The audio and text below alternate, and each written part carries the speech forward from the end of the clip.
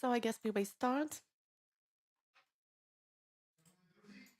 Dear colleagues, good morning to everyone. Welcome to everyone.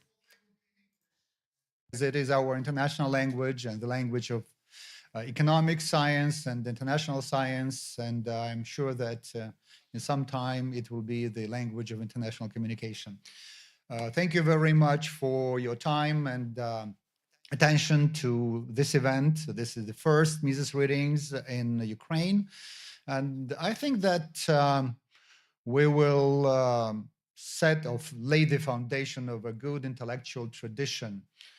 It is the tradition that we do not build from scratch. This is the tradition that we are trying to resurrect. Lviv is the capital of very many wonderful traditions, and this is the birthplace of Ludwig von Mises, one of the greatest thinkers of all times of the mankind. And definitely we must bring him back. Not just a board at the building. We should have his ideas in Ukraine. We should have his ideas back into the intellectual agenda of the world. And this is why we're here. And you know, when different people allegedly randomly meet each other in the universe and somehow they meet in Lviv, good things happen. We have this wonderful synchronicity between intellectuals, between business people, and educational establishment, in this case, Ukrainian Catholic University. We got together and said, well, we should challenge very concerning and disturbing trends in the world economics, and primarily not because we want to show off, but because we need a new, free, prosperous Ukraine. And this is the foundation of everything, all our discussions. We just don't need science for the sake of science. We don't need just um, papers for the sake of papers. We need a very clear strategy and blueprint for reforms and for building a new free country. Something that we failed to deliver in the last 30-something years, something that hampered us from delivering in the Soviet Empire. And now, in the light of the war that is going on, definitely we need to start thinking right now.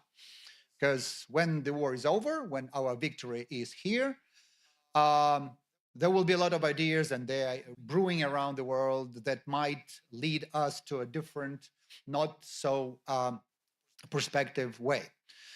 Mises Readings is not about academic perspective, though we definitely need that. This is for kind of value building foundation. And economics is not about digits and graphs and models. This is about homo agens, or human being, acting individual. And we definitely need to think it over and understand how values are compatible with what we call economics and what Mises called praxeology. And for that, we definitely need interdisciplinary fusion and essentially shaping a new science in a way. Economics is a new science. And unfortunately, in the 20th century, it was driven to different deadlocks, to the situations when it seemed to be out of touch with reality, to the context where economics is not the solution, but the problem. And we will discuss all this during our conference. But before we begin, I would like to give a floor to our friends, to partners, and to those who made this event possible. First of all, Yuri Pedlisny, PhD in philosophy and head of the program. Again, wonderful combination: ethics, politics, and economics. Yuri, please.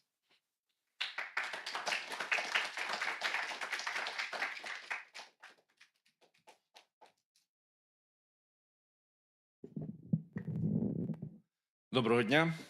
Good morning, dear colleagues, dear guests of the Ukrainian Catholic University. I can also see the lecturers of the Ukrainian Catholic University present here. It's a great pleasure for me that we are having those readings today. As already mentioned, I'm the head of the program Ethics, Politics, and Economics, which is the political science program. And we have decided to arrange kind of a mix the way it was done in Oxford University in 1923. They offered not just the depths of research, but the breadth of research, the width of it. Because politology, political science with no ethical, moral, and economic knowledge will be lagging behind.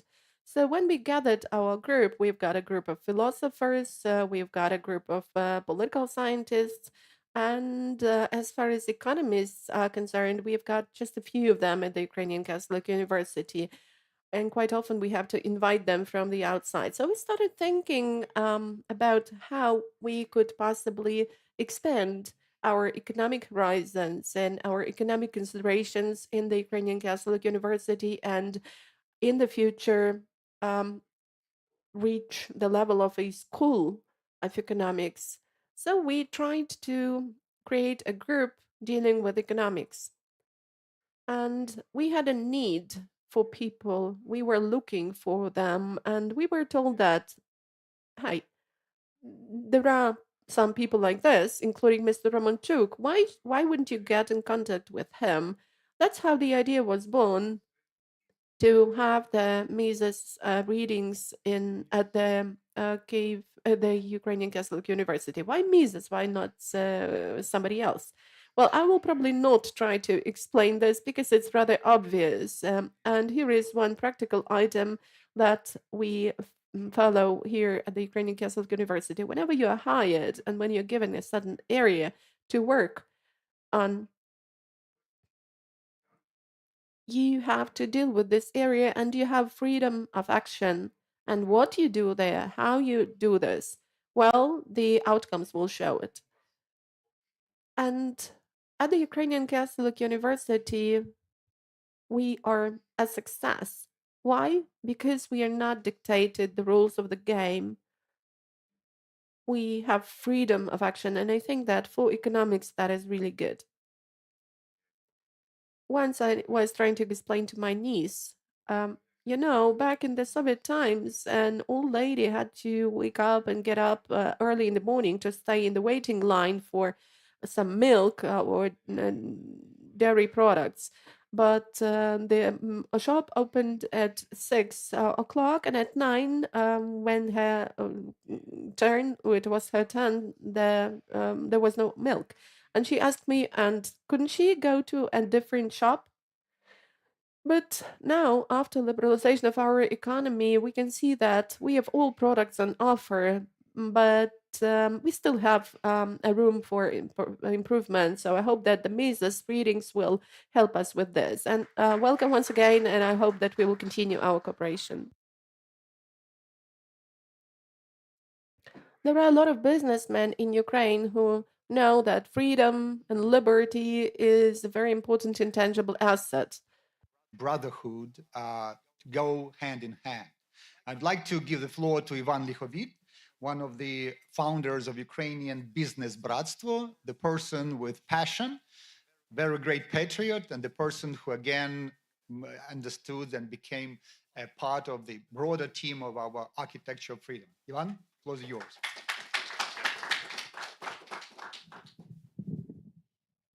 Друзі, хочу вас всіх вітати. Colleagues, welcome to Дуже радий вас всіх everyone. I'm happy бачити. to see all of you here. I know that more participants are going to join us. It's a real pleasure for me to be staying here because I know how it all started. I remember those first steps when we, as the Ukrainian Business Brotherhood, which are the businessmen who got together at the beginning of the war and decided to lead Ukraine to prosperity. Of course, that was war. There were some military projects. We founded the Lviv Defense Cluster. We did quite a lot of things, and we keep doing those good things. But we also realized that we need to think about the future, what Ukraine will look like in the future, and where it could take the resources from to become better and to change, to get transformed, and to become a leader in Europe. And here, Yaroslav, together with Mikhailo, visited us, thanks to my friend Anton, with whom we established this Ukraine Lviv defense cluster. They just came to get acquainted, and they presented their book, and that was the trigger for us. We understood that everything is possible. Everything is possible with such people, and if these people get together, if you help businessmen with you, if you help with finance, if you're a businessman, if you're a student, you can help with your minds and your smartness. And if these people together compile the documents that will become Ukraine, become a leader, that will all happen. That's why, Yaroslav, we really count on you. We really hope that this cooperation of ours will really produce great results. We are ready to cooperate. We are ready to join the projects. We are ready to expand our activity. And I really want us, together with you, to reach that stage when Ukraine is the country we've been dreaming of since the beginning of the 90s. Let's try and do it now. Thank you.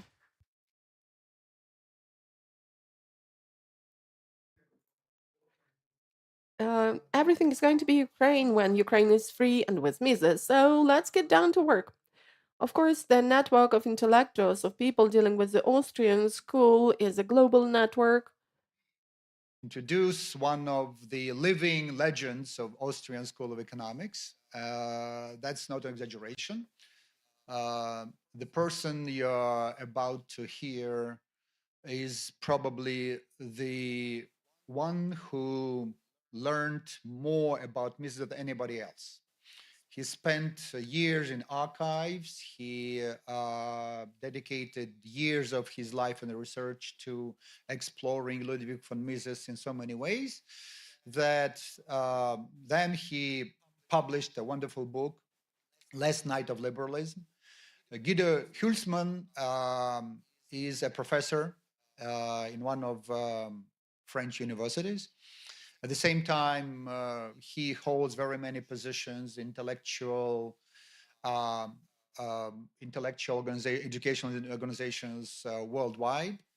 And without any exaggeration, he is the person who belongs to the intellectual elite of the world in academia and in very many ways. He challenges the things that we study at economics. He challenges ideas and theoretical foundations of monetary policy that we know from central banks. And I think that if we have Guido Hülsmann on board, we definitely will enhance our capacity in creating Austrian, Ukrainian economic school. The person like that is a diamond, and he wanted to come to Lviv, but unfortunately, due to the circumstances, I think that that will happen next year. And we are looking forward to our fruitful and long-term cooperation. Essentially, rebuilding the foundation of Austrian School of Economics in Lviv and in Ukraine and post empire imperialistic area is our mission. And I think that when Guido wrote about last night of liberalism, that's an exaggeration, probably last night of 20th century. Guido Hülsmann is in the first ranks of liberal army of the 21st century. And I'm honored to give a floor to you, Guido. Floor is yours. Thank you very much, dear Yaroslav. As I always say, I mean, you've given me such great praise that from here on, it will only go down the hill. Right? So it can only become worse. So magnificences, dear colleagues, dear students, dear Yaroslav, dear brothers and sisters in the faith, ladies and gentlemen, I'm happy for the conference that brings us together today. And indeed, I only wish I could have joined you in person. The war in Russia is ravaging your country. You're living through great and horrible hardship. Your families are torn apart. Your livelihoods are in danger.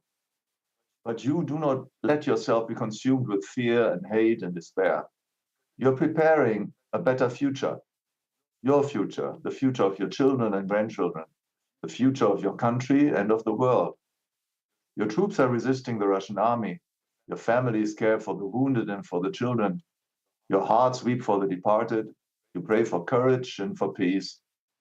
You even pray for your enemies, I'm sure. And today you are dedicating an entire day of reflection and discussion to the theory and practice of freedom in Ukraine in the global context. You're congregating in the name of Ludwig von Mises, the great Austrian economist who was born in your town, in Lemberg, in 1881. And you are giving me the honor to share with you my thoughts on this kind of thought, on his legacy, and on the ways to emulate his example. Mises was the foremost representative of the Austrian School of Economics in the 20th century. Let me therefore start off by saying a few words about the Austrian school in general before turning to Mises more specifically. And if you wish, I will try to share my screen.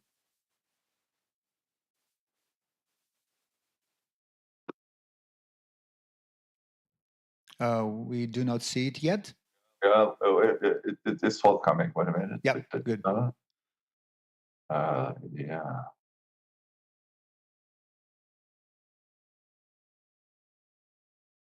Yeah, it's can coming. you It's see coming. It's coming. Yeah, good. Thank you. And Yeah, if we I can see switch, it. if I switch this on the full screen, do you still see it? Yeah, super. That's great. Super. You can see you and the screen too. Now, if I move this, do you see the movement?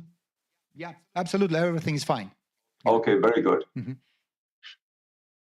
Well, the Austrian school has received its name from its enemies, which is very often the case in the history of cultural achievements. For example, Gothic art was named by its enemies, which were the Italian architects. The architects found that this was a barbarian art coming from the north. Adam Smith gave a name to all the doctrines that proposed state interventionism, and especially monetary interventionism and trade interventionism, in order to promote economic growth. And he called them mercantilists. Marx called his adversaries, the people, the position he wanted to contest, he called them the classical economists. Right? So very often it is the case that a school of thought receives a name by people who do not like it. And so it was with the Austrian school. The Austrian school has been named such by German economists writing in the 1870s, 1880s, because they didn't like this new school of economics coming out of Austria. And Austria at the time, well, was a separate country from the rest of Germany, was no longer part of the German Reich, as it had been for many centuries. And in the north, they had created a new empire under the House of Hohenzollern, which was a Protestant country, by and large.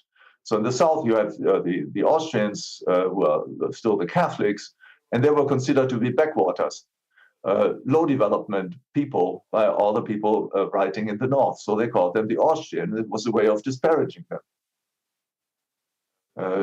The Austrian school was founded by Karl Menger. I'm sure most of you know this. And Menger also, he was born in the same area of Austria, of which Lemberg was the capital in the 19th century. And this was the area of Galicia. So both Menger and Karl and Ludwig von Mises were coming from your region. So there's a very strong connection of the Austrian school with Lemberg and with your entire region more generally. Mises was the most important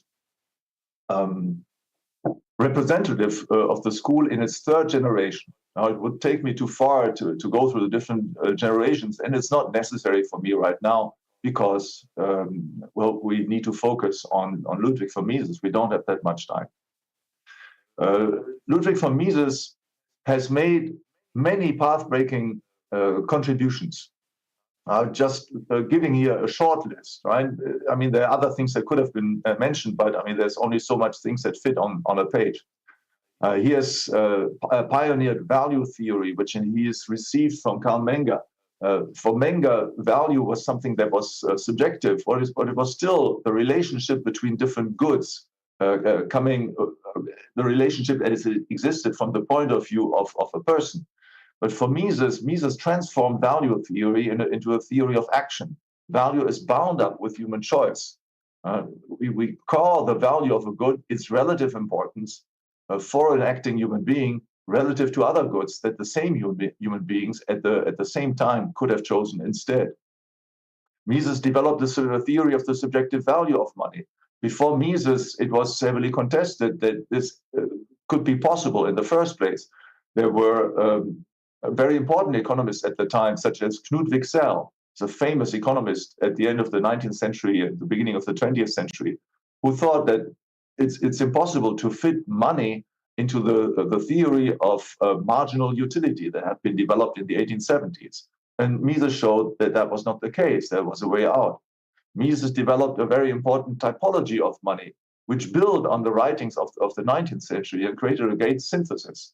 More generally, a synthesis of the then prevailing schools of thought, which were the currency school and the banking school. I won't go into this in much detail, but you can easily find a quite detailed presentation of these things in some of the articles that I put on my website. My website is guidohalsman.com. And so there are texts on these various contributions. Mises developed the famous business cycle theory, which explained how the interventions of central banks into the money stock by pursuing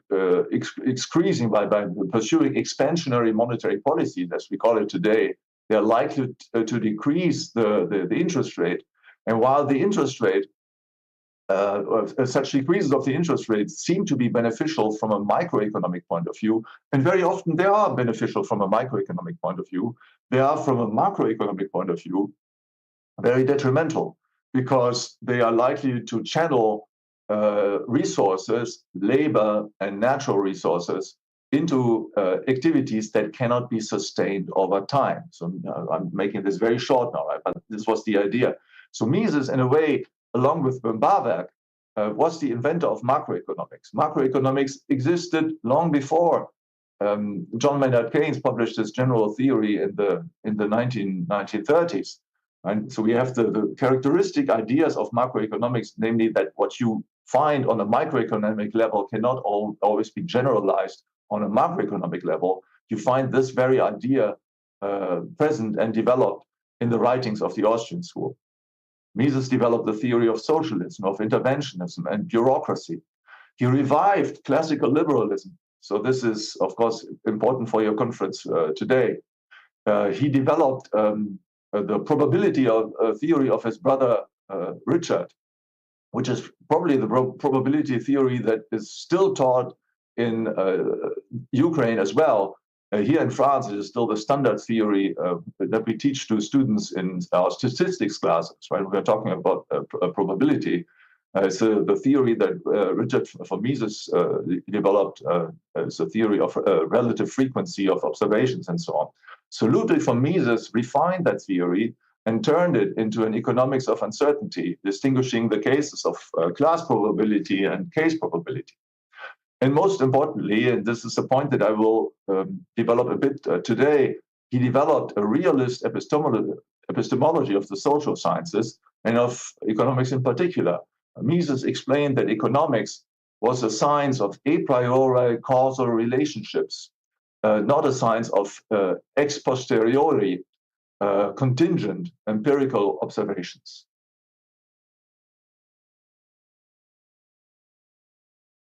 In his day, he had to oppose the times of his day, very much like Adam Smith opposed the times of his day. The reason why Adam Smith is so important still for us today is because he opposed the dominant way of thinking in his time, what he called the mercantilist way of thinking. The idea that by propping up the money stock within a country through suitable trade policies, this would have a beneficial impact on wealth, on the wealth of the nation and the wealth of all the nations more generally. So Adam Smith opposed this. And at first he was only listened to and read and studied by a very small group of followers. And it's the same thing with Mises. Mises was pretty much alone in his day. And this might sound familiar to you in this room today, because I suppose there are not very many people interested in liberal economics in your country. And I assure you, it is the same here in France. Right? And there are not many economists interested in the Austrian school. But this is all to our glory and all to our honor, because we are preparing the future. Adam Smith created an intellectual revolution that burst into the foreground 2 generations later, after he had found brilliant disciples in David Ricardo, Jean-Baptiste Say, and James Mill and others. And they were then spreading the message and developing it and making it palatable to the general population and suitable for application and policies.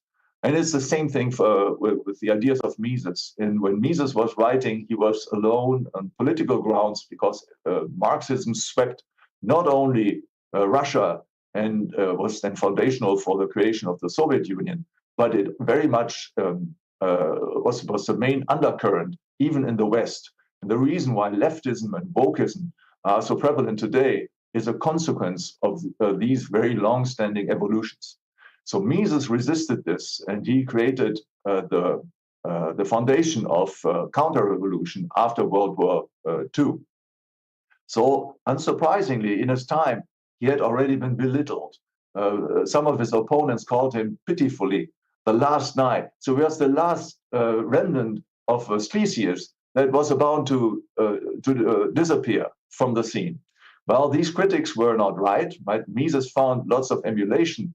And this is not surprising, because he has so many ways to nourish our thought and to enrich our thinking still today. And part of this is, of course, not his own merit. Part of it is that most people, most academics, persist in the wrong ways. And rather than creating a new synthesis, rather than taking into account what Mises had to say and then come up with a new refined version of their own preferred interventionist policies, they simply repeat the same errors again and again, errors that have been refuted by Mises and some of Mises's disciples over many years. So that's why Mises has not been the last knight. He's still very much a knight with us, and that's why he's still relevant today. Mises, I said this, developed an economic realism in an age of nominalism. The idea of philosophical realism is that there are universals, right? There are universal concepts and also universal relationships, especially causal relationships, that hold true at all times and at all places. If the money stock increases, well, then the value of each unit of that money stock is likely to diminish. And as a consequence, the level of money price is likely to increase. This is a universal causal law in economics. In fact, it does not only hold true in the case of money, it holds true for all economic goods. For any economic good, if the quantity increases, well, then the value of each unit in that larger stock is necessarily lower than the value of each unit in the smaller stock. Sometimes this is called the law of diminishing marginal value. It's a universal law. It does not only hold true today in France, it holds true in Ukraine as well. It has held true in Ukraine at the time of Mises living, and it will hold true in all future times as well. So Mises preserved this idea, which is a very old idea, of course, but had not been applied to economics. It was the merit of the classical economists to discover and to develop research about these universals in economics. And this made for his eternal glory. And the Austrian school has preserved the research and analysis of such universals in economic science. Whereas the mainstream has deviated from it and has tried to turn economics into some sort of ex posteriori, purely empirical science, the purpose of which is to examine empirical regularities that we find in our observation. Now, Mises has always emphasized, and rightly so, that there are no laws that connect the phenomena that we observe. Right? There are no laws linking the money stock to a certain price level. That does not exist because the price level does not only depend on variations of the money stock, but on lots of other things as well. And so as a consequence, if you only are guided, if you're completely focused and hypnotized by the observation of the sense observation, empirical data in that sense, you will never get to know economic laws. So the Austrian school and Mises in the first one preserved interest in economic realism in the age of nominalism, which then ushered into an age of interventionism. The two things are very strongly related, nominalism and interventionism. Now, I will not go much into this, but I recommend that you take a look at the writings of Hans Hermann Hoppe, as a very important Austrian economist. Also, he comes from philosophy, as a former disciple of Jürgen Habermas in Germany, but he turned Austrian and very much enriched Austrian thought in the 1990s and then into our present day. And Hoppe explains the strong relationship between a purely empiricist point of view and government interventionism. Because if you're a realist, you can assert that, well, certain relations hold true at all times and at all places. Well, then, of course, that's a stumbling block for policies, right? So you say socialism has not worked in the past, but that's not a universal, right? It's not something that will necessarily be relevant for us today. It hasn't worked in the past because the socialist countries were run by evil people such as Joseph Stalin and Pol Pot, and I don't know what. So, but in our days, we have all these nice leaders who will make socialism workable, right? If you have a purely empiricist outlook on the world, then you might say, well, okay, we actually don't know. We first need to test it. So why don't we give them a chance, right? So nominalism in philosophy and economics are related to government interventionism. I make this just very short. In what follows, I should like to stress 2 points. First of all, Austrian economics has very much developed, and Mises thought in particular as well, as a continuation of classical economics. So one way to keep the Austrian tradition alive today is also to become familiar and to encourage your students to become familiar with classical economic thought. Meaning here, of course, in particular, Adam Smith, but also David Ricardo, Jean-Baptiste Say, Frédéric Bastiat, to name just the most important thinkers in my eyes. And then I turn to Mises more specifically. So what is classical economics? Many things could be said about it, but my time is limited, so I need to make it short and sweet. Money production is not a cause of the wealth of nations. That is really what set Adam Smith apart from his opponents. Adam Smith explained that savings are fundamental for the division of labor. We always teach our students today the benefits of the division of labor, and rightly so.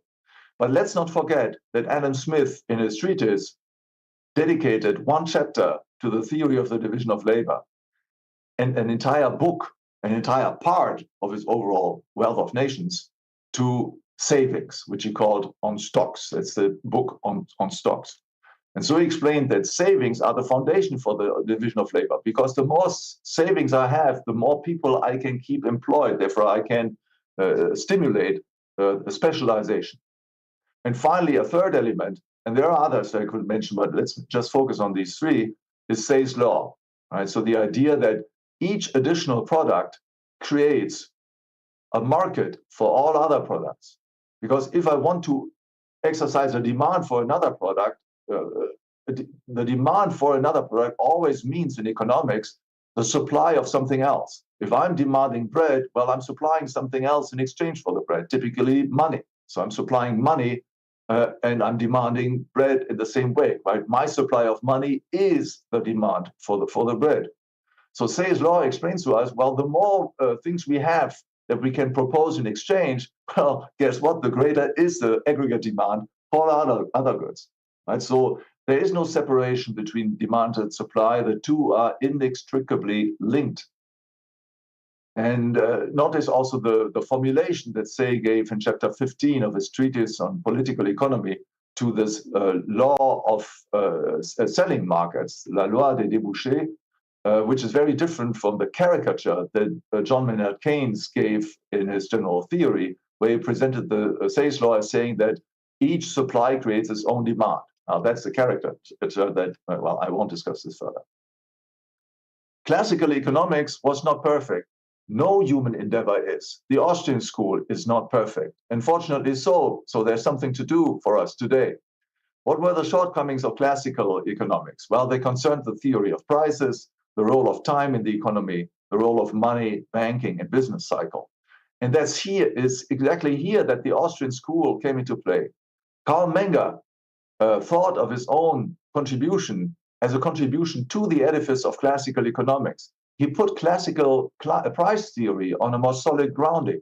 The prices were not determined by cost of production. They resulted from the subjective value of consumer goods. So I'm giving here a short overview of Austrian contributions to the edifice of classical economics. Again, the list, of course, is not exhaustive, but it just highlighted the most important ones. And you see there's some overlap with what I mentioned on the previous page. Right? The theory of subjective value as a foundational price theory, that's Karl Menger. Capital theory, emphasizing the time structure of production, that's Böhm-Bawerk. The law of cost, that's Böhm-Bawerk. So that's really a macroeconomic theory, because Böhm-Bawerk explained that the prices of factors of production result ultimately from the prices of products and not the other way around. It's not the case that costs determine the prices of products, but that the prices of products determined by a macroeconomic process, which he described in detail, the cost of production. Mises developed the theory of the subjective value of money. I said this. It is thanks to him that Austrians had made a breakthrough in the economics of money, banking, and the business cycle. His habilitation thesis, I suppose in Ukraine you still have the institution of the habilitation, which was not very prevalent in Western Europe, but in Central Europe, we always had them in Germany, Austria, Poland, Czech Republic, and so on. So I guess it's probably the same thing in Ukraine. You need the habilitation to become a university teacher and be nominated to a professorship. So Mises wrote his habilitation thesis on the theory of money. And he called it the theory of money and fiduciary media. And so fiduciary media are money titles, right? They're claims on money that are only partially covered by base money. Right? So he emphasized the crucial importance of this practice in order to understand business cycles. He developed the economics of socialism, of interventionism. He made great strides in the theory of entrepreneurship, which has been developed in more recent decades by other Austrians, most notably by Israel Kirzner, a professor at New York University. And in our days, so there's a couple of younger guys like Matt McCaffrey and Per Bielon. You have also, and Frédéric Sauté, all of them working in the US, who have developed the theory of entrepreneurship. Then the economics of externalities and of cultural commerce. The Austrians have a completely different view on externalities than the mainstream, right? So Mises has explained to us, well, that, I mean, negative externalities are really not a big deal as long as the legal system functions with a modicum of efficiency, right? Because negative externalities are always infringements of other people's property rights, and they can be settled in the courts, right? And positive externalities are something that we do not really need to worry about, because, I mean, if people do not find ways to get paid for the services that they provide to others, but they still find it worthwhile to pursue these activities that create externalities, well, then that's not a big deal. It's rather a charming feature of a free economy. I have developed the same idea in much more detail in my recent book with the title Abundance, Generosity, and the State. You can find that book online, right? So just type the title Abundance, Generosity, and the State, and you find it free of charge. You can download it free from the website of the Mises Institute in the US. Mises developed the theory of probability. I said so, and he turned this then into a sophisticated theory of risk and uncertainty in economics. And finally, I mentioned this as well, his contributions to the epistemology and methodology of economics, which occupied the entire second half of his career, right? So starting slowly in the 1930s, then in his late work, so after the publication of Human Action in 1949, Mises turned really to very in-depth reflection and writings on epistemology and methodology. And here I should mention in particular his two books, Theory and History, published in 1957, and the other book, Ultimate Foundation of Economic Science, published in 1962. Two very fine books that should be interesting, especially to the philosophers in the room. So let's turn to Mises. How does Mises stand out? And my time is running. So in politics, he stands out by a very robust classical liberalism. For Mises, the government should intervene only in order to protect property rights. That's really the only function of the government. And Mises here, in that respect, was very much in line with Carl Menger. Carl Menger had not published anything on liberalism and so on. But we know his political views from the research of Professor Streisler from the University of Vienna. So you'll find some of his texts from the 1990s. You'll find them also online. So Carl Menger was the personal tutor, the teacher of the Crown Prince, Rudolf.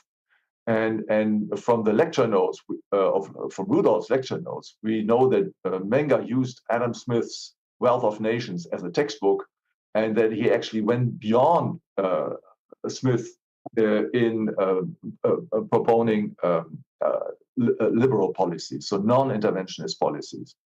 More recently, some Austrians, in particular Murray Rothbard in his Ethics of Liberty, published in 1982, have gone beyond Mises, say, well, in order to explain, to justify liberal policies, in many cases, it's not sufficient to have a purely utilitarian outlook, as Mises did. So we need to bring in ethical, we need to bring in normative criteria. And so this has been very much developed by Hoppe in the 1990s, and then by myself and Michael Esfeld from the University of Lausanne in more recent years. Then Mises stands also in politics, and the other thing is his metaphysical and ontological foundations, right? I mentioned realism versus nominalism. So in Austrian economics, you do not find the sort of abstractions that we find in nominalist thought, right? So for example, think of the Homo economicus. The Homo economicus is undergirding very much of present-day microeconomics, because the economic agent is perceived to be a revenue maximizer, or sometimes he is a utility maximizer. And that is a reductionism, because it takes one element of a reality that we may find there and posits it as an absolute. There's no other possibility. Whereas in Austrian economics, you have a realist approach, so a more general conception, which does not postulate that the human person tries to maximize any variable in particular. The problem that we have in life consists always in bringing into the right balance very different objectives that we set for ourselves. And these objectives typically cannot be reduced to a common denominator. Now, that makes modeling human behavior with mathematical models very difficult, if not impossible. But modeling of this sort is of no importance for the Austrian. They want to stay realist and derive what they have to say from this minimum perception of reality on which everybody agrees. Everybody agrees that human beings make choices. Everybody agrees that human beings use means to attain ends, and so on. There's no disagreement on these points between a mainstream economist or a Marxist economist and Austrians. There's Marxists, we need to make some exception because some of them claim that human beings do not choose at all. But I mean, all others, people with some sense, that they agree on these points. Now, Austrians derive their entire reasoning, their entire intellectual edifice from these minimal points on which everybody agrees. Whereas the others typically go beyond this. They bring into play fictions and reductionism in order to develop models. Right? So, but then, of course, that's a perversion of scientific methodology, because the purpose of science is to understand reality. The purpose is not to distort our perception of reality just because it's convenient to model it in a certain way. So developing from fundamental common ground, that's what I should like to call methodological fundamentalism. Right? Austrians start from the minimum set of propositions on which everybody agrees. So what philosophers sometimes call the primitives of a discipline. Now, I don't have time to discuss the illustrations, but I'll leave them here on the slides, right?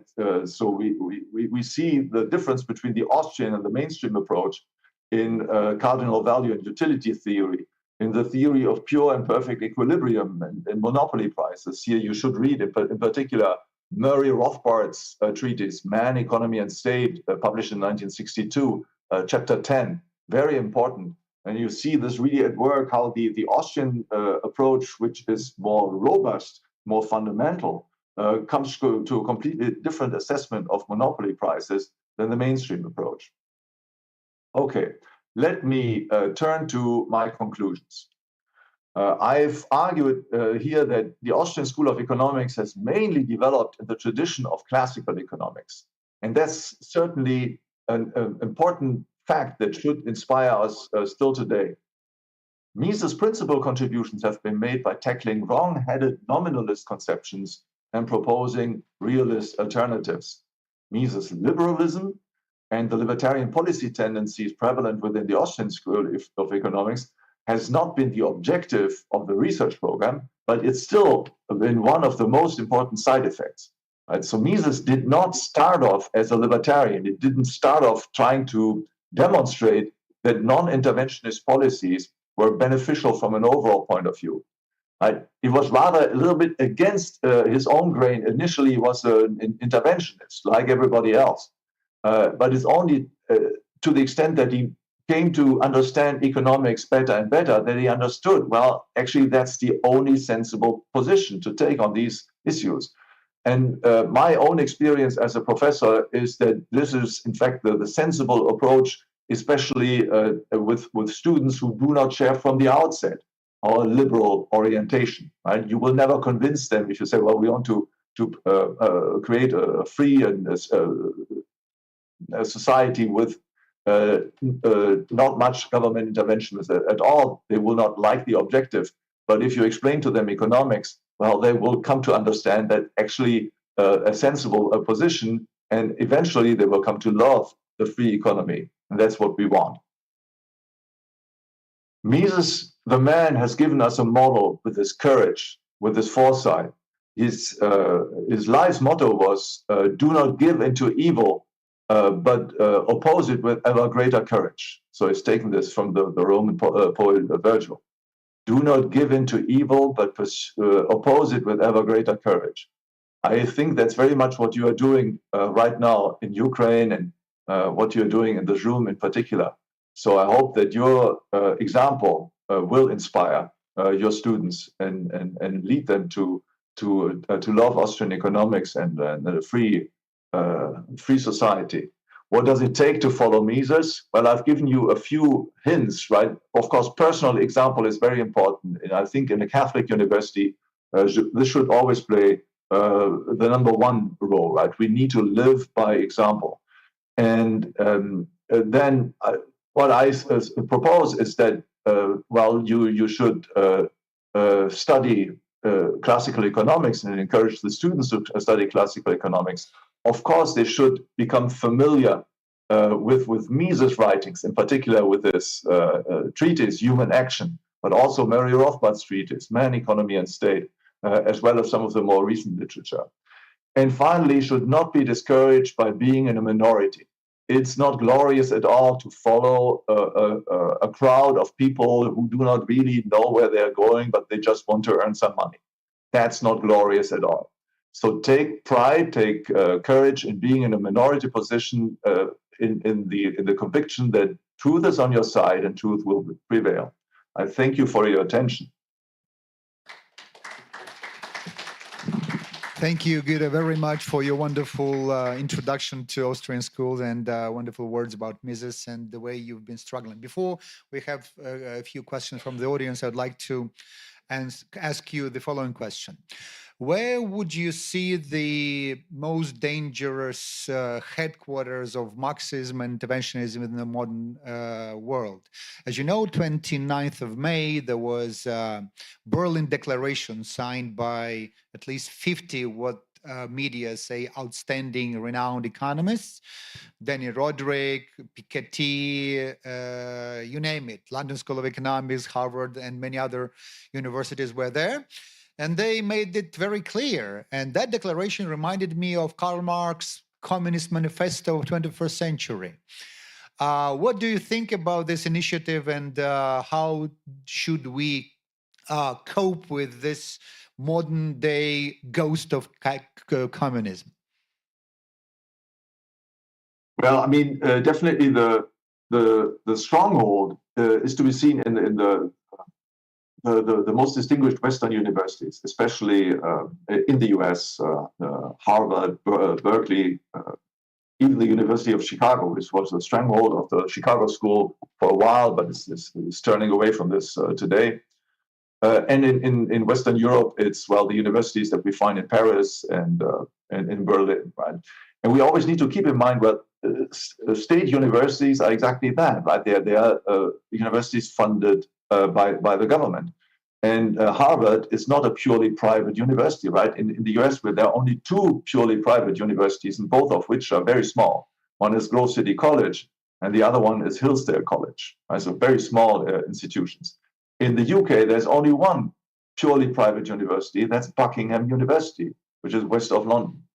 And without any surprise, we see, well, that they're libertarian thought. I mean, what today is called libertarian thought, right? Does not mean anarcho-capitalism or something like this, but libertarian thought is prevalent exactly in the private institutions. Whereas in the public institutions, it is interventionist, Marxist, wokeism, and so on, that prevails. Now, why is this so? Well, because it's very difficult to make a career in a state context without advocating the case of the interventionists, of the people who are sitting in the ministries and so on. And I guess in Ukraine it's not much different than in any other country. It's the budget. If the budget comes from allocations of the state, well, at some point you need to compromise. So the question is, how far do you compromise? And so this is something, is a problem that all of us confront and that each one needs to settle for himself. But for me, this is really the explanation of this homogeneity and prevalence of interventionist thought, right? It's not that the people are corrupt. That would be wrong, right? They are not corrupt. They're very honest. Thomas Piketty is not a corrupt person. He's not dishonest and so on. He's just committed. But why is he a professor? Why is he the director of the Paris School of Economics, right? He wouldn't be at that place if he didn't have these opinions. That's just a fact.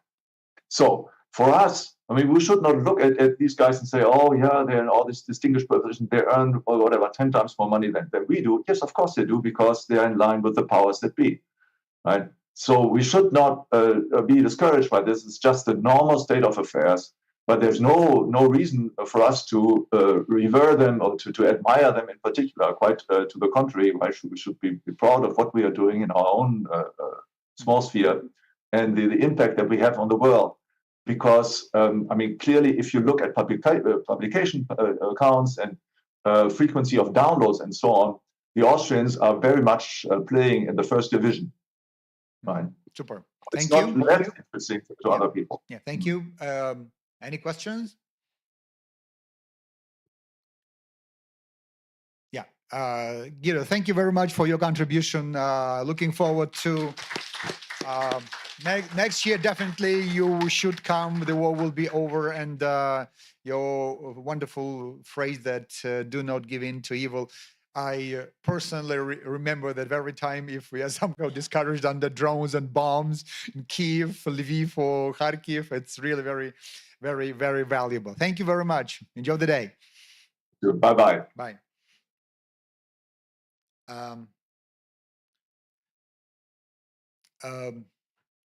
Tepер about now, let's switch on to my presentation, please.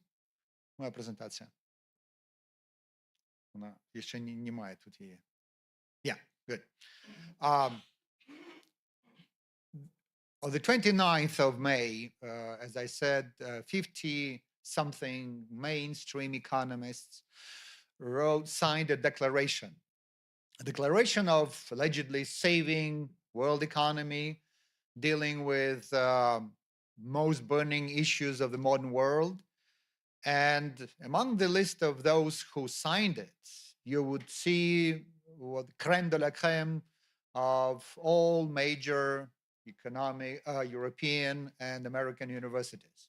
All those who are quoted by economics media, journals, magazines, major TV channels. And if you go through this declaration, you will be surprised. The spirit of that document is definitely that of Marxism and very big, what I call Leviathanism. Leviathan is there. Big government should do this and do that. And apart from that, there are two more events that pushed me to make a presentation of this kind. First, some of you might remember in 2008 when Queen Elizabeth at that time said that why didn't economists warn anybody about the looming financial crisis? Like the Great Depression 1929, so 2008-2009 crisis was not forecasted, was not envisaged by mainstream economics. And for the Queen Elizabeth, that was how come? You have models, you have tools of prediction, and you did not make it visible to us. The second event was of a major caliber, but also very telling.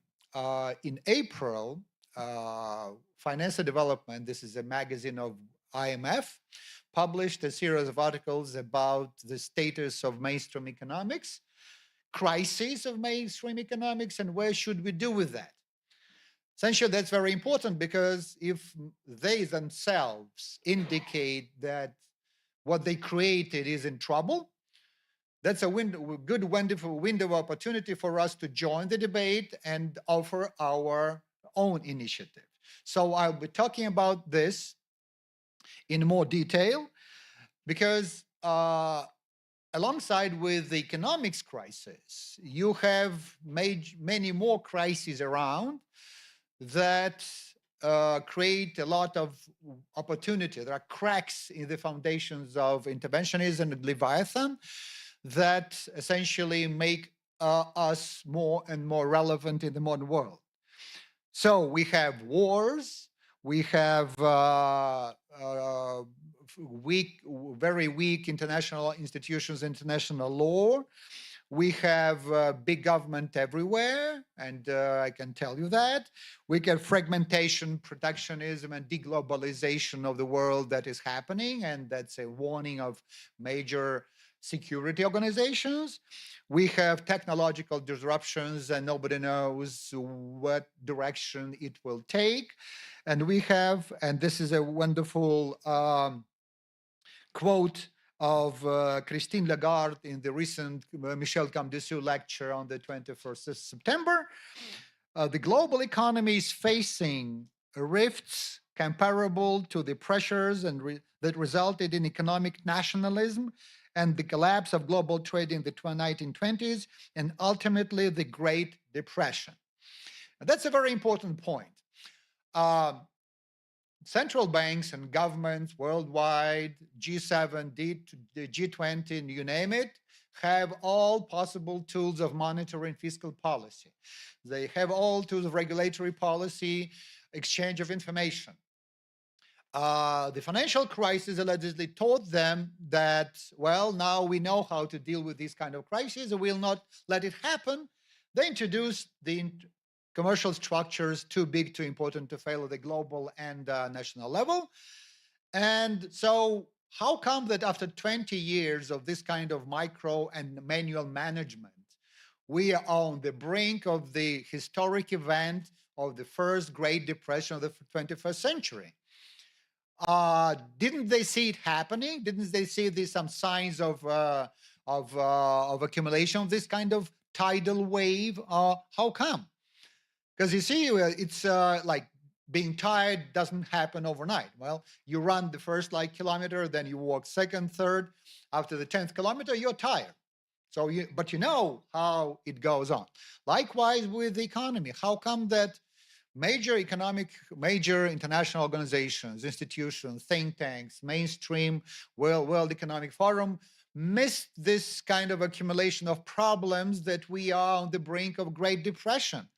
And it's not coming from Guido or from whoever, any other economists of Austrian school. That is coming from mainstream itself. They're pointing that out. So these are major crises in the air. Mainstream economics is in crisis. These are all quotes and statements from IMF magazines of different articles of mainstream economy themselves. They're professors of economics of major universities. So first, economics curriculum must be made to deal with real life problems. That's what Guido says. Mises said that we are about real life, not about some models. And professors of economics themselves say that what is taught at macroeconomics is not about real people. It's about Homo economicus. And we must get back to real life. Secondly, economics is the science of thinking in terms of models joined to the art of choosing models which are relevant to the contemporary world. John Maynard Keynes, nothing changed. People like that think in terms of models instead of thinking in terms of reality and homo agens. Master economist must possess a rare combination of gifts. He must be mathematician, historian, statesman, philosopher, who weighs shares of those things in an individual who calls himself an economist. Government who puts a stamp on his diploma, his credibility, his CV. And it's very subjective. We are in the world of the realm of subjective evaluation of people who call themselves economists and who give advice and recommendations. Economics can help only if it expands our collective imagination instead of reining it in. That's wonderful. Collective imagination, that's more about drugs than science. So how could possibly you think about science if you call about collective imagination? That's a new level of distorting reality, guys. It's like postmodernism. I imagine you like a bunch of losers. You imagine me like a thug. So our imagination never meets each other. And the only way to do that, to have a government authority who says, yeah, this guy is right and this guy is wrong. So that's really goes beyond even the modern macroeconomics methodology. The need for drastic change in the economics discipline has never been so urgent. And this lady is used to advise Indian government. She's professor of American universities. And again, she's considered to be one of the most prominent voices in development economics. Again, she says that we must change it. Capitalism, and again, so they blame overwhelmingly capitalism for what we have today. And we should define capitalism as a system of voluntary, decentralized decision-making by consumers, investors, producers, entrepreneurs within their private property to achieve their subjective goals in the environment of open competition and international division of labor. That's the definition of capitalism, because fundamentally, freedom is the core of that, like ethical foundation of capitalism. Let's see how many free countries we have in the world today. We have, and this is this is it. So this is about political freedom and personal freedom. This is about economic freedom. And this is another criteria that I use to emphasize decentralization of decision-making. That's government expenditures to GDP in 2023. You see, this gray area, these are countries with limited or hybrid political and democratic regimes, so they are not politically free. United Arab Emirates, Singapore, Taiwan, Ireland, South Korea, Chile, Mauritius, and Switzerland. These are all capitalist countries. If you go on, you see the reality, and it's very grim. 5 countries, 2.5% of the world, 1.2% of the population, and they make up $3.4 trillion, which is 3.2% of GDP. Essentially, 1.2% of the world creates 3 times more GDP than anything else. That's phenomenal. But can these people be to blame for monopolization, discrimination, too big to fail, protectionism, all these bad things that happen in the world economy? Of course not. Here we see that, again, imagination. Some people imagine capitalism the way they want. It's not about us being sincere, being fair, or scientifically valid in terms. It's not the case. That's why my hypothesis is that the problems of the world we're facing today, including concurrent financial crisis, all other crises, it's not the nature of capitalism as a system. That's the result of interventionism or Leviathan that we are having in the world. And that's a very good description of my hypothesis. If you look at the size and scope of the government from the perspective of government of expenditures of a household, Ukraine, you have USA, you have EU, Poland, and Germany, essentially Western countries and Ukraine. And you see that food and drinks, about $3,000, but if you have government burden, it's about $5,000 of 68% almost. And again, if you have utility, you have what I call regulatory tax, you have inflation tax, you have other taxes, you see the numbers, and they're stunning. And the question we always ask as scholars, as economists, as citizens, if we pay 68% for the government, what do we get in return? Do we get security? No. Do we get freedom, as in case of Ukraine? No.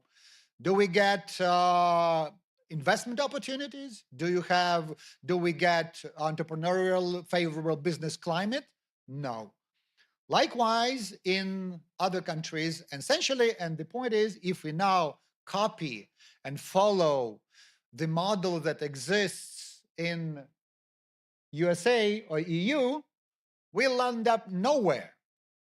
Because unlike our country, EU and America have stronger legal institutions, better framework of conflict resolution, better system of risk management and neutralization. We don't have it. That's why we must go to basics to put a person in the center of economic policy making based on, again, Austrian economic perspective. Now, some of those people who are modern Marxists and modern servants of interventionists. This is Professor Danny Roderick, international political economy, Harvard. Those are the people, for you to understand better, who designed our transition from centrally planned economy after the Soviet Union collapsed to free market. Essentially, these people, with their methodology, with their understanding of economics, were the ones to advise our governments, advise our central banks, advised and made curricula of all Ukrainian universities. Essentially, they were like missionaries for us, not only for Ukraine, but for post-Soviet, all developing world. And if you go to any country in Africa, in Asia, in Kazakhstan, in whatever, Albania. You'll see the same thing. You have the same copy. You shouldn't necessarily control every professor to tell these mantras about the government. You just impose one textbook, economics, and that's it. And this is the guy who is one of the major forces of Leviathan. Recent decades, mainstream economics has become closely associated with particular set of policies labeled neoliberalism. So they use neoliberalism in order to emphasize that we are having problems because of liberty, because of capitalism, because of the nature of entrepreneurship. Essentially, they put the blame on the innocent, and that is done by professor of Harvard University. And then look at the enumeration of the things that he is mentioning.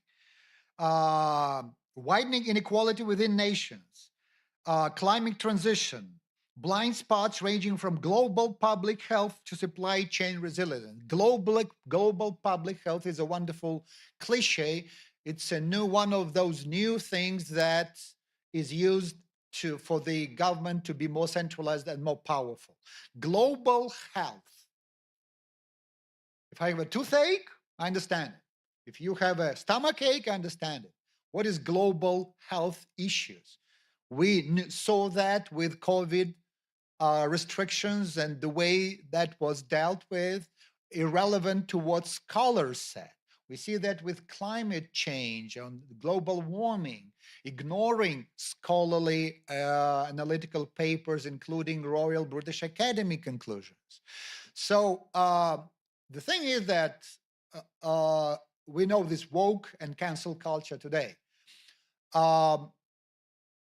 Mainstream economics used cancel culture tools against Austrian Economic School many dozens of years ago. That's why excommunicating Mises, excommunicating the debate that should go on, is the way to present kind of a consensus for scholars in developing countries. And that's one of the problems that we Austrians portrayed as freaks, as people of like, oh, come on, we are all dinosaurs. Your academic school is long gone. Then thirst for power. That's another one interesting, important thing. We have Deaton, Nobel Prize winner. You saw the numbers. And he said, we emphasized free competitive markets too much. We must rethink our glory and our dedication to free market. This is the guy who did not notice the growth of the government and huge, severe government interventionism. So again, focusing on technocratic approach like neoclassical economists do, again, he never mentioned in many of his presentations Austrian approach, which is individual-centered. The next. How little they really know about what they imagine they can design. That's about a well-known quote of Hayek, but no way to predict financial crisis. But again, we understood less than we thought. That's a wonderful thing.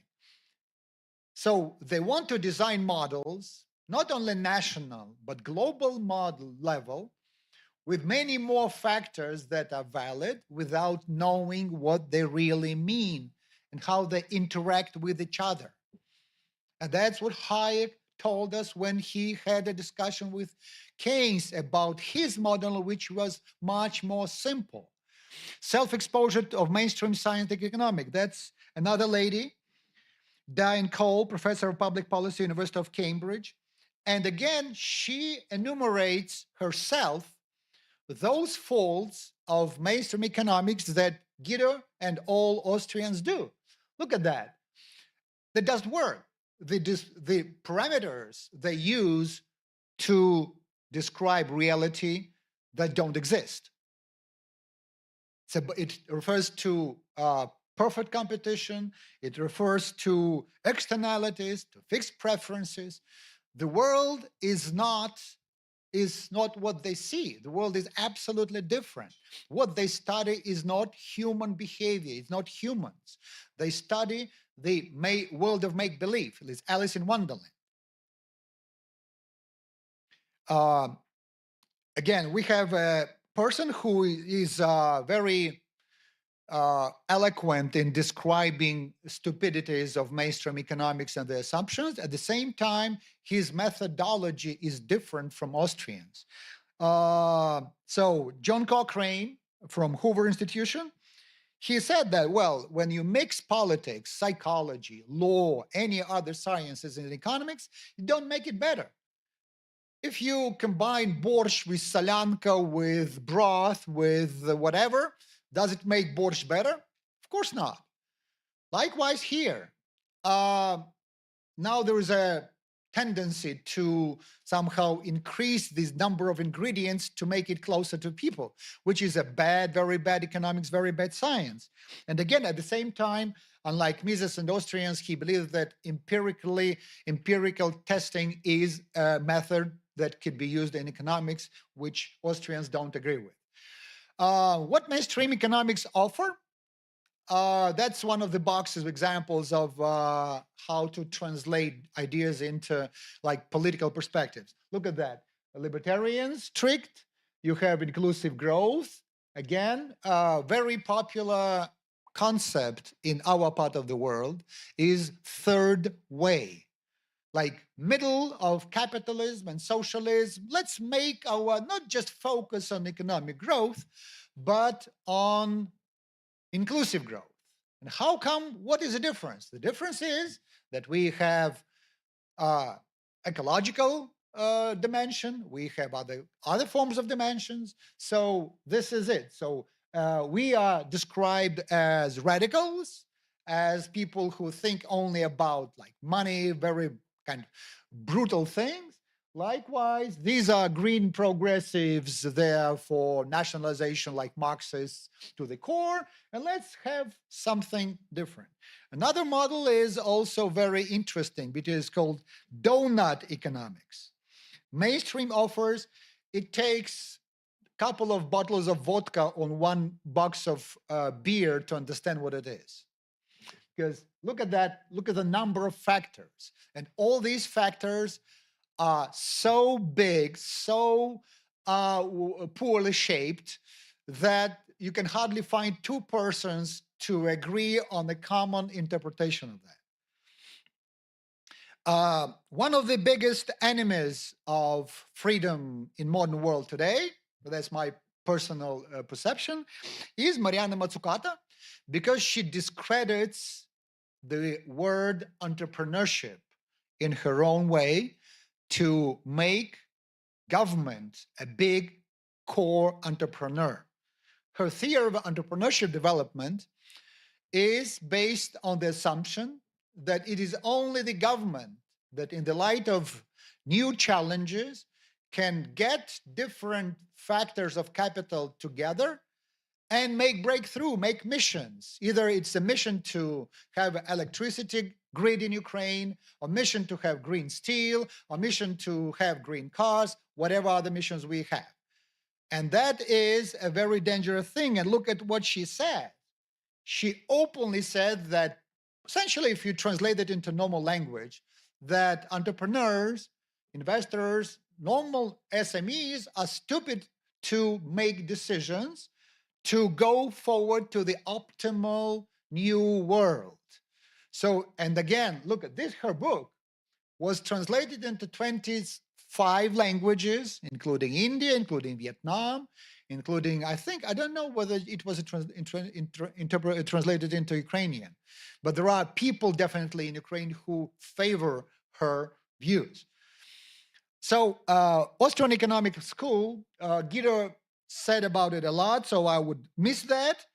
And historical change, this is something that is very important. After the victory, we need a scientific foundation. It's not just about libertarianism. It's not about just ideology.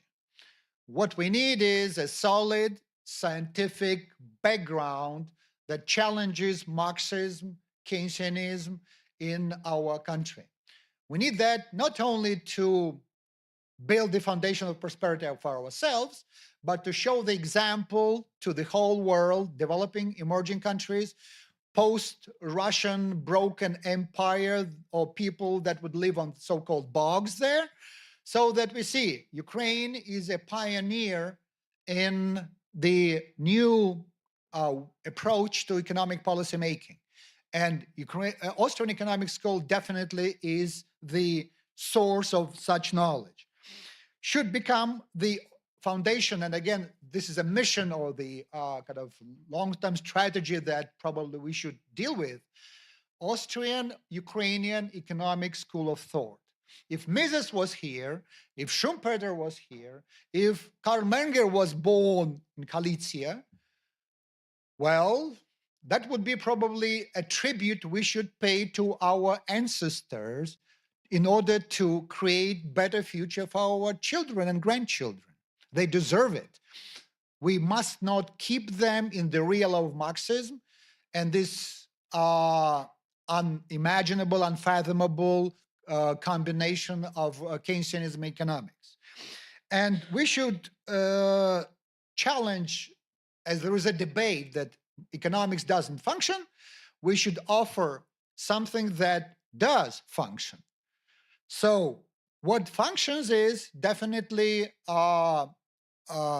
transition from what we have to the future. And what we need is a Ukrainian part of the whole of Austrian Economic School fame. You see those wonderful people here? All of them are Austrian, some of them are more criticized than others. And that's a vacant spot for you guys. Old and young, Lviv, Kharkiv, Kiev, Vinnytsia, Chernovtsi, Nikolaev, of course, all these wonderful cities of Ukraine.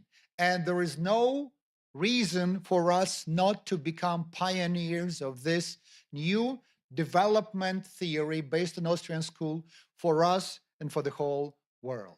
Thank you very much. Все буде Україна, АЕС буде з Україною.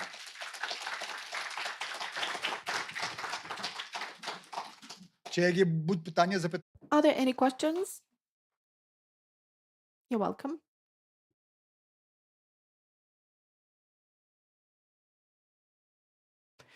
Thank you for your presentation, and my question is as follows. You have enumerated those leaders, opinion leaders from Western universities who follow the ideas that differ from the Austrian school and from our ideas. So what about their cases? Do they analyze in those cases, because they are supposed to save the humanity, are they analyzing this military factor? Are they taken into account because we have war in Ukraine, in Israel, the Chinese threat is on the rise? So generally, do they include this externality? Do they include this factor? And how are they trying to save in the background of those factors? Thank you for the question. When you will have a look at what the Western countries did in the year 2021 and 22. Just have a look at the report at the security conference because they faced the question, what are the major threats? And the threat of Russia was not mentioned by any single country of the West. So that's an intellectual and analytical impotence, but it may also result from thinking in the cage or tunnel thinking when they are zombied and they think within the paradigms created by the Russian propaganda and mainstream. For 30 years, Russia has been actively affecting the minds, the universities, scientists, and analysts of the world. They've been having communication with them, arranging a lot of conferences. And even after they launched the war against Ukraine in 2012, just have the look at the people who participated in the conferences in Moscow, St. Petersburg. These are all those people. And we were not doing anything about that because For us, it was obvious that this is the empire, barbaric empire, this is the enemy, but they were using it. It's kind of a Forrest Gump syndrome. They are naive. They think that whatever is written is true. Democracy is democracy, court is court, president is president, the way it is written. And it led them astray. So, what we need to do is to develop a powerful intellectual army to interpret it all to them and to explain why they cannot have negotiations with Russia, why we cannot be having any negotiations with Russia regarding territories. Even in our country, there are many experts who don't understand this. So we need to interpret it to the people at the monetary level, at the other dimensions, within the other dimensions, that one way to overcome the threat is just to make the Russian empire collapse, to destroy it. But remember, Mr. Bush said in Verkhovna Rada in 1991 that no, no, no. Even Margaret Thatcher said that no, the Soviet empire should stay because otherwise there will be the threat to the world. So they are not adequate in their positions. And we can trace this inadequacy in a lot of things. If you watch the reports of the Center for Security and International Cooperation, Center for Economic Policy report, OECD reports, IMF, World Bank reports, and the reports of a number of think tanks of the world that tend to give us consultations on how we are supposed to build the economy of the future during the wartime. They suggest having higher taxes, higher regulation, intervention of the state into the economy. So they generally don't understand what is happening in this country, and which is a problem because it's not only that we have weak institutions inside the country, we also have weak institutions in the West. The West itself is the cause of many problems. And if it was the Austrian like liberty loving West, Russia would be different. That's a very simple thing to understand. Even if we take sanctions, when they were introduced against Russia, those sanctions still earned Russia to earn $600 billion. How was it possible? The economic pace of growth of Russia after sanctions became three times higher than before the sanctions. 3.6% of GDP of growth after the sanctions. Give me a break, guy. But when we have Burns, Sullivan, and any other person, well, what other things could we expect? I'm Oleg Berehinsky. I've got a question to you, Yaroslav. Do you think that we are facing the paradox of capitalism here? Because capitalism, as the means of achieving economic and financial performance, could reach that target, it will be destroyed because it stops being the means of attaining the objective. So, to level it, we should have the resurrection of this capitalism, which will lie in the fact that this donut economy should give back what has been taken away from the competitive environment. Because capitalism, when it reaches that stage to resurrect, it should start performing social or other functions instead of becoming financial means, because then it will be able to gain the resources. Well, thank you for the question. Thank you for your question. When the American founding fathers made the Constitution, they didn't think that the local authorities would delegate their powers to the regional level so that state expenditures grow to the level of 40% of GDP. So this is a question not only to the economists, it's also to a question to the lawyers and also people from other fields, how to create such a straitjacket so that the state will actually well works rationally with its resources. And I wrote a book where I suggested how it could be done. There are six parameters, like the limitation and the growth of the state. So that it doesn't become Leviathan and does indeed itself the decrease of state expenditures, inflation, and also um, the national debt also the limitation of resources and assets owned by the state and some other parameters. So when we spell this all out, we will be able to minimize the populism in our country. If we did it after the Orange Revolution, when Yushchenko came to power, if we had done it then, we wouldn't have Pat Yanukovych then Poroshenko or Zelensky 2019, when we had the mono majority in the parliament, it could have been adopted. There were no vision, no programs how it could be implemented. It was more of the populist, more of the performance and so on. But when we produce a really academic product, scientifically grounded, this will be our chance for the victory. Thank you very much. And now coffee break, and we'll meet back here for the next session. Thank you. Please do not be late. We will resume according to the agenda.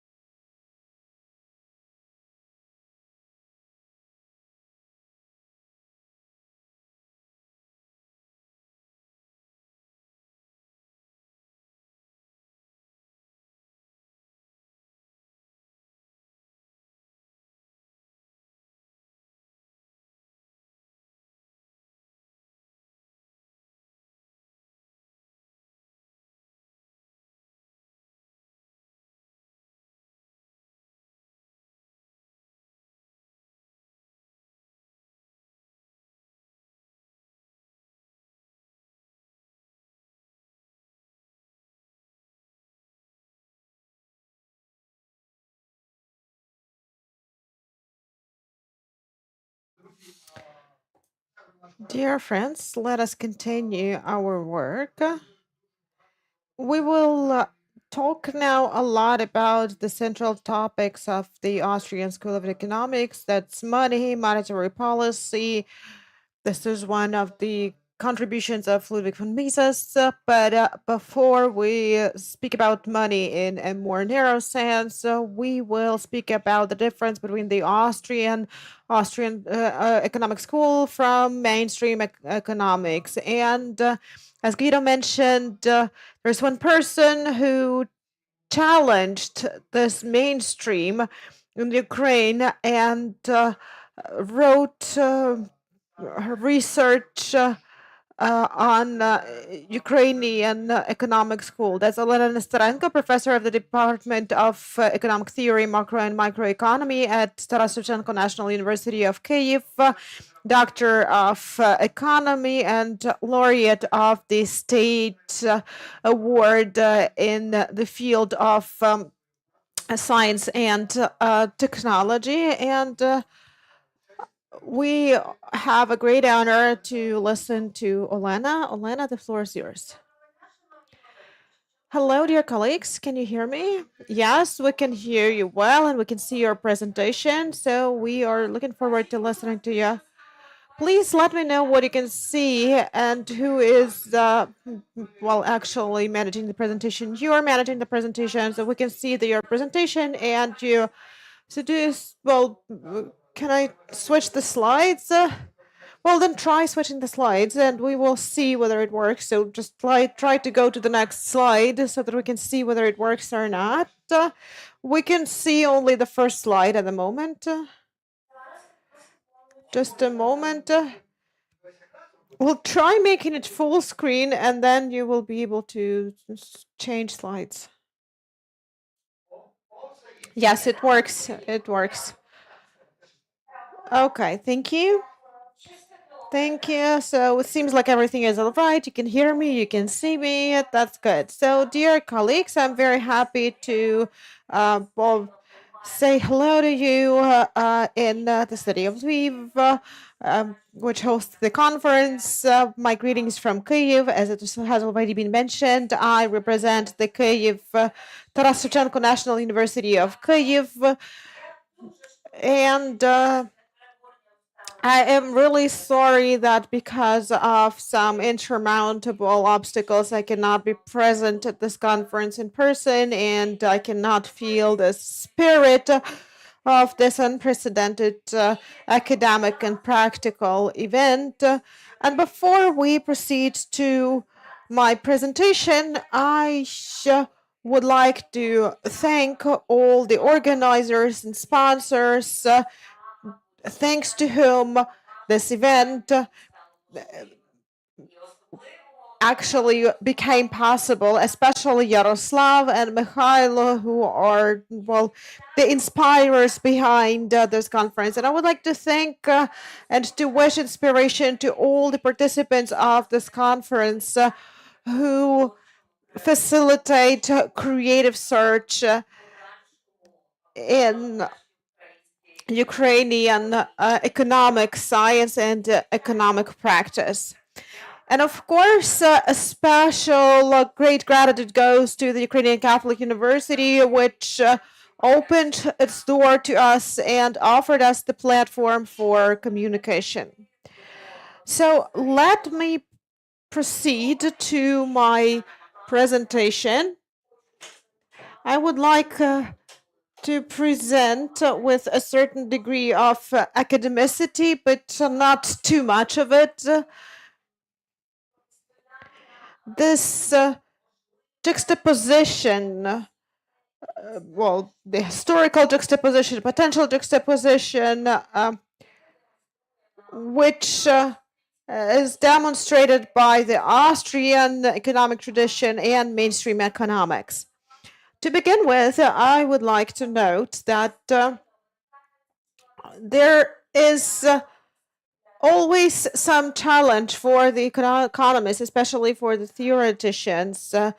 They appear all the time and they are connected with the transformation of this global economic space, with permanent transformations, with the changes in the process of activity which has been there. So,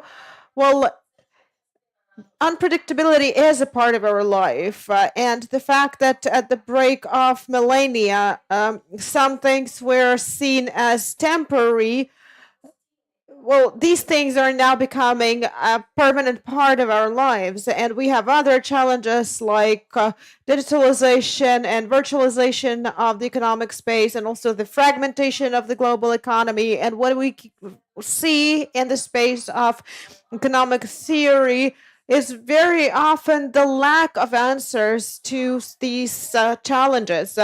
Unfortunately, this theoretical processing and the practical counteraction to these challenges cannot be aligned with the traditional economic theories, and unfortunately cannot be explained within the framework of the prevailing orthodox neoclassical economy.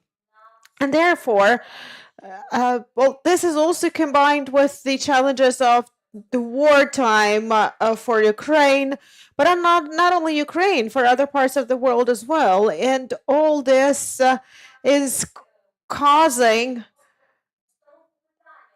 the questions and actually questioning of adequacy of this economic reality in its multifaceted and very specific condition. And this application can be done only based on non-orthodox economic theories. And when it comes to not orthodox economic theories, or heterodox, as we call them sometime, economic theories, the leading place is occupied by the Austrian research tradition.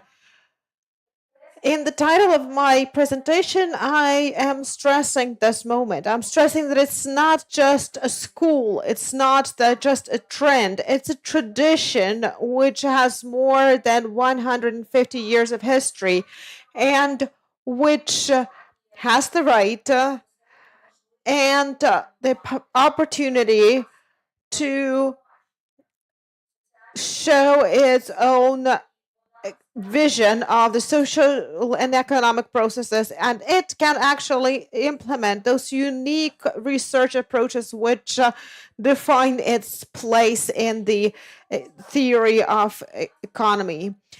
This Austrian tradition lets us speak about some specific characteristics, conceptual approaches which have not been implemented within the framework of the traditional economy, like the subjective approach to economic theory, which was introduced by Karl Menger. It's also psychologization of the economic analysis. There's also recognition and stress on spontaneity and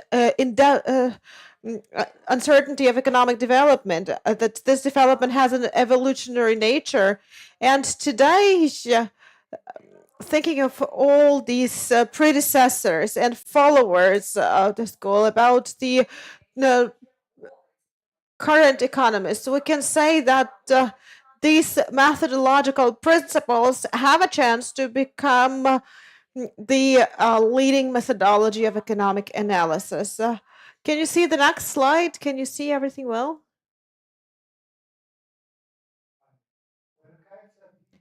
Yes, everything is great. Thank you. There's always this problem of feedback when you work online. It's always important to get this feedback. So on this slide, I'm showing a very short reminder of why the Austrian science, the Austrian economic theory can be called a tradition. It has had several periods of its creative thriving. That was the 19th century, when they had this subjective psychological school headed by Karl Menger. And then the second period is 20s, 30s of the 20th century, namely the period of shaping a very powerful center of Austrian neoliberalism. And during those times, the ideas of the Austrian school are represented mainly within their country, and that is why it is called the Austrian school. And the third period, this is a very powerful renaissance of the Austrian neoliberalism, of the Austrian tradition, which appears outside Austria territorially, and that is for many reasons. I'm not going to speak about them, but it appears in Western Europe and in the United States. And the third period and the existence of the two first periods, which will define the basis of this national tradition, caused the disappearance of geographical borders of the Austrian school, and it is replaced by the ideal and theoretical definitions of the Austrian tradition of economic analysis. On this slide, you can see the stages of evolution of the Austrian tradition, and here you can see when it was founded, led by Menger and other representatives of the Austrian marginalism, and I would like to insist on calling it the subjective psychological trend, like Bembauer, Kwieser, von Wieser, and the others. Then there are the stars of the second stage. These are Ludwig von Mises, Friedrich von Hayek, who had a very long creative and research life, and that is how they founded this tradition in Austria, but also facilitated the implementation of the Austrian tradition and its spread around the world in many centers, not only in the United States, but also in Western Europe and on the territories of other countries. And then this third stage, the Renaissance, the post-Keynesian Renaissance of the Austrian school, Austrian tradition, the new Austrian liberalism, which to a great extent tried to change the world in the post-Keynesian age. And Yaroslav has already mentioned that this is the topic of my doctoral dissertation, and to a great extent work of many decades of my life.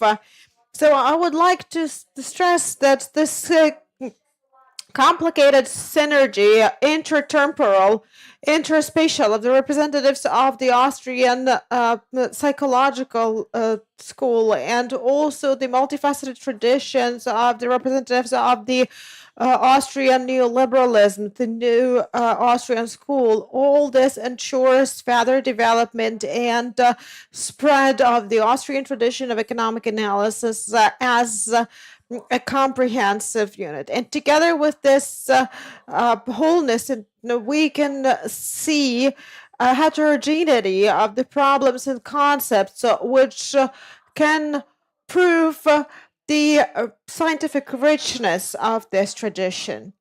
And then the second part of our speech is dedicated to the problems of Austrian school versus mainstream economics. And this opposition is seen all the time, and starting from the foundations of the Austrian subjective psychological school. And on the next slides, I was trying to distinguish certain areas of ideological, methodological, theoretical, and practical opposition between the Austrian tradition and mainstream economics. And while some when it comes to some ideas, they might seem, well, you may not probably get enough explanations to that because of the lack of time. I will be glad to see to hear your thoughts about that. But here on this slide, you can see what I believe is the opposition of ideas. Of course, this is not complete, not exhaustive, because you cannot represent everything on one slide, because it's the Austrian tradition is very multifaceted. But let us start from the ideological opposition, and we should start from praxeological approach, from the understanding of a person and a person's role. And in my opinion, here we should speak about the logic of action, so which was suggested by Ludwig von Mises, against the logic of reaction to the change in conditions in reality, as suggested by the neoclassical school. Then there's the opposition of the classical economic liberalism and multifacetedness of the ideas of this trend, and also the subjectivist school. So in mainstream version of economics, we can see quite a formal understanding of some ideas and views, both classical ones and Marxist ones, also the neoclassical one and Kantian ones. So in fact, this is a kind of a symbiosis and a formal artificial entity which attracts a number of views which constitute this mainstream version of the economic science. On the other hand, the ideas of classical economic neoliberalism and of the subjective psychological perception of the reality. I should note that the economic science, the leading economic science, started realizing the subjectivity of economic knowledge only in 1980s.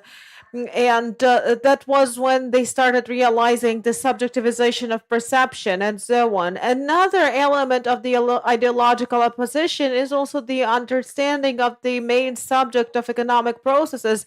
This creative entrepreneur, on the one hand, when it comes to the Austrian tradition, and Homo economicus, or the so-called maximizer, and the mainstream version.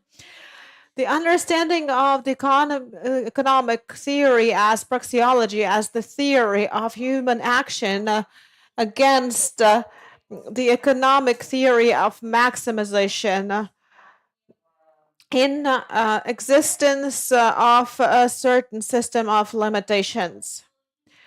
What concerns the methodological opposition between the Austrian tradition and mainstream tradition, Austrian understanding of methodological idealism and subjectivism, and adding the elements of such methodology to the economic science, stands against this attempts to schematize the economic science, to formalize it, and to present it mainly using the language of mathematics. And I will speak about it later on again. The Austrian tradition demonstrates complete coherence of the levels of economic analysis. The Austrian tradition deals both with the research of economic studies through the some regularities of the microeconomic level, and also through the processes of the macroeconomic level. That was demonstrated by Mises, Hayek, and also is demonstrated by contemporary representatives of the Austrian tradition. Mainstream economics, this may be a bit hidden from the broad audience, but as a researcher, I can say that the methodological foundations of micro and macroeconomy are completely different when it comes to the mainstream version of economics.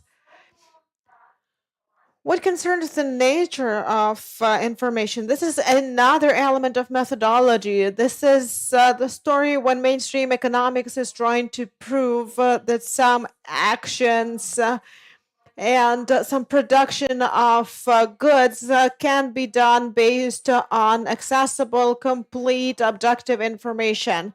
And this information will be true, it will be free, and so on and so forth. Austrians always stress Straunen from Menger, who has been a certain prophet in his field, they have been stressing the subjective nature of information, and we can see it in Hayek's works in the broadest manner. They also stress the dispersion of information among various economic agents. They stress that the information is changing all this time, and Hayek speaks about that. The Austrian tradition is trying to promote a realistic version of economic relations. It is against formalization of the economic science, which unfortunately has been achieved by the mainstream economy. And what concerns the nature in the which the ideas are expressed, ideas and views, I mean, Austrian tradition usually does it verbally, but it's very logical. At the same time, what is opposed to this formal logic is the language of mathematics, a formalized description of some unchanging economic phenomena. Theoretical opposition. It's even more multifaceted.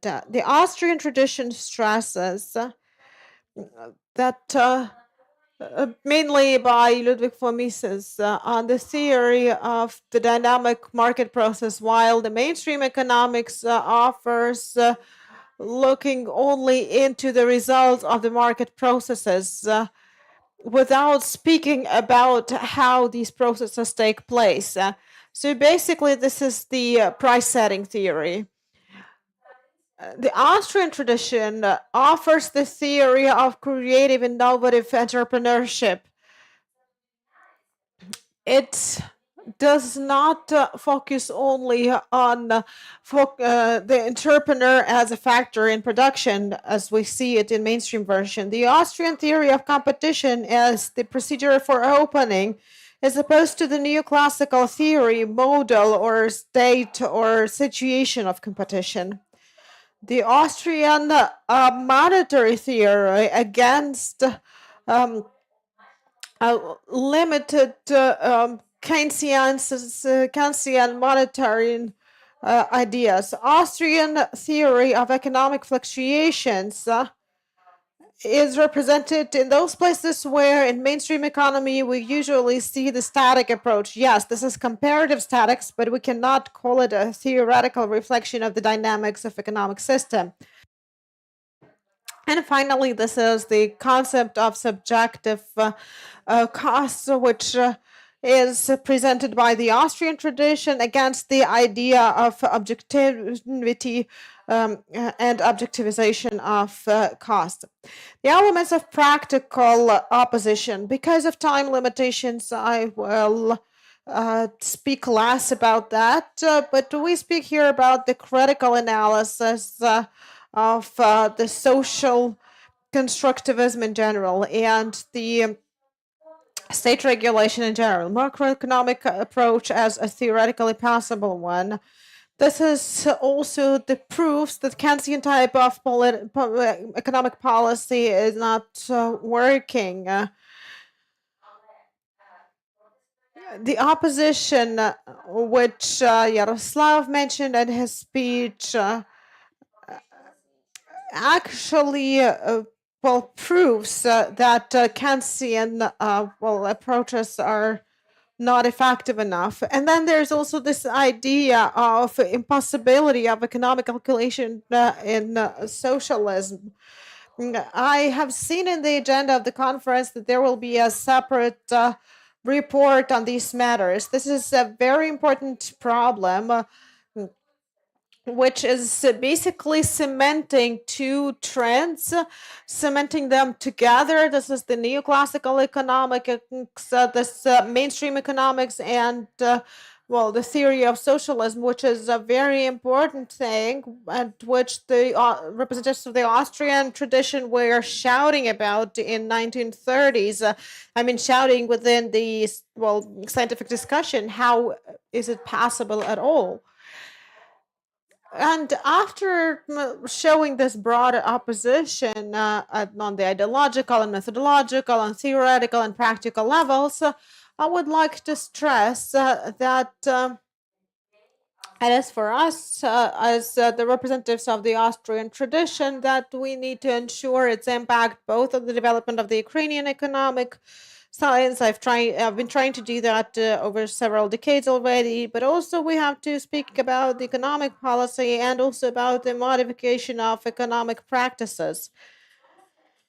And in this sense, the very broad tasks come to the forefront, and that is movement towards economic freedom in its broadest sense. I mean, the liberalization of the economic system of the country. And it seems to me that this movement should be first and foremost aimed at human centricity of the economic system. That praxeological idea inversion, which was shown by Ludwig von Mises in his works and which is continued by his followers.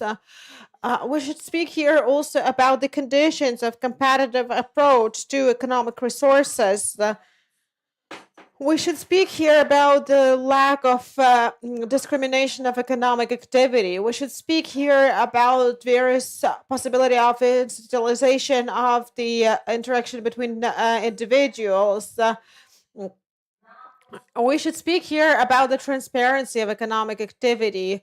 And of course, we should speak here about the liberalization of separate fields of economy against those ideas about increased taxation and so on. And my conclusion is very broad. In conditions of research, practical and also critical approach to theoretical, methodological, and practical elements of the Austrian economic tradition, using all this, the Ukrainian economics will be able to get a very powerful tool for diagnostics and for solution of the current problems, which will facilitate further economic development. Thank you for your attention. I'm almost on time. Thank you, Olena, for your work. Thank you for your presentation. First of all, thank you for dedicating more than 20 years to studying the Austrian school as this lonely nine of Liberalism School of Economics here. Any questions?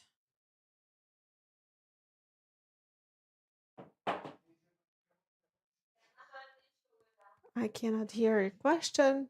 Please turn on your microphone.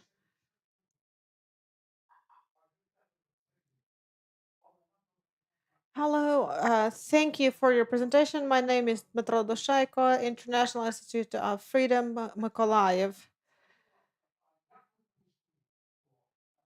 How did you come to study the ideas of the Austrian Economic School, and what did your research supervisor think about it? Thank you for your question, and I understand the subtext of this question.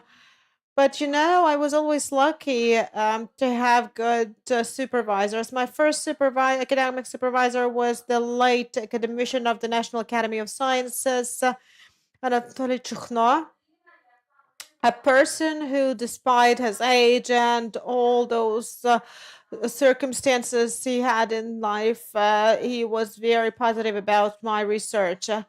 And when it comes to my doctoral most habilitation research, that was the dean of our economic faculty, a corresponding member of the Academy of Sciences. So he was also very supporting. So if you think that this economic science in Ukraine is done only within the mainstream trend, that's not so. Of course, there were some people who said, well, yes, you're Australians. So people who did not see the difference between the Austrian economic thought and Australian economic thought. So yes, that it was there, but I would like to stress that I was absolutely grateful to my academic supervisors. What concerns my first dissertation, I wrote it on demonopolization and anti-monopolist regulation. And this topic gradually but steadily, that was in the end of the previous century, gradually but steadily it pushed me towards the problems of competition as the procedure of opening and other problems connected with the Austrian school. And I was very active in this kind of research later, and since the Austrian tradition in the evolution of economic theory was closely related to that, so it became the topic of my habilitation thesis. And I use my knowledge in the courses I deliver, in the subjects I deliver to my students.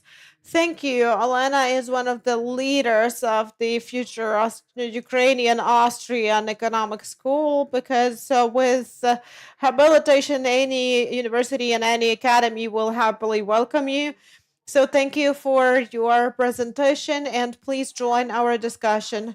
Well, thank you very much. Now let's switch on to our second foreign guest, the person who, as you can imagine, King Arthur had a round table. And if you put Guido Hülsmann as a King Arthur to dedicate his life to educating students, postgraduate students and scholars. Mr. Israel Karl is the person who was a disciple and a follower of Guido Hülsmann and the Austrian economic tradition. At the same time, he became a professor himself. He teaches at different universities, Germany, France. He belongs to the network of Austrian School of Economics worldwide. And we are honored to have his presentation on one of the probably key issues of modern economics and modern economic policy, which is money.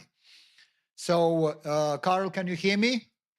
I can hear you. Can you hear me? Yeah, absolutely. We can see you. And if you download and put on the screen your presentation, that'll be great. Fantastic. Okay. Thank you very much, Jaroslav, for the kind introduction. Dear ladies and gentlemen, I'm very happy to participate in this conference today. When I first heard about the project, I was under the impression that you would have the conference next year. I thought it's going to be in September 2025, and I thought it would be a great opportunity to travel to Ukraine after the war is won and to have such a conference. And little did I know that your determination is so big that you would have the conference in the midst of what for you and the Ukrainian people is a hot war. But I applaud your courage and your determination, and I applaud the initiative to have such a conference at this point in time, which is exactly right. You should have it now, because you have to plan for what comes after the war is won, better earlier than later. So I'm very grateful to participate, even though it's only online. I couldn't make the trip in such under such short notice, but I would love to come to Ukraine at some stage when such conferences repeat. As Jaroslav said, my topic is monetary policy. I will first try to share my screen and my slides with you. Yes, do please. Please try to share the screen so that we can see it. Yep, it's emerging. Here it is. Super. We can see you and see the slides. Fantastic. So the title of my talk is a monetary reform as a prerequisite for systemic change. So the big conclusion I want to underline in this short presentation is that when you think about economic reforms, about putting together a viable economic system for sustainable long-term growth, you have to first of all think about the monetary system. If you do not reform the monetary system in the right way, almost all other efforts are going to be in vain. The monetary system is key. So that's the bottom line of my presentation. You have the conclusion now, so for the rest of the talk you can sleep, because now you know what is important already. I'm going to structure my talk in the following way. I will first talk about the status quo, that is the situation we have right now, and I will focus on Europe and more specifically on the Eurozone. And I will show you that the situation in the Eurozone and in Europe more broadly is not as good as one might think. There is need for monetary reform in Europe too. I will then briefly sketch what the ideal system would be from the vantage point of Austrian economics. And you heard already a lot about Austrian economics. And then I will proceed with what I believe is the potentially politically feasible, because I believe that the ideal system might not be feasible at the current moment. So we have to think about practical solutions, things that could be done in the here and now. And then ultimately, I want to draw some implications for Ukraine. All right, let me start with the status quo. The big problem we have when we think about the monetary system and about inflation, which goes hand in hand these days, is that monetary inflation is the big enabler of government largesse. By this, I mean that because of political control over the money supply, over the money stock, and because of politically induced inflation, governments can grow bigger than they would otherwise do, and they can engage in all kinds of political projects, be it a war, be it the European Green Deal, be it the propping up of the welfare state, be it the subsidization of industries, of selected industries. Governments can engage in all kinds of projects that do not have the approval of the general public because they control the money stock. And that's the fundamental problem. We can see this in three particular aspects, which I briefly want to talk about. First of all, we have overproportionate inflation of direct tax revenues. So whenever there is an inflationary monetary system, there is the tendency for tax revenues to increase and grow over proportionately. That is, the government benefits from inflation for several reasons. One of them is the progressive tax system. The second aspect is the subsidization of government debt. Because of inflationary monetary policies, which pushes interest rates artificially low, it makes, in particular, government debt cheaper. It facilitates credit finance of the government. And lastly, there is a tendency in modern times for the fiscalization of monetary policy. That is, monetary policy becomes a tool by which things are done that are usually the task of fiscal policies and that need the approval of the general public in a democratic system. Let me talk about these aspects point by point. First of all, before we enter, there's here in this slide an overview of the magnitude of the problem, of the magnitude of monetary inflation in the Eurozone. What you can see here is the M1 money stock compared to real GDP in the Eurozone since the introduction of the euro. So the pointed line at the bottom, that's real GDP, that's the real economy growing or rather stagnating. And the big black solid line is the money stock M1, cash in circulation and money on regular bank accounts. Those are plotted as indices. They are normalized at the beginning of the period to 100, and then you can see the relative evolution of these magnitudes. So what you can see is that the money stock has increased 6 times or more than 6 times as much as the real economic, as the real economy, as real GDP. If you make the calculations on average, you can see that there has been a 6.8 percentage point larger increase in the money stock. Yeah, 6.8% more than real economic growth. So every year on average, the money stock grows 6.8% faster than the real economy. And that's a tremendous degree of monetary inflation. And you have to think about what happens with all the additional money, what happens with the monetary overhang, how does this money influence the economy, how does it distort the economy, and it distorts the economy in a massive way. For one thing, the monetary inflation props up government revenues, tax revenues. Here you can see, again, for the European Union, the HICP, the Harmonized Index of Consumer Prices, which is the standard measure of inflation in red, and total government revenue in blue. So we have, because of this monetary inflation, because of the increase in the money stock, we have increases in prices. That's the natural consequence. Everything becomes more expensive. But the government revenue increases over proportionately.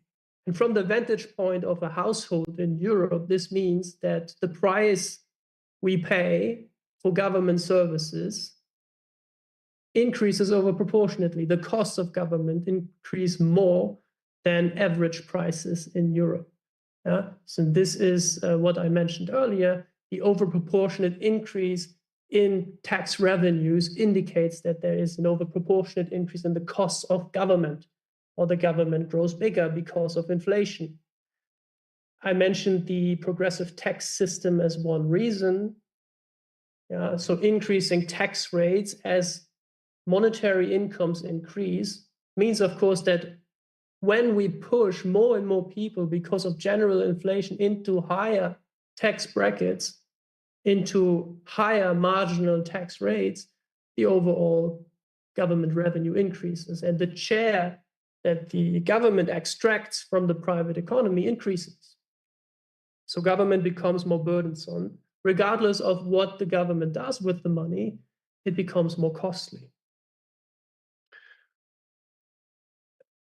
The monetary system we have facilitates credit finance of governments. And here there's another graph that shows the government debt levels in the EU 27. So again, the European Union without Great Britain.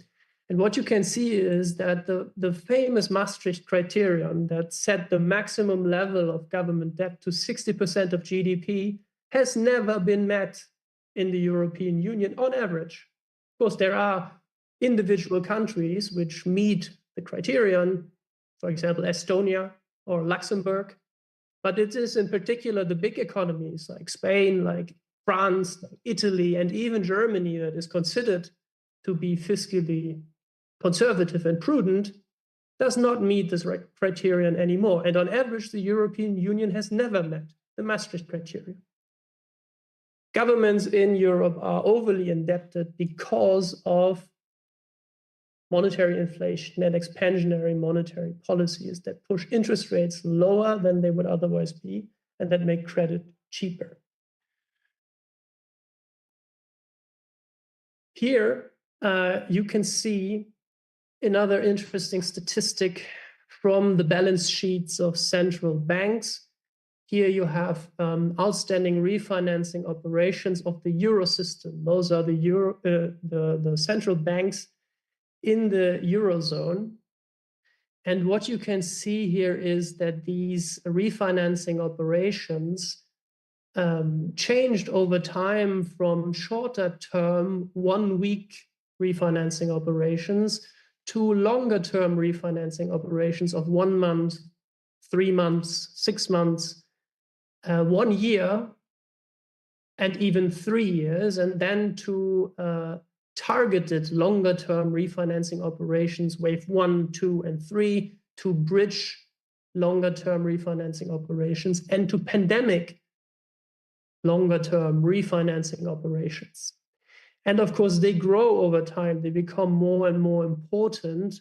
They reach a total amount of 2 trillion euros in this graph. So this corresponds roughly to 10% of the GDP of the Eurozone. These refinancing operations are made in order to keep the banking system in Europe alive. So central banks offer these refinancing operations for longer time spans and, most importantly, at lower and lower interest rates to commercial banks, to the point where interest rates in the most recent waves of these refinancing operations have become negative. Now, you don't have to be economically very literate in order to understand that negative interest rates can't work generally. If you impose negative interest rates, you have to limit the supply of credit in some other way, because if negative interest rates hold for everyone in the market, the demand for credit would be infinite, because you could earn money by taking out credit. So what would you do? You would take out as much credit as you can. You can become rich by indebting yourself.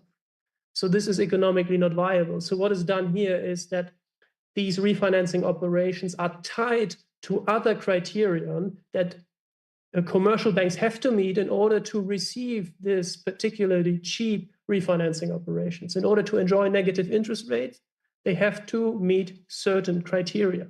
For example, they have to lend out money to certain industries that are considered to be important. If you do that, you get the cheap credit. If you don't, you don't. Okay, so this is an example of how monetary policy is twisted into fiscal policy. It makes the job of fiscal policy in steering the economy into a certain direction. Another obvious example of this is the European taxonomy. This is another example of the fiscalization of monetary policy. The European taxonomy is a whole system by which industries and businesses are ranked according to their environmental sustainability. So industries and businesses get certain scores. If they are environmentally sustainable, they get a good score. If they are not, they don't.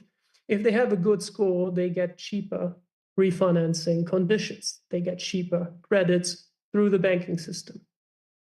Yeah? So this is an example of how monetary policy and central banking has become a tool to accomplish a fiscal policy goal, which in this case is the accomplishment of the European Green Deal.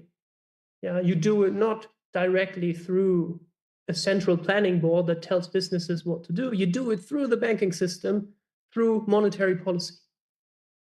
And what we have here is nothing other than, in essence, the socialization of investment. So investments are not made by private individuals who have savings and capital and decide what investment projects they want to finance, but investments are socialized. The investment decisions are made on the political level, not on the private level, with all the adverse consequences that this brings. So this is the status quo. Let me now briefly talk about the ideal. The ideal is, in my opinion, not only the denationalization of money, which is what Hayek proposed shortly after he won the Nobel Prize, but we have to go further than this. Ideally, we would have the depoliticization of money. This is what is needed. The complete separation of politics and the provision of money. This would be the ideal situation, because in that situation, money cannot be abused for political purposes, for arbitrary political purposes that lack the approval of the general public. So the obstacles to accomplishing these ideals are very, very big. The first and most important obstacle are ideas. There are just too many economists and too many important people in key positions that honestly believe you cannot detach politics from money. You need government control over money. So we have to fight the battle of ideas in order to bring about the ideal system. Yeah, we have to convince people, we have to present the arguments in a clearer and more persuasive fashion to make people believe that it can function without government control. And the second obstacle is clearly opportunism. Yes, there are people who understand that government control is problematic, but they enjoy the benefits of government control of the money stock, and they have no interest in changing the system. This is what we would call opportunism. And to fight opportunism is very difficult. You cannot fight it directly. You have to fight the battle of ideas, because if a sufficient amount of people holds the correct ideas, what I believe to be the correct ideas, opportunism will not have the room to do what it does today. So I don't think we are quite there yet to bring about the ideal system. So what could we do in practice? Let's think about it. If there has to be a monetary policy, and again, my ideal is no monetary policy, complete detachment of politics from money. But if there has to be a monetary policy, then two aspects seem to be important. The monetary policy should be passive instead of active. And this is very much in the tradition of monetarism, the Chicago school. So have a passive rule by which the money stock changes. And this rule should be anchored in objective rather than arbitrary variables. So right now, the monetary policy rule that we have is that monetary policy should bring about 2% price inflation over the medium run on average. But price inflation is something that we cannot objectively measure. It's not an objective rule. There are so many arbitrary decisions that come into measuring inflation that this is hardly an objective rule. We need to have an objective rule, something like a monetary growth rule that the Chicago school, Milton Friedman and the monetarists suggested. This would be much better to fix the growth rate of the money stock, because the growth rate of the money stock can be objectively measured.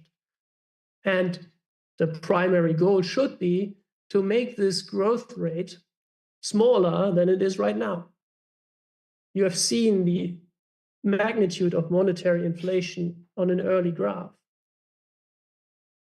The money stock M1 in the Eurozone increases by about 8% per year on average since the introduction of the euro. This is far too big.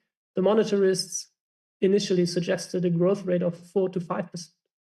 Yeah, something like this would be much healthier. And I guess it is politically feasible to implement such a system. Let me draw at the end here some implications for Ukraine. I just mentioned that the primary goal should be the reduction in the growth rate of the money stock, a reduction in inflation. This is going to be particularly important for Ukraine because Ukraine ranks number 13 in the world on average annual inflation between 2004 and 2023. So over 2 decades, Ukraine has been not quite in front, but too far ahead when it comes to inflation. This has to be reduced. Why? Because Ukraine will be dependent on many things, but among other things, on foreign direct investment. After the war is over, Ukraine will depend on foreign investment. So Ukraine has to set up a monetary policy regime that is attractive to foreign investment. And you cannot do this if you have too high inflation. High inflation will prevent investments from coming into Ukraine. The currency regime options that Ukraine has are basically three. You can have your own national currency. You could have something like a eurocization or a dollarization, which seems more or less feasible given the fact that most Ukrainians already use euros and dollars for savings and payment purposes. Or you could have something like a multiple currency regime that is currency competition. I am not familiar with all of the geopolitical intricacies of the situation. I could imagine that something like a eurocization or a dollarization would be problematic for Ukraine, as it might be considered a provocation to Russia or China even. So I'm not sure whether this is a good idea for geopolitical reasons. Economically, it's feasible. Certainly, you could have your own currency. You could have your own national currency. The danger here is that the political class will abuse this national currency for political purposes that don't have the approval of the Ukrainian people, and that you have, again, above average inflation when you compare it on the international level. Whatever you do, the important thing is not to have too high inflation, reduce inflation, have a stable money, a sound money that many economists of the Austrian school suggested, foremost among them Ludwig von Mises, about whom you heard a lot this morning by Professor Guido Hülsmann. And let me just take up one point that Professor Hülsmann made in his presentation. He said that monetary inflation can be advantageous, can be beneficial from a microeconomic point of view. That is, it can be beneficial for selected groups in society. It can be beneficial for a selected industry. It can be beneficial in pushing forward a certain political goal. That is why it sometimes looks great to engage in monetary inflation. But it always comes at the cost of the general public. It is always harmful and costly and burdensome to the general public. And so long-term economic development and long-term economic growth requires that you abstain from inflationary policies. And that should be the primary goal. If your own national currency cannot make a credible promise to be non-inflationary, then better stick to the euro, the dollar, or have currency competition, but not your own national currency. Okay, thank you very much. I close with these statements. Carl, thank you very much for your wonderful insights. It might not be the news for you that in our program for Ukraine, we offered multiple currency regime with 5 competing currencies and hryvnia. As we know, this 13th place is something that many Ukrainians don't realize how bad hryvnia is and was. And that'll be like a joke for you to know that National Bank of Ukraine was awarded the prize of the best central bank in the world in 2023. So that's how it is, you know. Sometimes postmodernism ideas and perceptions, you know, they are weird. Thank you very much for your again for your insights. I have one question to begin with. Christine Lagarde, in her speech to the Come This You lecture at IMF, right? She referred to Great Depression and again distorted reality by saying that it's up to animal spirit, up to liberal solutions that brought about this biggest catastrophe in the modern world. At the same time, she again warned the world that deflation would be a much bigger threat. What is your take on this approach of Christine Lagarde that mainstream economists have been repeating for decades?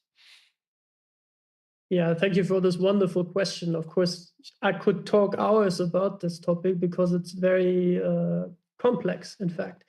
But let me just give you the most important thing when it comes to deflation. Deflation is not equal to deflation. There are different kinds of deflation. And people like Christine Lagarde they lump them together. They talk about deflation always as a big threat. But deflation is only a threat when it is the consequence of banking crises, where banks get into trouble and fail, go bankrupt, and then the money stock shrinks because of failing banks. Then you have a banking deflation, so to speak, which is the result of fractional reserve banking and inflation through central bank policies that comes before. Then you can have this dangerous type of deflation. But there is completely benign and healthy deflation that is the result of economic growth. Economic growth as such has price deflationary consequences. And there are gazillions of studies that show that there is no necessary connection between deflation and bad real economic performance. Quite the contrary is true. If the economy performs well, if the economy grows, then naturally you will have price deflation. So deflation is officially the big enemy of the central bank, but it's only dangerous when we have monetary intervention in the first place. Deflation in a free economy, in a free market economy, is not at all a problem. Yeah, thank you very much. Questions, please, anybody? So if not, then I would allow myself to ask one more question about thing from transition. As you know, the collapse of the Soviet Union and centrally planned economy opened up different markets, and the structure of capital at that time was distorted by decisions not of the market forces, not by private owners of capital, but by the central bodies. Ukrainian economy is also doesn't have a market structure of the capital. What would you advise to Ukrainian government in terms of structural policy, institutional policy, privatization and capital formation based on free market principles? So monetary policy, one thing, like, okay, we assume it's a multiple currency regime, then fiscal policy and privatization. Because if you let private forces in, entrepreneurs, that will form the capital. So in this case, what kind of cyclical or counter-cyclical fiscal policy can you talk about if you do not have free market structure of capital? Yeah, so again, very important question. Of course, I talked about monetary policy as being the prerequisite for healthy economic reforms. It's not enough. Yeah, it's a good start. And after that, you need more.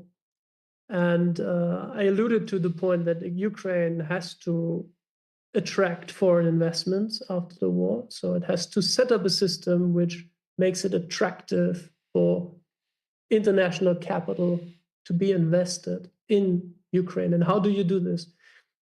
Well, there are several points.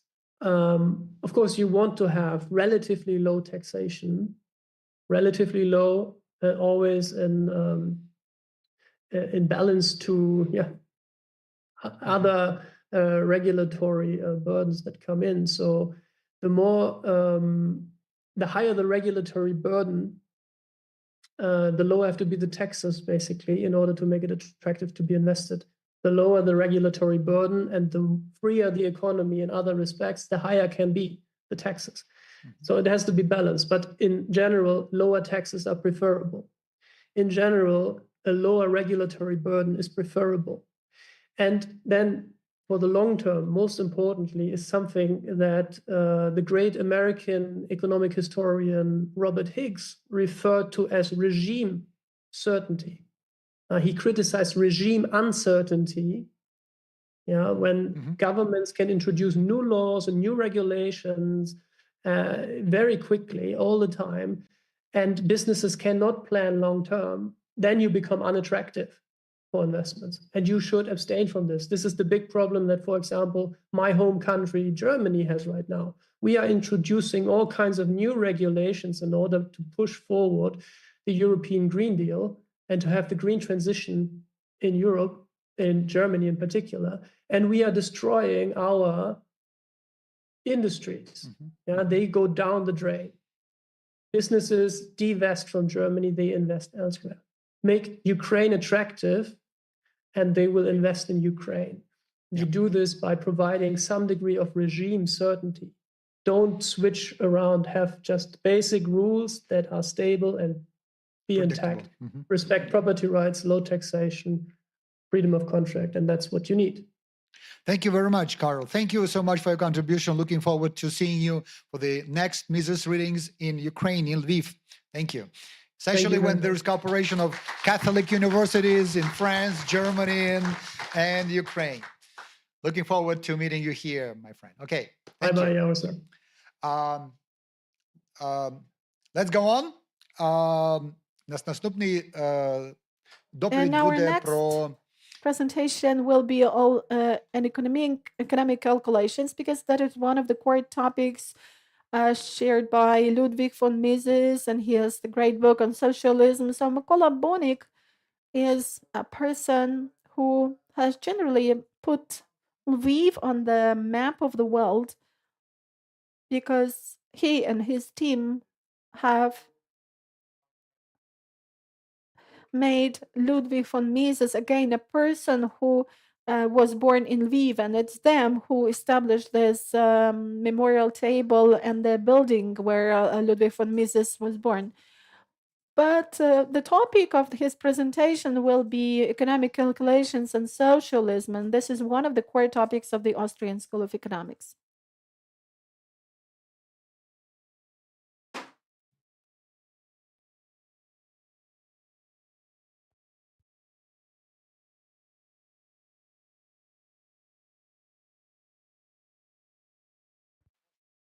Thank you, dear organizers, for having invited me. You have mentioned here the opening of the memorial table, and I should mention that the initiators in that process were the team members of the Department of Philosophy and Sociology at the Lviv Institute of Regional Administration. So you can see that institutional limitations are no longer limitations if people are really willing to do something, and that is not a barrier. I've got the same problem as everyone. I want to really tell a lot, but we are pressed for time. That's why I will try to be brief and to provide the information just in statements and see this.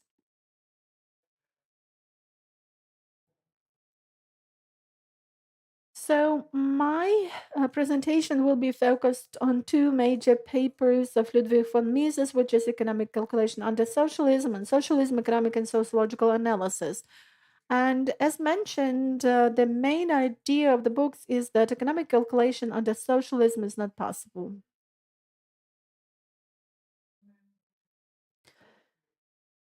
In fact, the topic of socialism is widely present in Mises' papers, which means that almost in all of his works, we see the opposition between socialism, capitalism, freedom, non-freedom. So it's natural to assume that after the decay of Marxism and the collapse of the Soviet Union, they were supposed to be replaced by Mises ideas, but that did not happen. And it's no wonder if we recall that our decommunization in Ukraine was launched in 2014. So it's no wonder that there was no decommunization in sciences, including in political science, economic science, and other sciences. It was only starting with 2015 that we have been moving in the direction of decommunization. So today we mentioned the full collection of Mises papers, and I think that transition in Ukraine will be finished when Marx is going to be replaced by Mises. I will not speak about Misesism as an alternative to Marxism, but at least the ideas of Mises will be holding the important and relevant places in our science.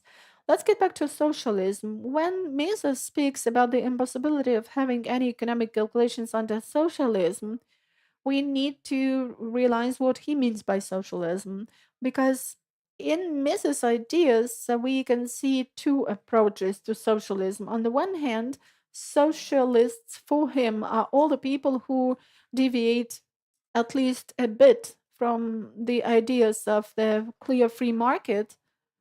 And according to that definition, all the then countries and almost all the current countries are socialist countries, because we can see that the percentage of government's intervention into the economy is really high. But when he was talking about the impossibility of having economic calculations under socialism, he stuck to a very narrow definition, where socialism is the system where there is public ownership of all means of production. Why is it important, all means of production? Because now, suppose China says that it's a socialist country, but in this respect, they don't have socialism because they are developing not because they have socialism, but vice versa, because they have the market there. And there is economic calculation there. North Korea is an example of socialism. That's where there is no economic calculation because there is only one owner of all means of production. When Mises criticizes socialism, well, he says that, impossibility of economic calculation is already his second statement, second argument against socialism. But the first argument was that socialism is an example of polylogism.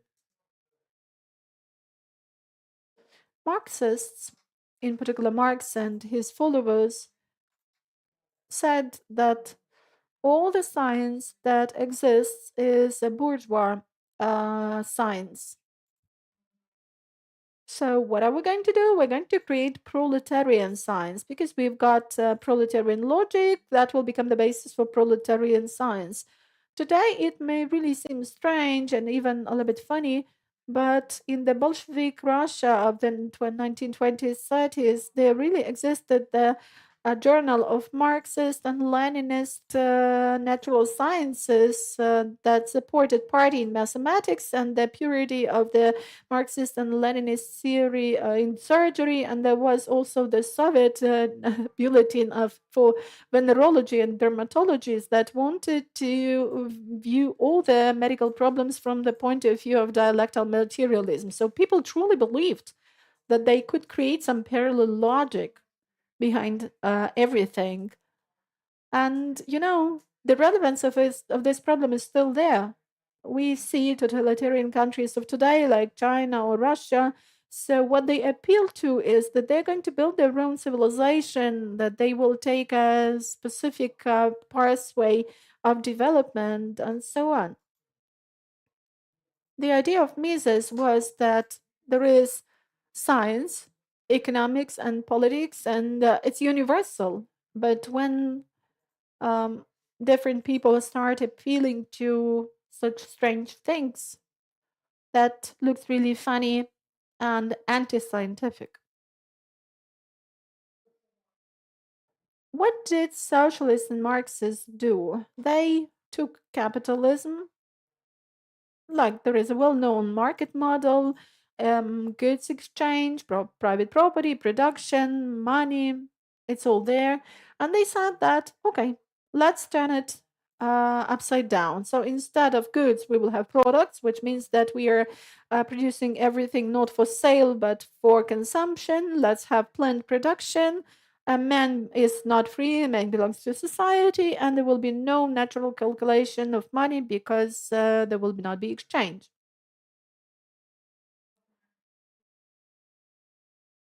That's rather interesting because Mises speaks about the impossibility of economic calculations under socialism, and it appeared in 1920. This idea was generated in 1920 after the period of war colonialism in the Bolshevik Russia. And because you know that from 1917 to 1920, military communism was already introduced there. And in 1920, they could already see the consequences of that model of socialism they were striving to build. But they didn't learn the lessons, they didn't see that it didn't work. They just said that it's not working so far.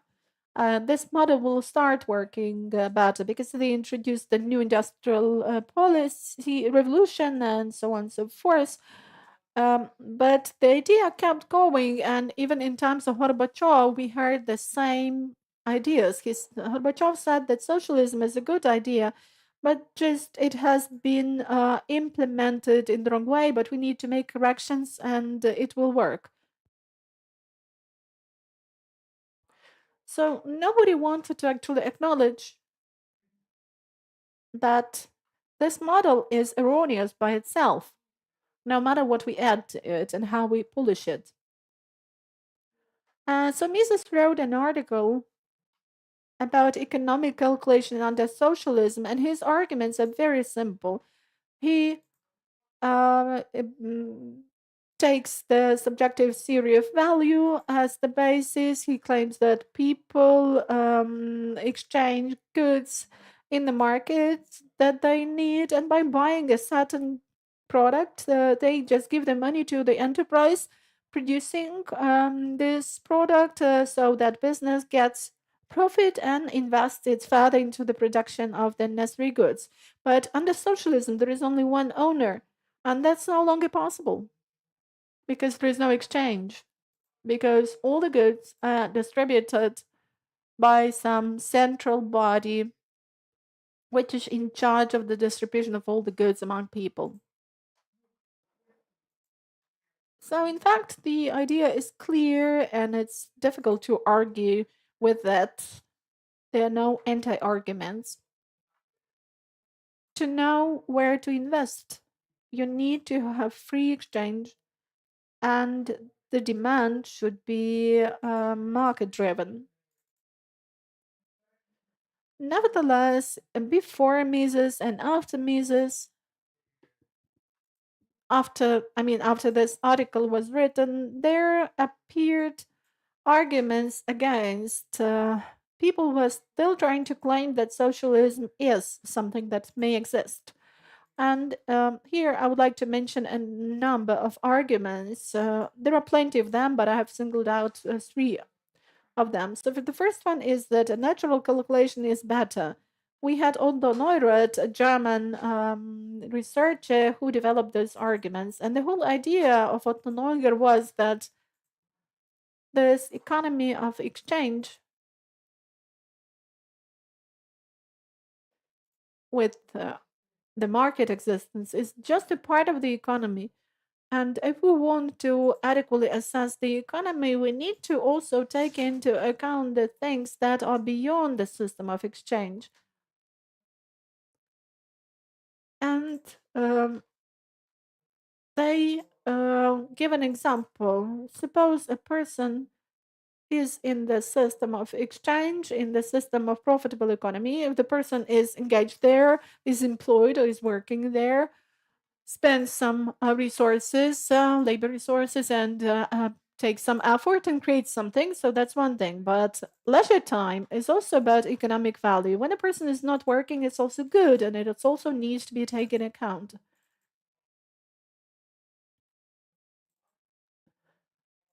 So he claims that not working, not being employed is the same economic welfare or economic good as to be employed. And of course, well, you cannot make any calculations there for the items that are beyond the system of exchange. It was not only Neurath, there was also a German philosopher, Leonard Nelson, who claimed that lecturers should not be paid salaries because they derive pleasure from their work. So it's a pleasure is also satisfaction is also a good. So why pay salaries to them?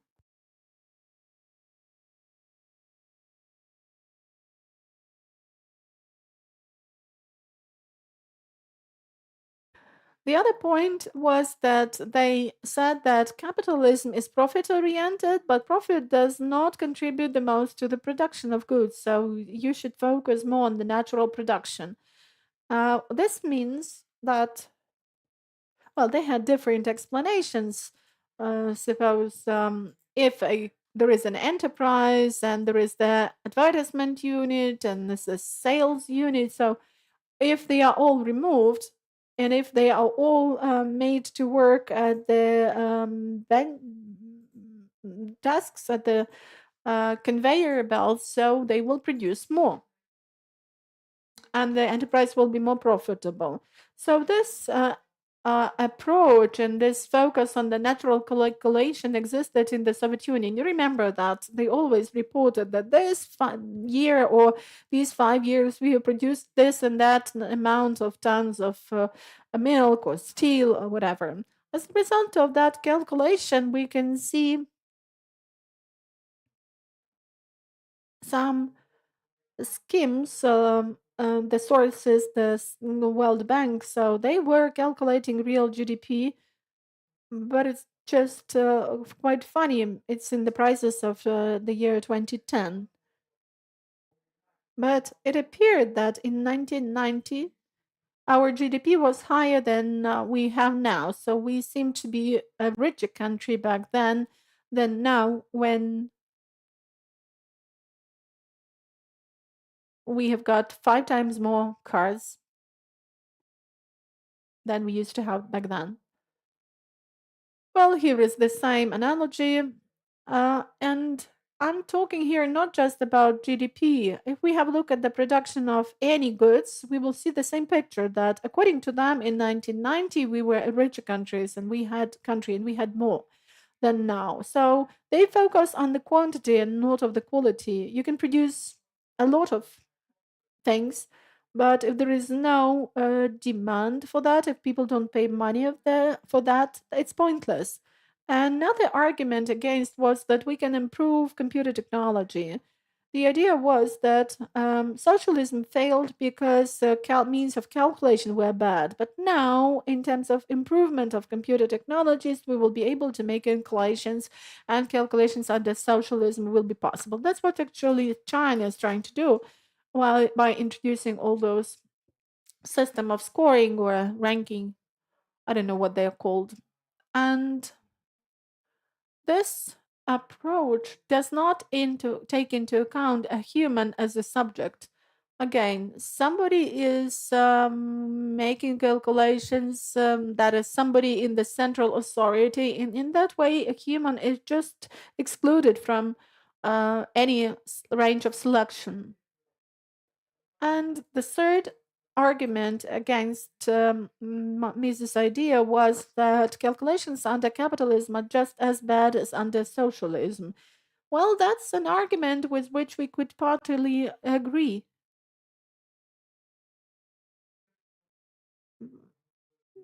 It is the governments that make predictions and do the planning, and there are some private companies, let's say in Ukraine, that claim that they can do 100% accurate predictions, but nevertheless, everybody makes mistakes. And here we can also draw a parallel with what Winston Churchill said. He said that democracy is the worst form of government, but exception of all the others. And the same, the market is the worst form of economic interactions, with the exception of all others, but for all others. Thank you. Thank you for attention.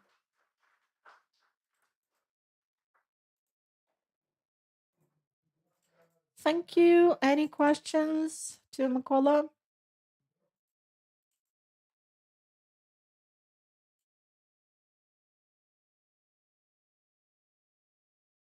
Well, thank you for your presentation.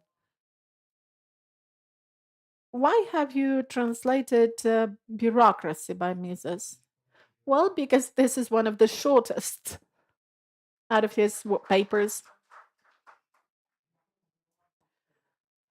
Let me mention that, as far as I know, Mykola has has made the first Ukrainian translation of Mises' papers into Ukrainian. So we are very grateful to you for this. Yeah, before we take human action, we better start with bureaucracy. And next, we will have human action. Yes, and there will be an occasion for some celebrations. Any other questions? Yes, you have been mentioning a lot about satisfaction, deriving satisfaction and pleasure. I know that in the US and in Europe, there are some experiments when they are calculating hedonistic indices. So, is there any prospect for Ukraine in that respect? And if yes, then how could those experiments be built into the monetary policy or the planning policy?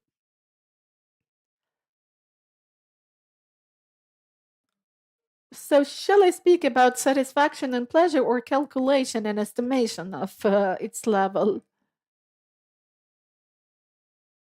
Both. Well, the key idea of the subjective theory of value is that it's not a good that is important, but our attitude to the good to the item. I'm actually, I. I've got my own attitude to those indices because they always limited. They have some restrictions, but I think that anyway, we may always change our attitude and derive pleasure from a lot of things.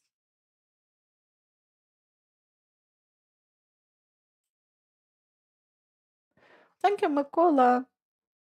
I liked your this idea that you mentioned about the proletarian logic and dehumanization in the economy, current Ukrainian economy. What do we need to do to dehumanize the economy in our universities, schools?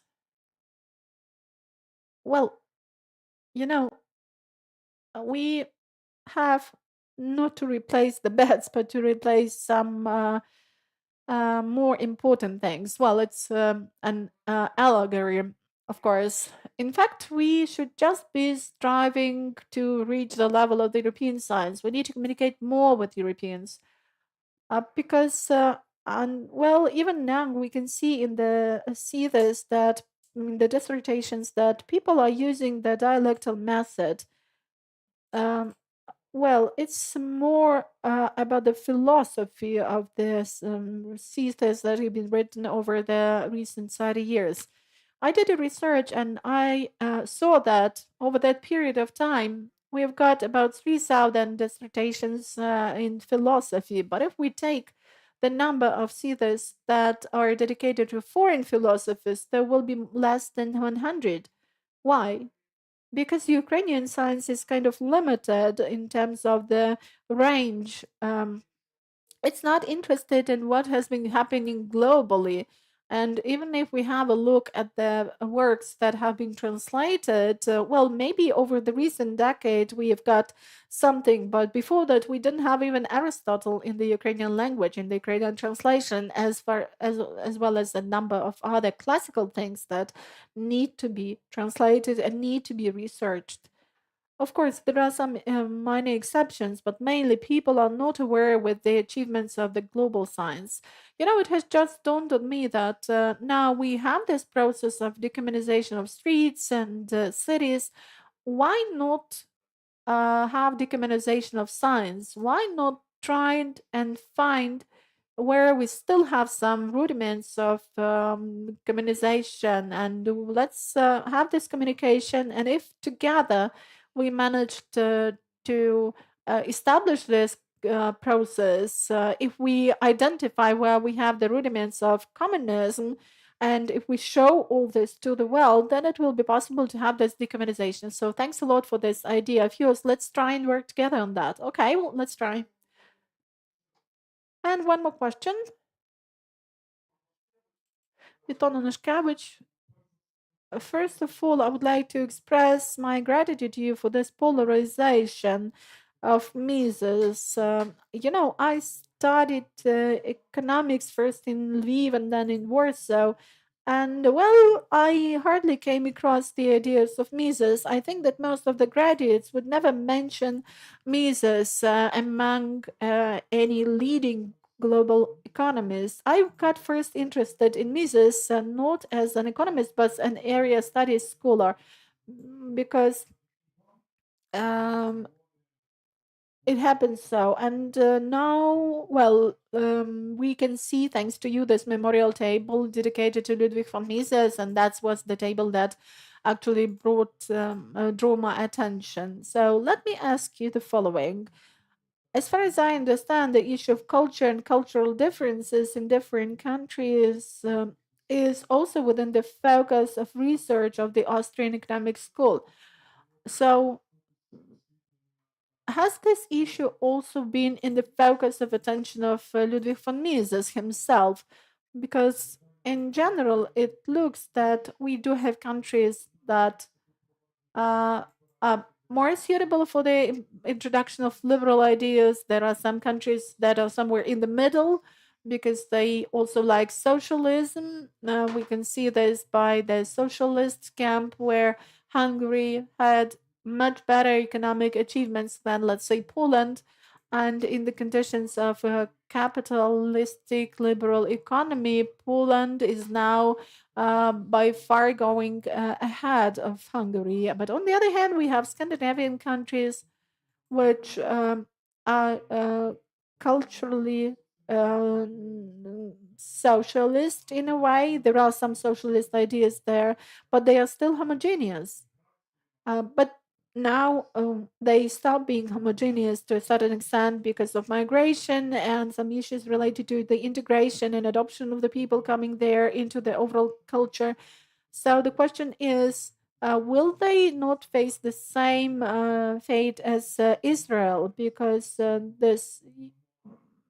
if we recall, Shimon Peres in his memoirs, he also speaks on that. Yes, so if we compare Israel with the Western countries, well, you know, our culture is absolutely different. That's why with us it was possible for socialism to function. But we know that later Israel stopped being a homogeneous country and it switched to capitalism. So for some reason, have these cultural issues been in the focus of attention of von Mises? Well, as far as I know, it doesn't seem to me like that. His main idea is that he looks at functional things. He even has this idea that there is not a big difference between socialism and capitalism in terms of its goals. There's a difference in their tools. You can have different goals like cultural, political, whatever. But if you want to achieve these or those goals, you need to understand how it works. And he actually explains the mechanisms, how it works. The other thing is that societies actually will work differently. Like Germany, for example, because of high taxes, the economy was working quite well. People agreed to pay taxes. Well, that's a kind of a phenomenon or a tradition or something like that. But in any case, these cultural aspects, they cannot actually deny the laws of economy and politics. Thank you, Mykola, for your report. And I think that in the last book by Günter Hilsman, the last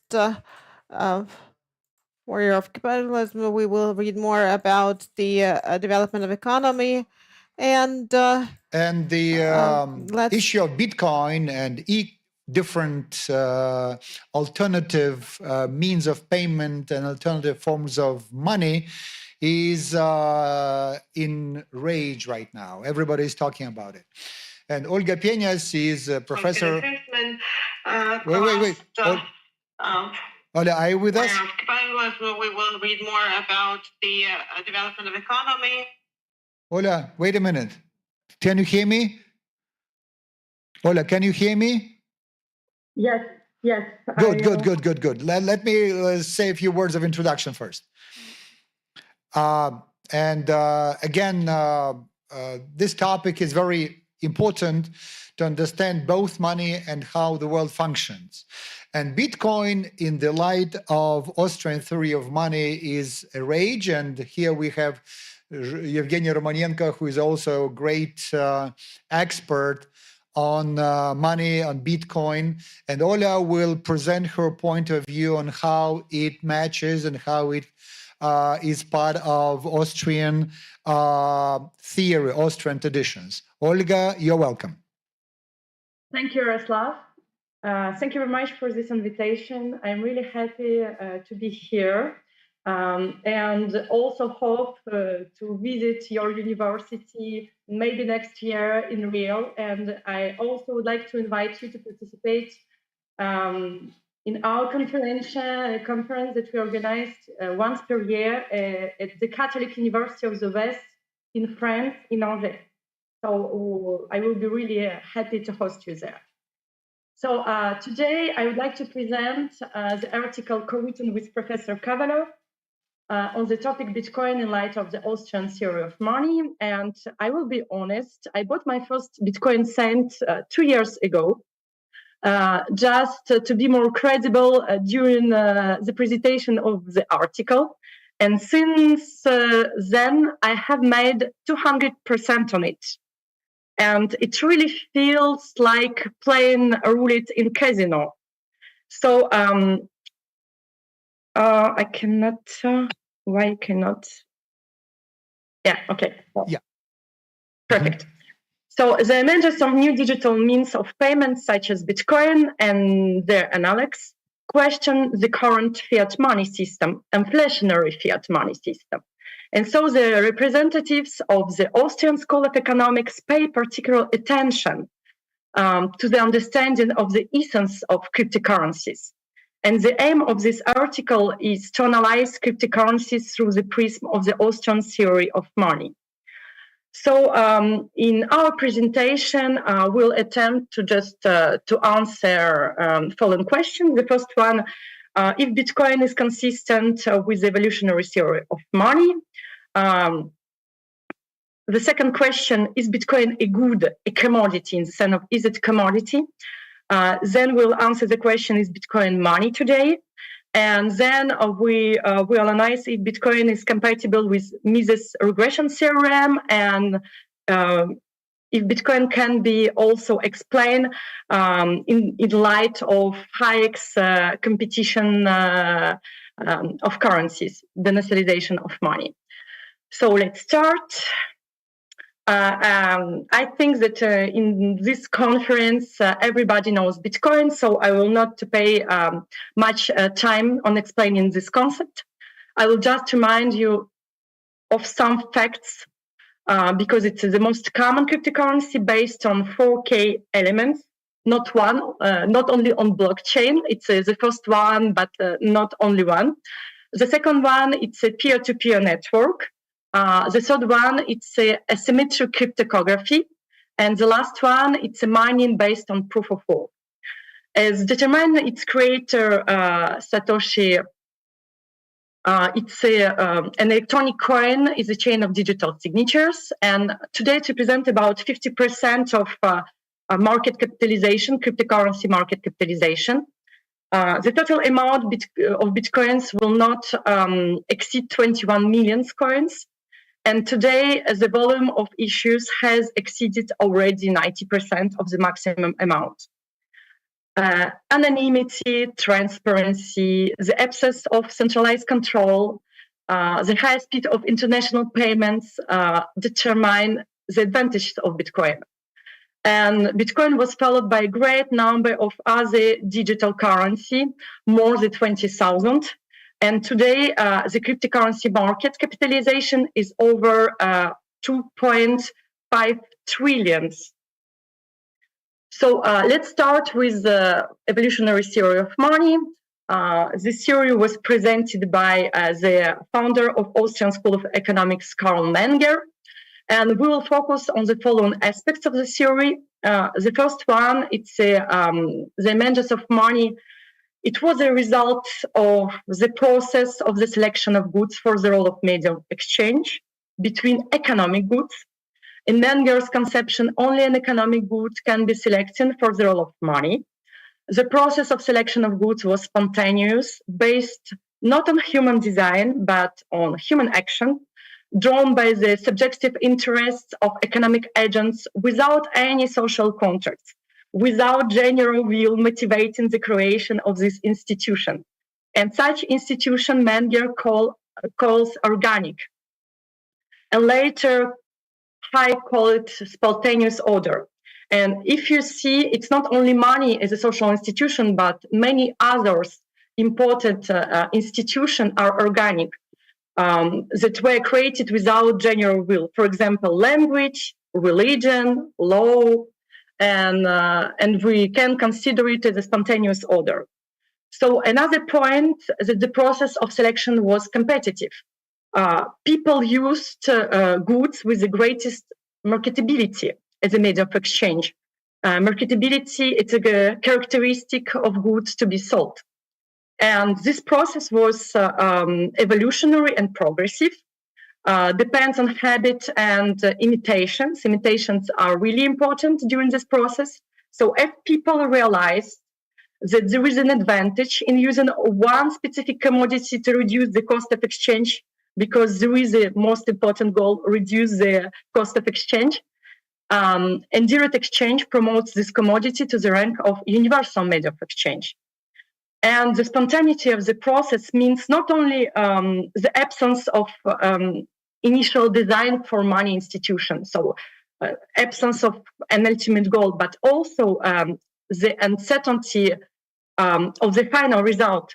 We don't know what will be money in 40 years, for example. We cannot just predict the final stage of money institution. Okay. So Bitcoin was designed as a digital cash. So the Bitcoin payment system cannot be considered an organic institution because it's a product of human design. But Bitcoin, within the evolutionary theory of money, is in line of this idea of uncertainty about the final state of money institution. Why not Bitcoin in the end? So Bitcoin can be compared with gold in light of the evolutionary theory of money. There is the absence of any role of the state in its origin. And the limited supply of Bitcoins and the direct increase in cost of its mining are similar to gold. As in case of gold, Bitcoin's value doesn't depend on the trust in its emitter or on the emitter's financial health. And so the evolutionary theory of money explains the emergence of money as an institution and the choice of certain commodity for the role of universal mode of exchange, for the role of money. So in the case of Bitcoin, we just can speak, why not, about the implementation of new instrument for the role of money as a Bitcoin. So before answering the question if Bitcoin is money, it's important to answer the question of whether Bitcoin is a good through the prism of the general theory of goods. And a thing can be good under 4 conditions. So, for example, like a marker, there is a presence of human need. I need to write on my blackboard, the capacity of the object to satisfy this need. So yes, I can really write with this marker on blackboard. Human knowledge about this causal link. So I know that I can do that. I can use it to write. And also the control, the possibility of using this object to satisfy this need. I can take it, I can write. So there is a good. And we can state also that Bitcoin is a good and it's economic good because it's a rare and util. Bitcoin's rarity is due to the maximum stock determined by its algorithm, and its usefulness is based on its role as a means of payment or investment assets or any other's possibility to use it. We can just note 2 other important use of Bitcoin. Bitcoin's infrastructure can be used also for the transfer of funds or values. And for example, today, Startup Strikes uses to transfer dollars or euros through the Bitcoin's network. Bitcoin also allows verifying the authenticity of documents, and Bitcoin is already used in law, for example, and archiving in medicine. So Bitcoin can be used also for transactions, for sure, selling, buying goods and services. Therefore, it can fulfill the role of medium of exchange. But money is a common, generally accepted medium of exchange. So today, Bitcoin is really far from such status because it serves only a really small volume of transactions, less than 1%. People buy Bitcoin and just buy with Bitcoins other currencies and sell it for other currencies. So, yeah, all other transactions are made just to buy currencies.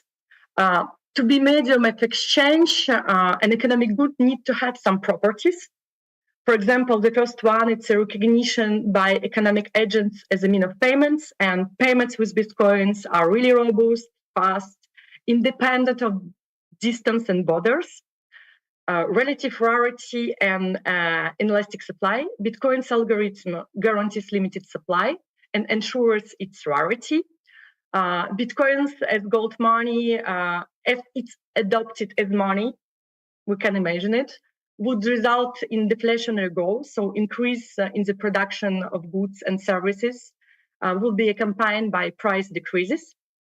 So technical properties as a durability, security, divisibility, Bitcoin meets all these technical requirements.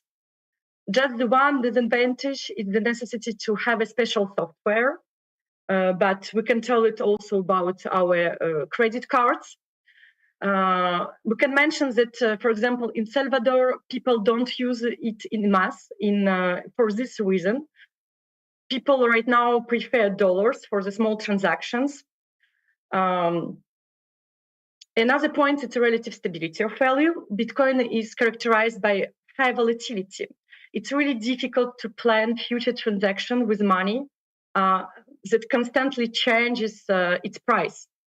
So low transaction costs, so money permits this rapid acquisition of goods and services. So money permits to satisfy human needs in the shortest time. So the Bitcoin network can process no more than 7 transactions per second. And the average time per transaction is about 10 minutes, but it can take hours. But this limit of Bitcoin's transaction capacity was overcome with introduction of additional protocol Lightning Network, and that allows to do transactions off chain with low cost and really fast. If you ask today how much Bitcoin costs, everyone will answer with its price in dollars or euros. So Bitcoin itself is not a measure of value today.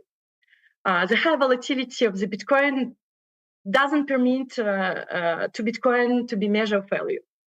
And in the same way, the high volatility of its value does not allow Bitcoin to be a store of value. And it's important to note that Bitcoin volatility is the result of limited offer and also speculative demand. So there is also risk that in future, maybe in 20, 30 years, that technological advances could devaluate Bitcoin because of the emergence of new, more robust and maybe more efficient digital medium of exchange in long term. However, financial analysts have noticed a decrease in Bitcoin's volatility over the last 10 years, despite some price boom. And they confirm also that in future, this volatility will decrease. So we can just conclude that, today Bitcoin cannot perform the role of money, but Bitcoin can be considered as a candidate for the role of universal medium of exchange in the future.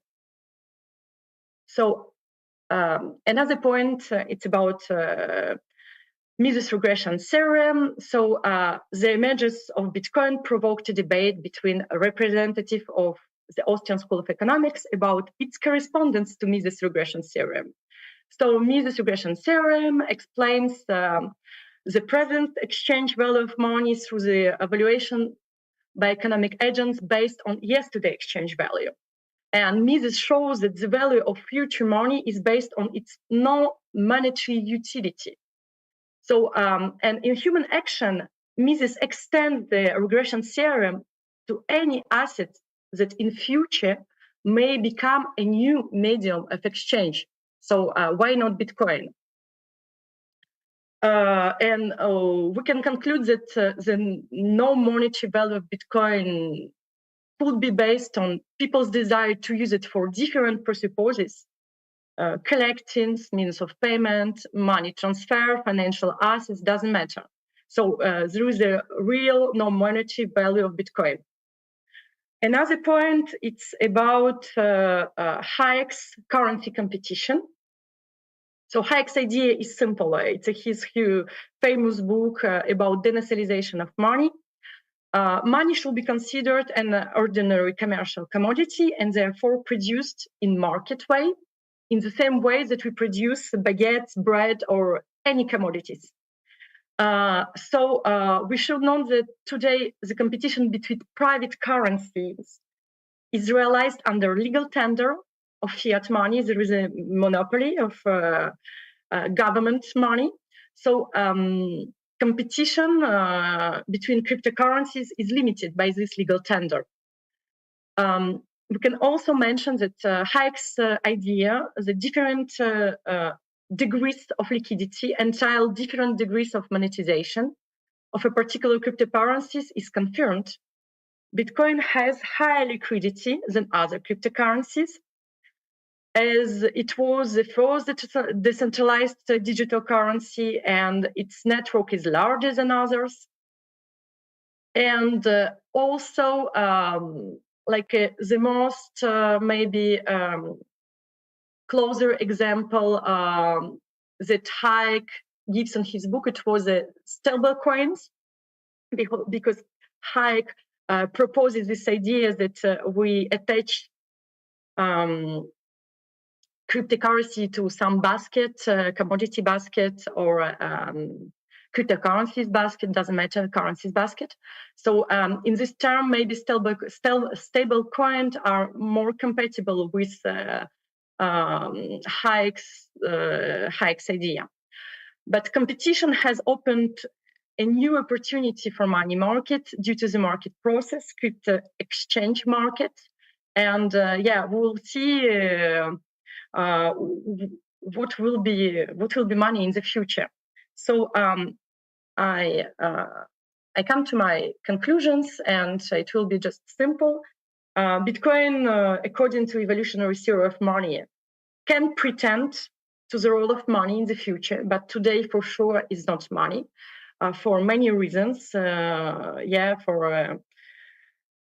For example, because there is a legal tender, because the high volatility of Bitcoins, etc. So it's a candidate for the role of money, but not money today. And however, hypothetical speculation about what economic agents would prefer, gold or silver coins, or commercial banks deposits, or dollars on euros, or other digital currency, will continue and to excite the minds of those interested in monetary theory. So thank you for your attention. Ola, thank you very much for your presentation. And let me start with the following question. Why do you believe there is still such strong resistance to gold? As you know, there are all different stable coins, Bitcoins, all kinds of coins, but the idea is so simple. Now, gold is reaching record high values of the in the context of fiduciary money problems. And so that'll be natural for whatever currency, digital or not, to introduce and base it on the commodity, which is gold.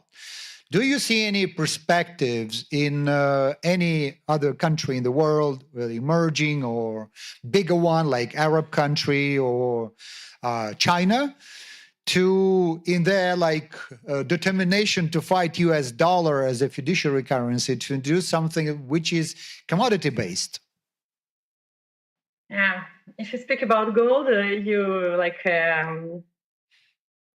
I completely agree that it's the most stable value, and it was selected by people during the thousand years as a medium of exchange. Gold won the competition to be money, and then artificially we abolished gold standard. Mhm. So now the first question is about to abolish the monopoly to produce money, and then we will see. It's a first point. Yeah, competition will decide, and people. I don't know. Maybe people right now they will preserve value in gold coins, but they will use maybe bitcoins as an exchange. I don't know, as a medium of exchange. I cannot predict how people will of course. conduct. And I think that if tomorrow we abolish legal tender in European Union, people will continue to use by habits euros during the first months, maybe years. So, but yeah, it's a good idea. Just some governments need to courage maybe to establish gold standards. It will be great power, like world power, to world recognition for this decision. Sure. Right. Any questions, please? Zhenya? Okay, hello. My name is Eugene. You've been probably familiar with the famous case of the El Salvador president Nayib Bukele, who has publicly recognized Bitcoin as a legal tender for El Salvador a couple of years ago.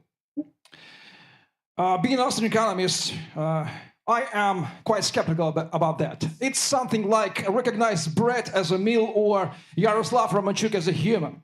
So obvious facts doesn't need to be recognized. So what are your thoughts about this PR case of Nayib Bukele? Why did he do this? Why he recognized Bitcoin as a legal tender for El Salvador? Bukele and his recognition of Bitcoin as a legal tender in this country. Yeah, the first point, I completely agree that money don't need to this legal status to be recognized like a gold. In the past, it was the same thing. Government told that there is a money, but it was money before. It just confirmed this function officially, but without government, we will have a money. The first point, why Bitcoin was this popular case. So the first point that people don't use it in their daily life transactions. Today it's a really small percent. The shops that use really Bitcoins, people prefer dollars, but the using of Bitcoins increases. So. And if you compare Bitcoins with a new technology as the internet, it was the same thing. It took a long time to be used by huge community, like 30 years. So, but to answer your question, honestly, I don't know why, especially Bitcoin. But there is no why not? Because there is no cost to use it, and also. To see how this kind of cryptocurrency, it's not a digital bank's cryptocurrency, but just a private one, can be used by people. It's I think it's just good to see what we will achieve with officially, like with official legal tender for Bitcoin. Thank you. In recent presentation of Christine Lagarde, a question? Yeah, please, one more question. Okay, thank you. By the way, there is a lot of criticism about Salvador. Speak up, please. There's no, A question. I have a question for you. Do you have a personal opinion about a modern approach to regulation of cryptocurrency asset in European Union? As you know, this regulation, the abbreviation MiCA, markets in crypto assets of regulation. And Christine Lagarde said about a lot of risks Yeah. in this sphere, from volatility to robbery, something like that. So, what do you think about this border or balance between regulation and freedom or liberalism in this sphere? Thank you. Ola? Yeah, it's like Christine Lagarde. She told the same thing about cash. She told, terrorists use it, so we have to forbidden it. People have to use deposit money. It's not cash money, so they can find any reasons to regulate it for sure. But it's really bad for the freedom to use it. But it's complicated to regulate, for example, Bitcoin. You have to forbidden internet. People use it in the European Union. And usually companies in Binance, they have their physical company, not in European Union. Servers. Mm-hmm. So yeah, thank you. Following up your answer, essentially, when Christine Lagarde were asked about CBDCs in Washington, D.C., she said, well, the major concern of member states of European Union is privacy and habit, tradition. People love to use cash, which ensures anonymity and privacy. And it's not only about European Union, but also Japan. So this case that, Scandinavian countries, they don't have cash, that's probably part of this cultural context that people have there. But I think that for us in Ukraine, definitely legalization of all possible coins should be the case, and let people choose. Ola, thank you very much for your participation. Looking forward to having you here physically. Dear friends, we are coming to our lunch break. So, Michael, do you have anything to say? Є що-небудь сказати? Шановні учасники, зараз ми Dear перед participants, ланчем ми before виходимо до lunch, входу і I'm робимо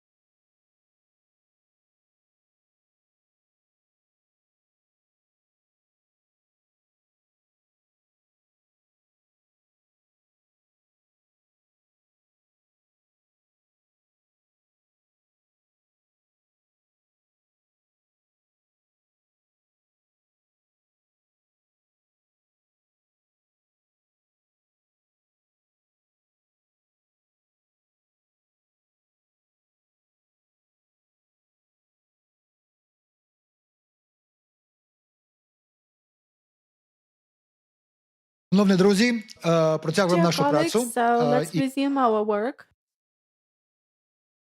And after the theory of money and after economic calculations, we are going to now work in the field, or rather work through this field, which is absolutely necessary for economists, which is the field of law. And law not only from the point of view of legislation and regulation, but from the point of view of constitution. Ukraine in general should be happy that it has got such a powerful agent in this field who is competent and well known throughout Europe. This is Vsevolod Rachitsky, who is the associate professor of the School of Law of the Ukrainian Catholic University. He's actually from Kharkiv. And we have a constitutional law expert of that level, a liberal, and a person who works in Ukraine. So having such a person, we cannot but be a success. That's why let me give the floor to Vsevolod Rachitsky, the theory of the constitutional field.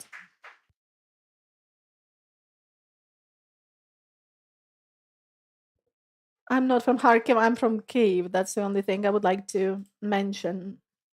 But, well, I stayed for many years in Kharkiv, that's true. So let me speak about law, but law connected very much to the economy, at least at the constitutional level. Theory of the constitutional field is a very ambitious name. It's really ambitious, but I will be using this notion of the field very relatively because actually we should write provisions and textbooks about field. So what do we mean by the field or space in the constitutional law? That is the space for transactions. And this is about transactions that are legal or non-legal ones. These are legal actions if they are registered in accordance with the legislation. So that's actually the symbolic space for social transactions that are in place between the actors of civil society, between the individuals and society, the state agents and the authorities or their officials. And these are the resources that could be either tangible or intangible. So that is all about interaction between the civil society and the state regarding the resources and also regarding the right to dispose of the resources, freedom of their disposal. This is what I mean by the constitutional field or the field for constitutional changes. What else should I tell about this? I've got quite an experience of generating undermining ideas regarding our constitution because back in during my postgraduate studies I was invited as a white crow representing the civil society and representing the Helsinki group and then Kharkiv human rights group to participate in the development of the draft of the constitution that was about 1992. But then, when the constitution was already there, when it was enacted, I became the member of the official constitutional commissions. And today, I'm also a member of the commission affiliates with the president of Ukraine for legislative judiciary reform, also including the reforms in the field of constitution. In retrospect, we may say that we were never satisfied with our own constitution, and the first major dissatisfaction came from President Kuchma, and you remember the referendum 2002, when he raised the issue as to whether you agree to approve the constitution through a referendum. Well, definitely that issue was refuted by the Constitutional Court. So he was dissatisfied with the constitution already back then. The other commission was the Assembly of Mr. Yanukovych. I don't know whether you know this, but this constitutional assembly fully rewrote the constitution of Ukraine, and it was only the Maidan events and the beginning of the Revolution of Dignity that put an end to all this. I don't even know who's got the former text. So anyway, I was the member of the commission and of the task force, quite a narrow range of experts dealing with that, and we get a notice that 4 or 5 days later the text will be published and it will be made known to the residents of Ukraine. This did not happen. But when Mr. Yanukovych was no longer there, then a new constitutional commission was established by Mr. Poroshenko, and it also started rewriting the constitution. And after Poroshenko's rule, Zelensky came, and he established another commission also dealing. Well, now it's frozen. It's not acting, but at the beginning, it had several sessions dedicated to the continuation of the reform. So what I mean by all this is that nobody, even in the authorities, is satisfied fully with our constitution. But what could we be satisfied with? Let me tell you about my vision of an effective constitutionalism. What would be the requirements for that? And the theory of constitutional field is actually the theory of the required components for creating effective institutions in any country within any space. There was one scientist who said that socialism is a stage in the development of a certain country which reaches a high level of prosperity.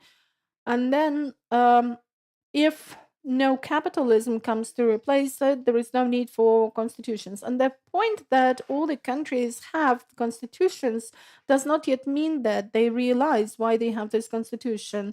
Constitutions are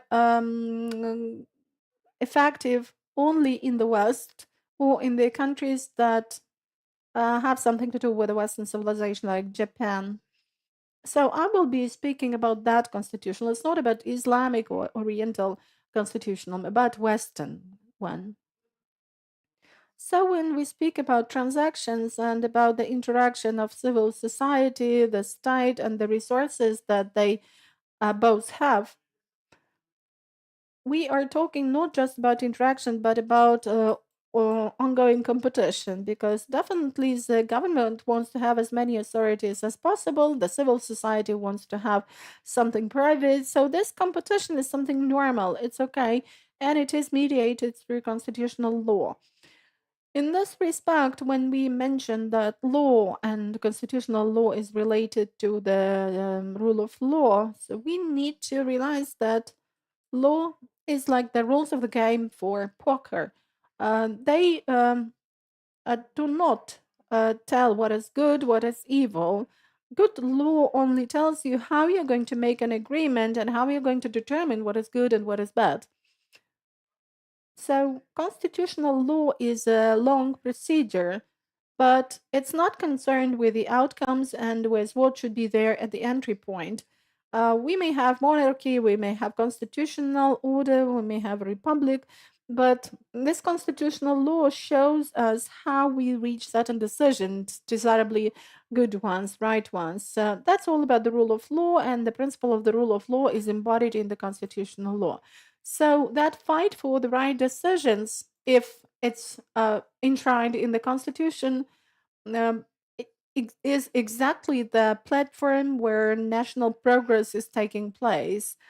The idea that constitutionalism should be related to progress is American by its origin, and it was Americans who considered that the Constitution is the guarantee of progress and success.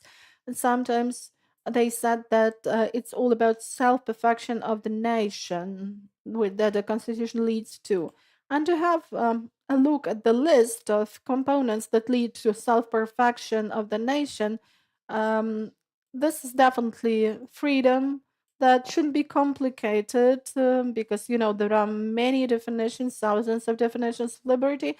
In the Western type constitutional law, freedom stands for the right of a civil society actor or as a state actor, public actor, to take actions at his own discretion. That is freedom.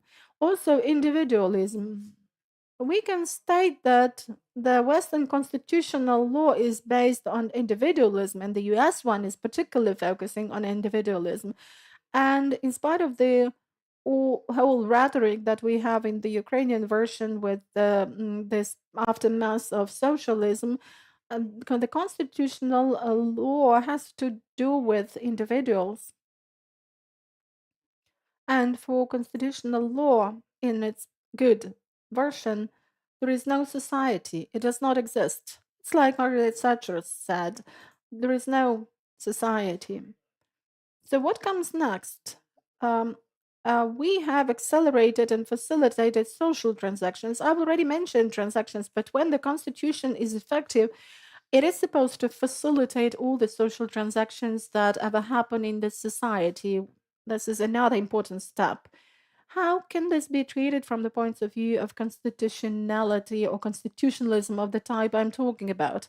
Of course, it's about the market, introduction of the market. And according to Hayek, it's when the market is more important than democracy. You remember probably that in his last papers at the end of his life, Hayek said that if there is a threat to democracy and market, you need to save the market because the democracy will somehow survive. So this accelerated acceleration and facilitation of transactions fits well into the theory of James Durkheim, economic constitutionalism. He was a mathematician and an economist, and from scratch he was trying to using mathematical models to write the new US Constitution to check how far the Constitution created by the Founding Fathers corresponds to the current mathematical model, if it were modeled through mathematical means. And it's of interest that his book has been translated, though into Russian, and I would really advise you to read his paper. So Buchanan said that when they were completing this work, it appeared that the constitution created mathematically using mathematical means was pretty much the same as the one established by the Founding Fathers. They didn't have the means, they didn't have the computers, they didn't have the mathematical models, but they did a genial thing using just their own intuition. And Buchanan stated that the Constitution is the Bible of the market. What else can be mentioned? So acceleration and facilitation of the transactions presupposes that if you want to have a vacancy for your child in the kindergarten where foreign languages are taught, you can just pay for that, because under socialism normally you need to give calls and to have some nepotism relations, otherwise you will not manage to do this. So it's corrupt scheme. But in the market, well, there will be as many vacancies in expensive kindergartens as the demand is driving. And variativity is also important. By this notion, I mean that if we assume that constitutions aim to accelerate progress, so progress is all about the biographies of specific individuals. Because what is progress? We can say that there is some territory in which can be owned by officials. The variativity, well, according to the WHO, young people are considered to be people under 44. So before the age of 44, people accumulate resources through knowledge of language, through different practices, through traveling across the world when they are choosing the place to live. And suppose when I ask my students whether they're happy about the place where they reside, so normally they say that they would like to live in Frankivsk or in Kiev. All the other cities are not considered. But when you ask students are asked, so they're thinking about the country where they would like to live in, because there are some who would even like to live in Ukraine. So that is a different vision. There is brave imagination of the Western type, and there is humble or modest imagination, actually lack of imagination of people in the post-totalitarian world. So variativity or variability is the multiplicity of these experiences.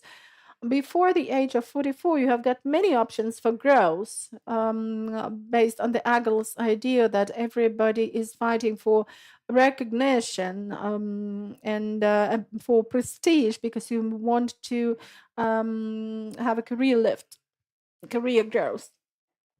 So if we view it through this prism, if we view constitutionalism from this point of view, well, I can see that 5 minutes left only, but I've just started. Okay, so this means that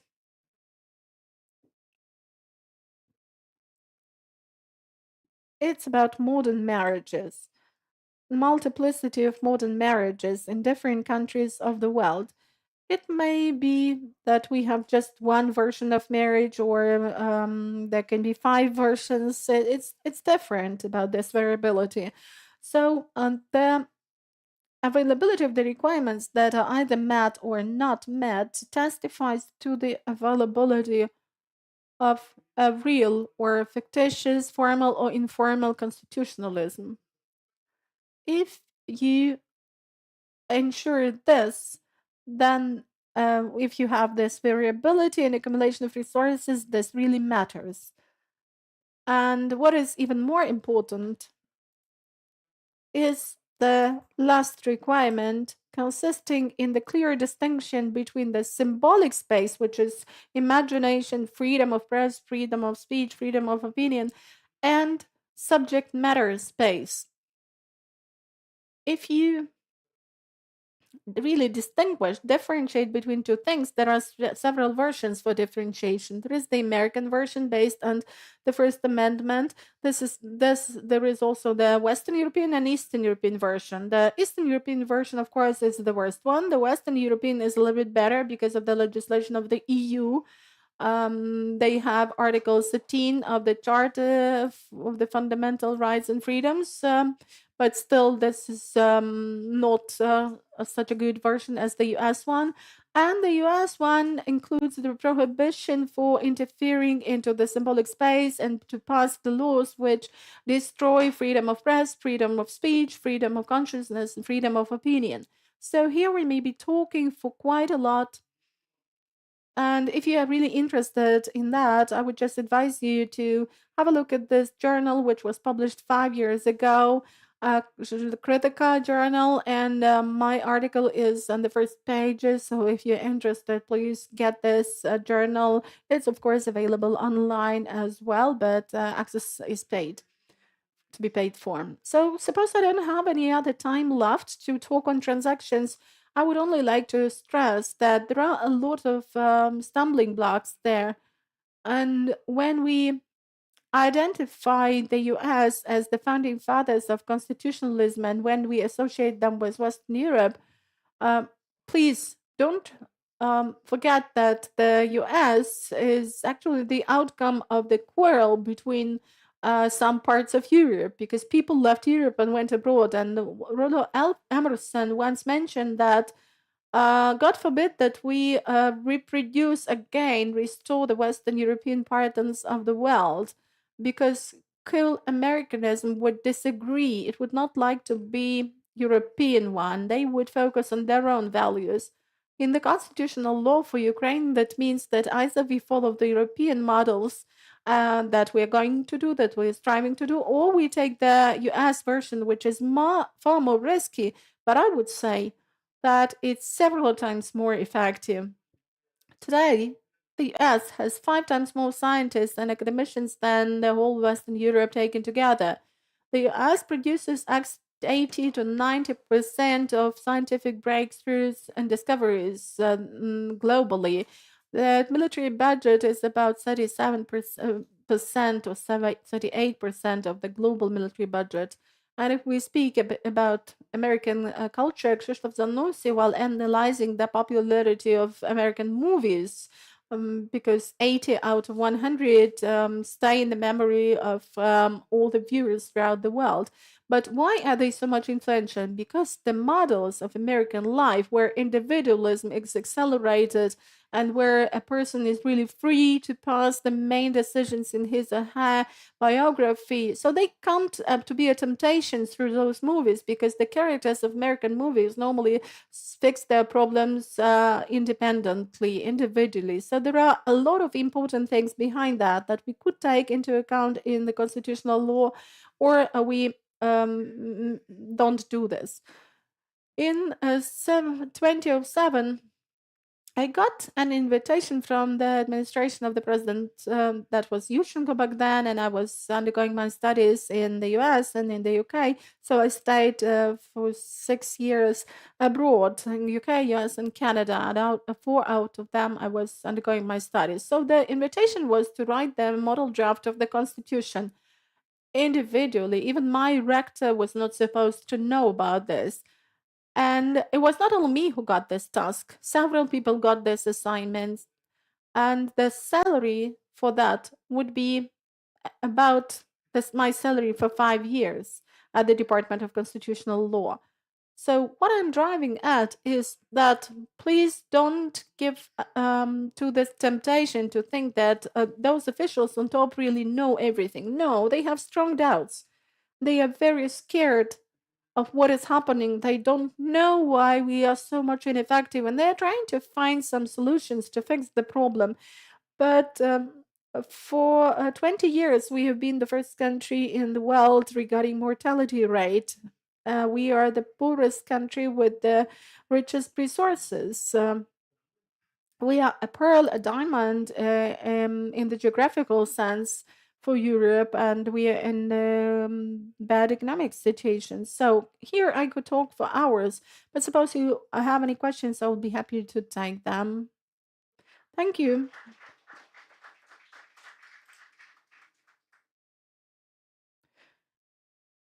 It's a very simple question from me. You have started mentioning the beginning of the legal reform in Ukraine, and this is really about proclamation of independence. That there was a whole concept, but probably back then it was worse determining what legal system we would be building, the U.S. or the Roman Germanic one. Because you have mentioned the Kharkiv Human Rights Group, and I have also cooperated with it. And I remember we had a competition on human rights, and we invited Alexander Moroz. And he started telling the participants of the competition how the constitutions are written. And he interpreted Article 8 to be more specific. So in his variation, it was supposed to be like this. In Ukraine, the principle of the rule of law is acknowledged, but the principle of the rule of laws is valid. So in one of the constitutional commissions, I was seated close to Mr. Moroz. It was Mrs. Tajnichuk who was the head of our commission, and side by side with Mr. Moroz, there was my seat. And I once dared say that market should be a priority. He responded instantaneously and said, "Market? Market is a very suspicious notion." So I think that he was just a conventional Soviet type official. But as far as the idea and freedom of choice that Ukraine was facing back then, probably not all of you know that Mr. Yusko, who was the head of the task force in the first and in the second constitutional commissions, but they were developing the constitution of 1996. So he developed a model project of the US type. There was the vice president, president. So that was the American model, actually. And it was buried right away. He rejected this model, but the idea was brave enough. As far as the broader look is concerned, back then, almost all those developing models didn't have any real experience of staying in the West. They didn't live in the US or in Europe. They just knew it from theory, from textbooks. So these were Marxists who were literate enough and knowledgeable enough as far as the classical Marx theories of the capitalism were about, and they had some doubts regarding socialism in favor of capitalism, and no more. That's just it. Well, I've written a lot of books which are dedicated to this issue. And if you scan the constitution of Ukraine, the applicable one, so you will see that socialist ears are there even in the first section of the general grounds. Just imagine the Western doctrine says that you cannot force people to do something that is not required by the law. The law is passed by MPs, and people are supposed to give feedback. If they don't like the law, they will not further vote for this deputy, for this MP. But in Ukrainian constitution is written they cannot be forced to something that is not envisaged by the legislation. So they actually haven't increased the level of binding force and directivity several hundreds times. Mr. Butkevich, deputy head of the Constitutional Commission, said that in Ukraine we have got about 400,000 bylaws. According to the standards of Western legal regulation, there should be 80% of dispositive regulations through freedom of choice, and only 20% should be imperative. With us, it's just vice versa. 80% of imperative regulations and 20% of dispositive freedom of choice. So we are a totalitarian state in terms of the law. Any other questions? I'm from Zaporizhzhia National University. My name is Nadi, and my question is as follows. We've got the US and the European models of the Constitution. Can we write our own version of the Constitution? Well, that's what I've done. I have developed my own. Well, I'm still giving preference to the US model. That's why the Constitution that I have drafted has been paid quite well for, but still I keep going abroad for long periods of time, like half a year in Canada, 2 years in the UK, 2 years in the US. So I was trying to improve this constitution with time, and it was like every second year I was developing a new draft, and for European and US grants, we managed to publish those drafts in the Kharkiv Human Rights Group.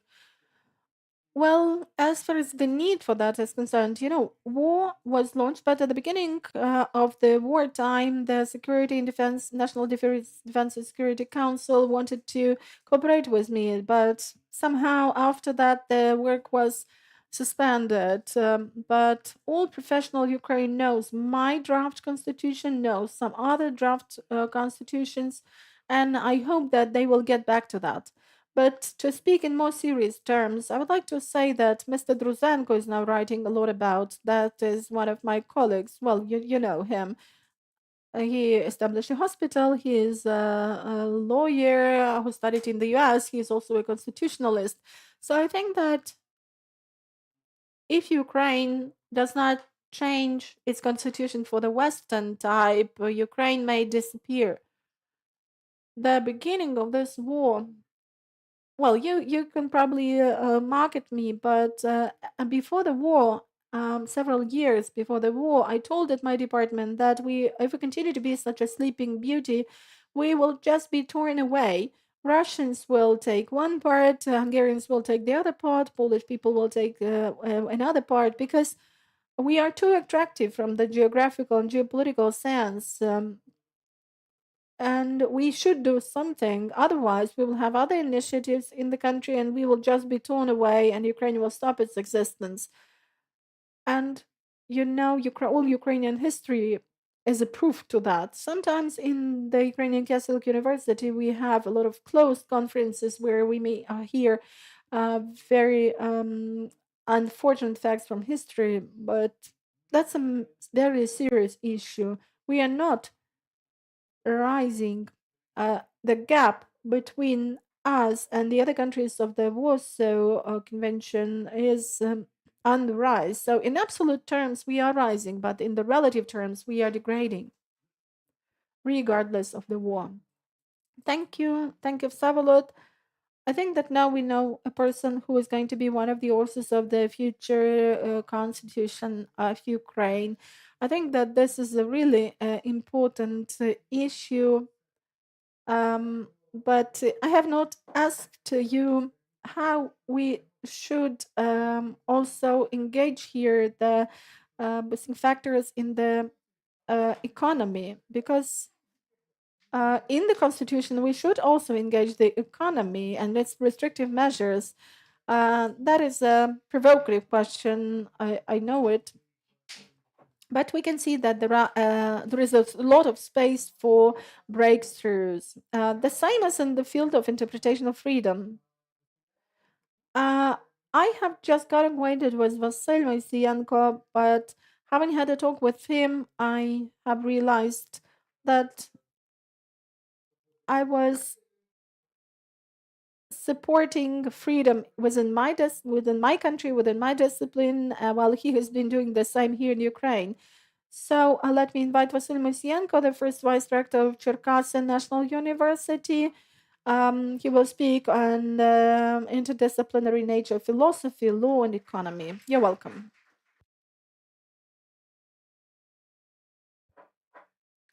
Dear Yaroslav, dear colleagues, dear students, the problem of a vice rector is that he can participate in events like this only on weekends.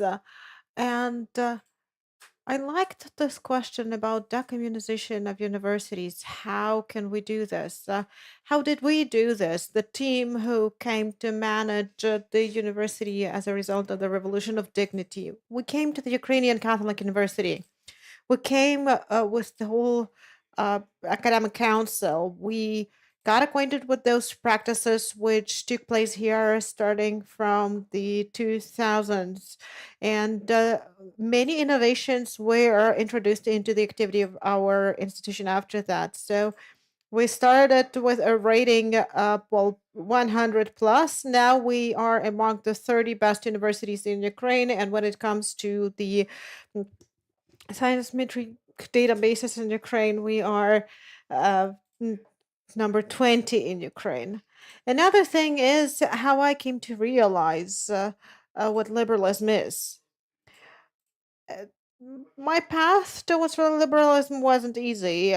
First democratic elections took place when I was 22, and I went to the local council hoping that I can change something. But that was a vain hope. The time passed very quickly, and it actually made me think about how the system could be modified. What is the way? Well, first of all, we should research those governance models which are used in Western Europe and the United States. And I really started from researching the political and legal concepts developed by Western researchers. I followed Vladislav's path, but then at some point, it was 1994. That was when I went to study at Taras Shevchenko Kyiv National University as a postgraduate student, and I was offered to research the liberal oppositional activity. Well, of course, the question of opposition as such was not researched at this time, and politology, political science, was only shaping as a science. But I liked the problem because the plan which was related to my problem was connected with the oppositional activity of professors and universities of the Russian Empire. Those were the Saint Volodymyr University in Kyiv, the Novorossiysk, and now Odessa University, and also Kharkiv University.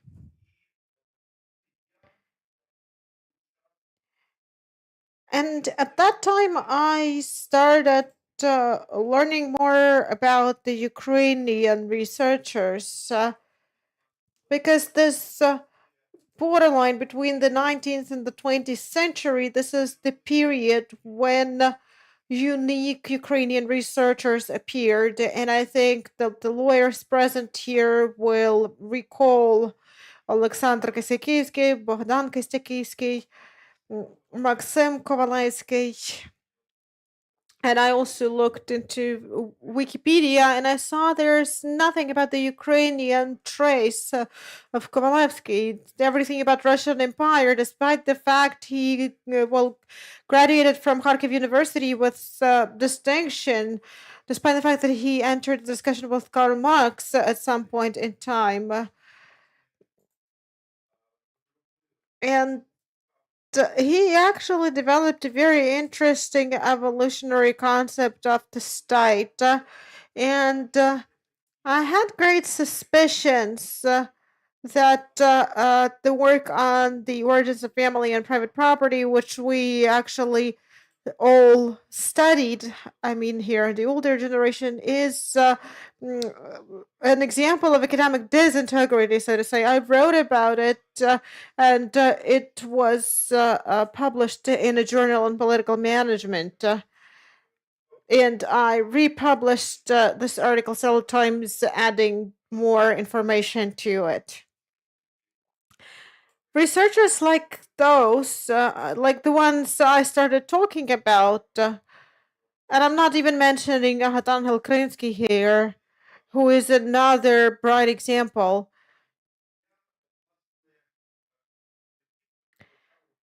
So back in those times, I started understanding the problem of Ukrainian scientists and researchers. We underestimate our potential.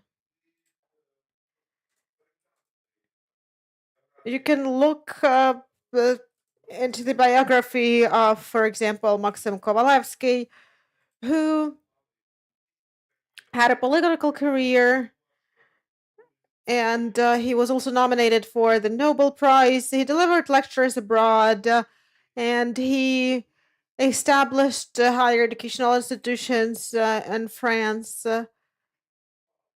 They were quoted, just like we quote Mises now. They delivered lectures abroad.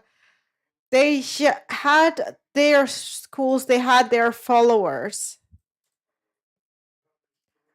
And now when you talk about the theoreticians, when you talk about the constitutionalists, like, for example, Mykola Kozura, one theoretician is a theoretician of law who is now working very effectively, who was a practitioner. Let's recall Olga Skakun from Kharkiv School. Where is she now?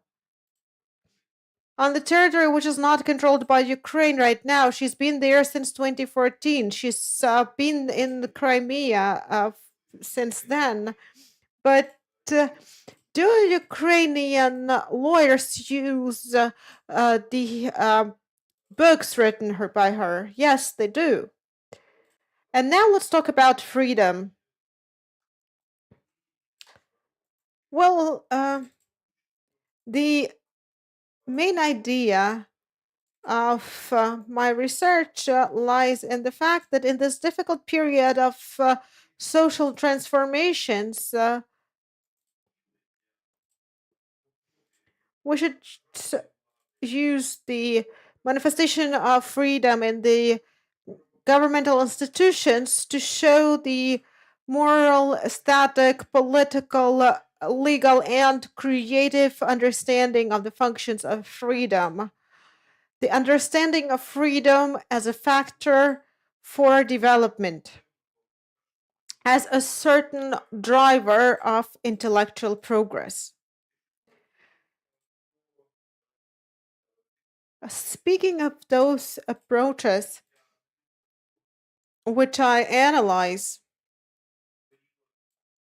including in the period of the Russo-Ukrainian War, I'm stressing that even in conditions of war, we confirm again and again that the Ukrainian nation is a nation of free people, and Vladimir Putin is also the lover of Ukrainian history, the history which is in the head of the dictator. And one of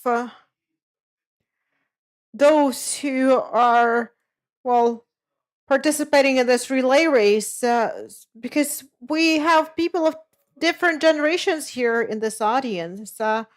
So we have to pass positive experience on, because the experience we got when we came to the university rooms, and I remember I had to pass an exam in Marxism and Leninism, and that was one of the most important subjects. So what was required of us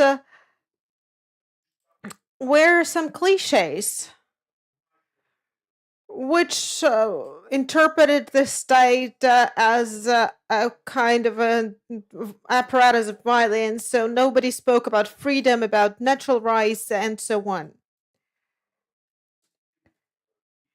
So one of the participants of that race, one of the things we have to pass on is the neoliberalism, with all these pluses and minuses, with the combination of the intensity and creativity, with its destruction potential. We have to value freedom because it is the condition for existence of other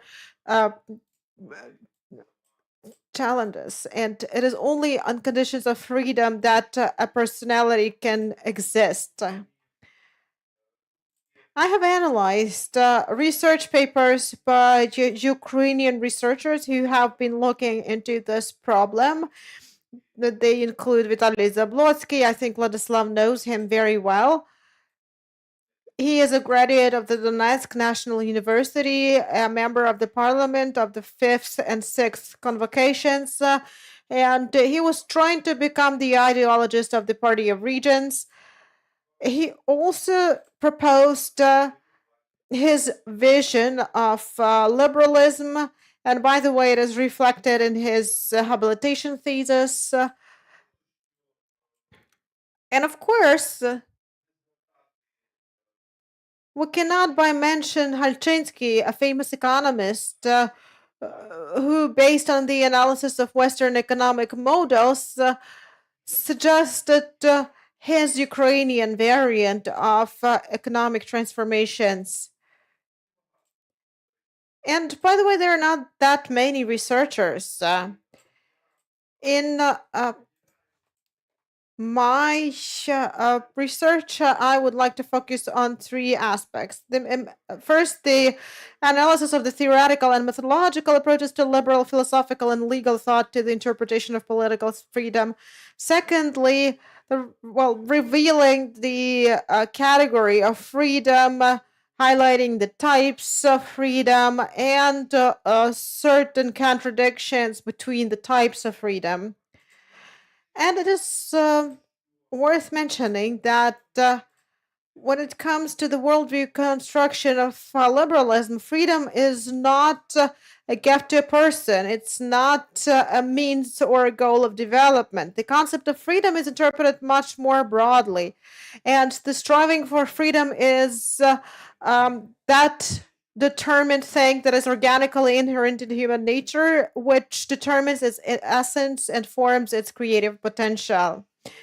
And I should also mention that the analysis of research done by Western philosophers, including Berlin, for example, allows us to believe that individual freedom is not the main human need. But sometimes it starts being perceived as an extremely significant value. Quite frequently, Western philosophers, when analyzing the ideals of freedom, connected to the Christian theory, to the Christian values. and believe them to be the embodiment of God's idea and God's image. And generally, the concept of the Ukrainian Catholic University also is the connection and combination of freedom and of certain religious beliefs and values. So we can conclude that human personality is the ultimate value because it's God's idea and the carrier of the divine principle of life. In the theory of liberalism, we frequently define freedom of choice as a fundamental opportunity to give, for events to develop in the desired direction. Vladislav Rachitsky mentioned about that because this problem is the problem of the Ukrainian society.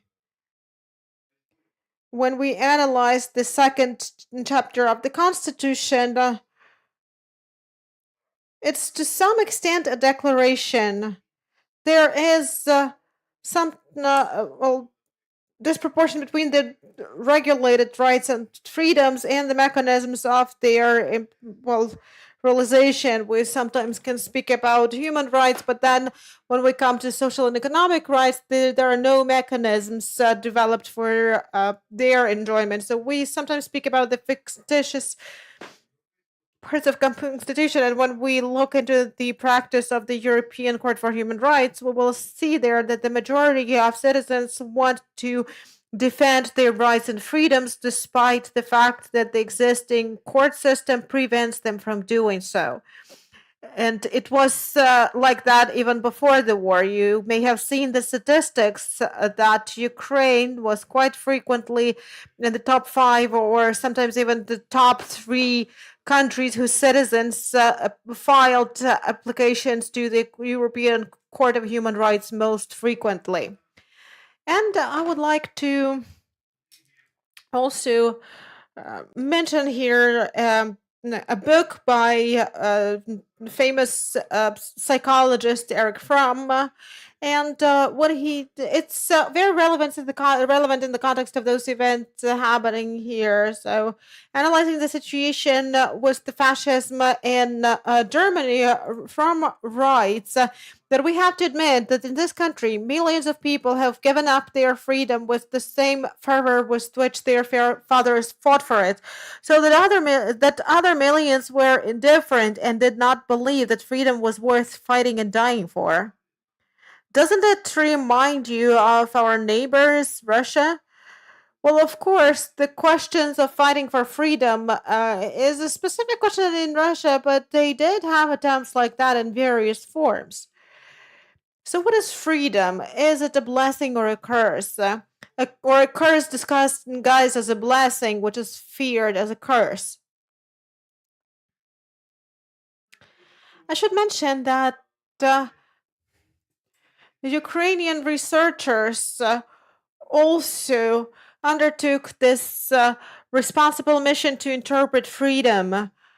And by the way, I found a definition by a researcher from Lviv, Yarmol, who writes that freedom is a complex phenomenon that represents the human possibility of personal choice and independence from the influence of external factors. Freedom is a natural feature, the embodiment of the meaning of human life and its purpose. It reveals the whole essence of a person and serves as their life guide.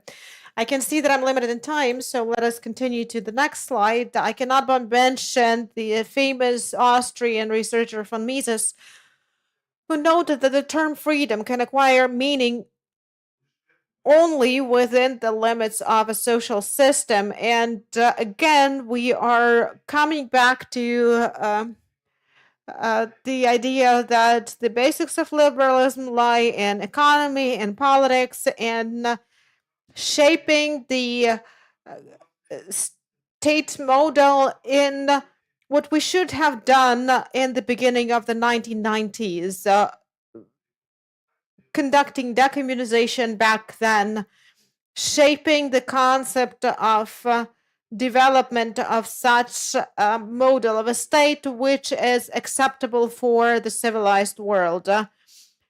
Well, of course, there's a lot of other material which I didn't mention to present, but I would like to thank the organizers for invitation once again. And I should mention that the problems if we are discussing here is of supreme importance for our state, even in times of war. Thank you very much. Before we start the question, I have a question. Why there is no liberal party in Ukraine? Well, the problem is we have to go back to 1989 when the national movement for reconstruction was established in Ukraine.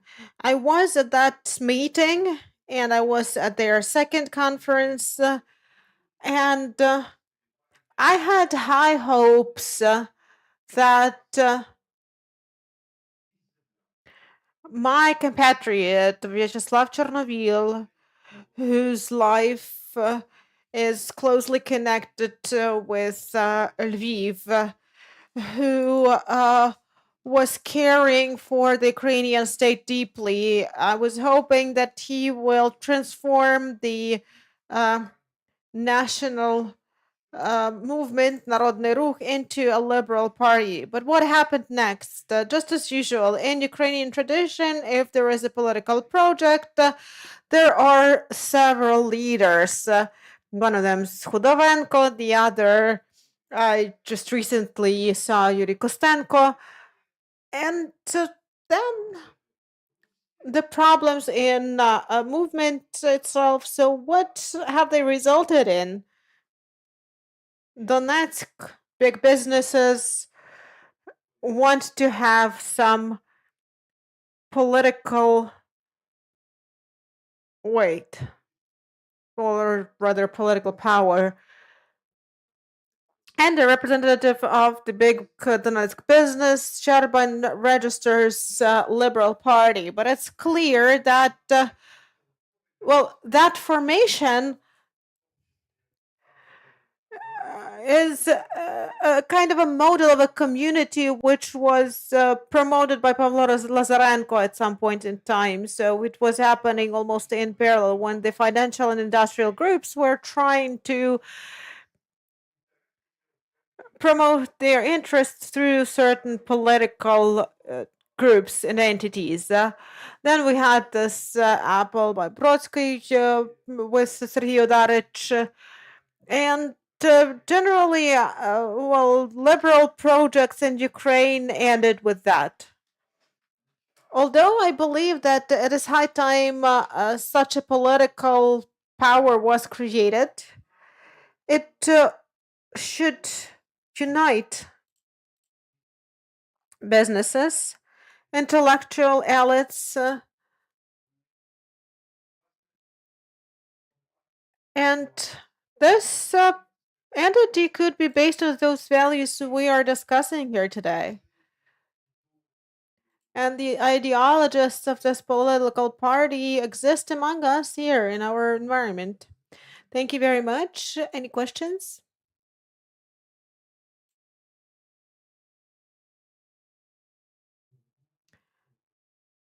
My name is Oleg Barhivsky.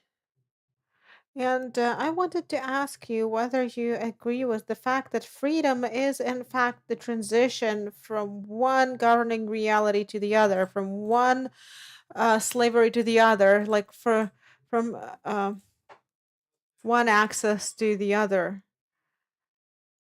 In fact, in my research, we can just look through the slides while I'm answering the question. There is this classification and the relations between external freedom, internal freedom, the possibility of choice, and so on and so forth. So we can speak about certain limitations, of course. when we speak about limitations of freedom, our freedom is limited by the length of our arms. So this is how we can limit the freedom of another person. We cannot speak about an absolute freedom, of course. We can speak about certain civilized limitations which should be there. And again, speaking about constitutional law, when we try to correlate the law and freedom, and we interpret the commitments, because this old slew, the school, the right to education for students was interpreted as a duty, but it's the duty of the government to create the mechanism for us to be able to enjoy our right to education. So we need a new interpretation. And I'm calling upon students to do that because, yes, a certain generation is, leaving, this area. Like we are now have the period of redistribution of the jobs and vacancies in the university. We have a professor, for example, who's 80 years old. He cannot use any modern technologies. And he comes and says, but I am a practitioner. I was in Kazakhstan in 1970s, and you need me for accreditation purposes. And I said, well, I have found a younger professor who can deliver these courses online. So we should have done this back in the beginning of 1990s. We didn't do this decommunization we mentioned today. The Poles did it. Do you remember what they did? They got rid of those especially who collaborated with the respective bodies. They prevented them from gaining access to power. They could do something else, like do business or some other things. Thank you. More questions? Thank you for a great speech. When we speak about freedom, there are the notions of positive freedom and negative freedom. So negative freedom is freedom for positive freedom. Negative is the freedom from something, like from taxes, from duties. Positive freedom tells us what we need this freedom for. I need this freedom to be able to do something. So I wanted to ask you, what do you think about this other concept of freedom for something? So if you support it, then how can it be implemented in Ukraine? Well, again, we are coming back to the Constitution. Yaroslav answered this question already. We have to write in the Constitution because we define there a certain state model. So the state has to become a kind of a night guard. So it shouldn't interfere into the privacy of a physical, of natural person, of a legal entity. It shouldn't regulate it all as much as it is regulated by the Ukrainian state. Like we gather the traders and decide whether we have to make the prices lower or something. So we are commenting on the prices for utility service. There is a council which defines what the price should be in Cherkasy Oblast and in Ternopil Oblast, and there's a huge difference between those. It shouldn't be like that. There's too much regulation in the state, and we again speak about various political parties. And if I look at our city council, the Yulia Tymoshenko's bloc got the top down instructions. I'm not going to say from home, of course, and they're applying their classical socialist principles. It's not. We shouldn't go back in time. We have to move forward. It's only movement forward that will give us some prospects.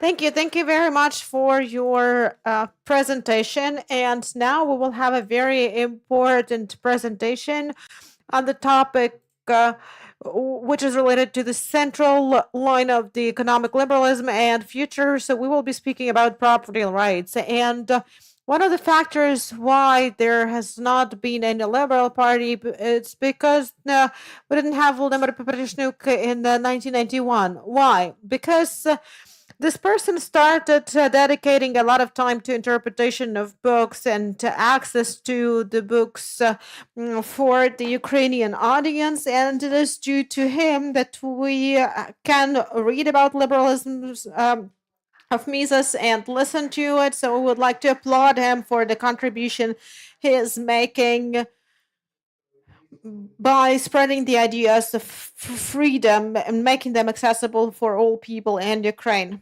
And now we will invite Vladimir Zolotaryov.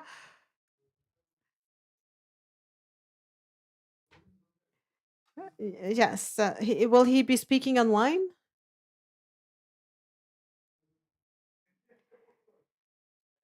Yes. Do we have Vladimir Zolotaryov?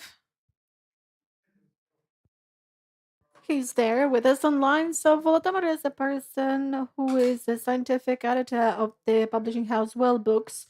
This is the project which is one of the most valuable projects in Ukraine because it allows access to the richness of liberal literature and research in economics, in law. Also, it publishes a number of books for children. So if you haven't yet bought any Well Books papers, please buy them. And he is also the head of the Liberty Education Project, where we are talking about civic education. So, Volodymyr, what ideas do you have regarding private ownership, and what is the experience of advocacy of freedom in Ukraine? Over to you. We can see your presentation. Please make it full screen. Yes, great. Now everything is fine. Over to you. But we cannot hear you as yet. Now, yes, we can hear you. Everything is fine. So you can see the topic of my presentation. I will try to be brief. And though the topic is really relevant and very important, but I will try to have it in passing. So let me start. Everything works. The slides are changing. It's fine. So let me start with the following. There are two types of approaches to ownership rights, and I have split them into the majority and the minority. The first type is based on the appearance because most people think that ownership is an artificial thing. We used to have the society with no ownership rights, and of course there may be a society like that.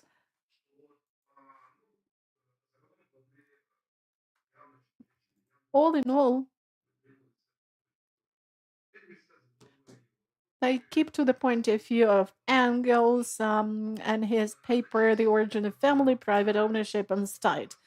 The minority considers that ownership is something that appeared to prevent and to predict conflicts that were arising regarding the right to use some means for attainment of goals. So from this point of view, from the point of view of origin, ownership is linked to the foundation of the society as such, because society cannot generally exist without ownership rights. Otherwise, it's not possible to understand who can do what and at what period of time with the tools and means of attaining objectives that are rare, scarce resources. As far as the designation is concerned, the majority thinks that ownership exists just to maintain economic and political status quo. And some people think that ownership rights give some lessons of life to the economy. While the minority is of the opinion that ownership rights generally make society's existence possible and make existence of individual as a social creature possible.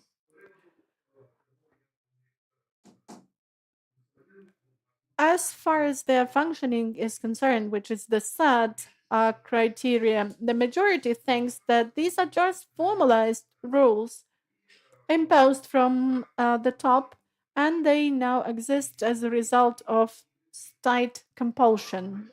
While the minority is of the opinion that this is a spontaneous ad hoc procedure that is there just because it's useful and helpful for those who are using it, who are following it, and for society in general. There are also some other criteria, ethical evaluation among them. The majority is of the opinion that ownership rights is about some people who own too much. So that is a negative assessment. The minority thinks that ownership is a good thing, and that's why the ethical assessment is positive. As far as economic assessment are concerned, the majority ranges ownership from negative to neutral, which means that they think that in general it's bad that we have some capitalists, some rich men, but sometimes they may be of use, so let them be there. So it's neutral. And the minority thinks that ownership rights really are beneficial for most of us. And as far as the vision of prospects is concerned, the visions are divergent because the majority thinks that ownership rights should be something that needs to be cancelled. So we are talking either about open or hidden canceling of ownership rights in the remote future or even in the nearest future.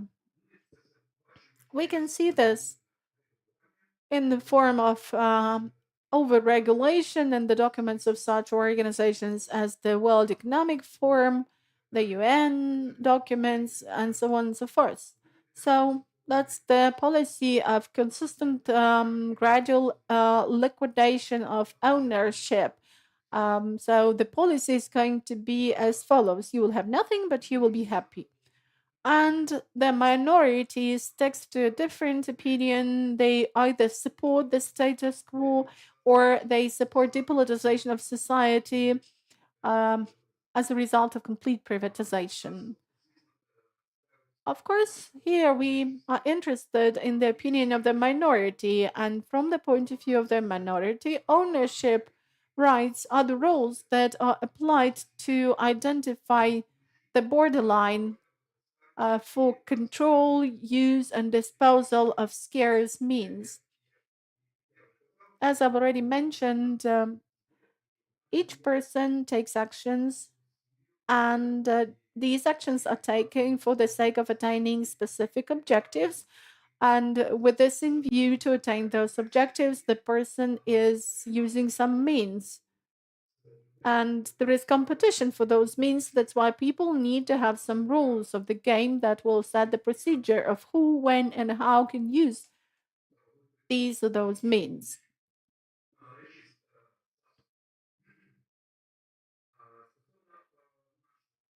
As far as our Austrian economic school is concerned, I could say that unlike other directions of liberal opinion, it is characterized by the detailed development of ownership rights. Maybe that's because it has two interrelated but different lines or opinions. Both of them stem from the papers of the founder of this school, Karl Menger, and the first direction stems from his analysis of the evolution of money, to which he later adds the evolution of law and language. And that analysis was consistently developed by Friedrich von Hayek with his idea of spontaneous procedures and social evolution. So, from this point of view, ownership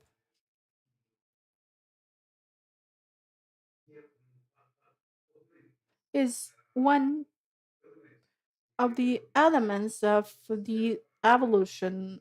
These are the rules that keep changing, and they keep changing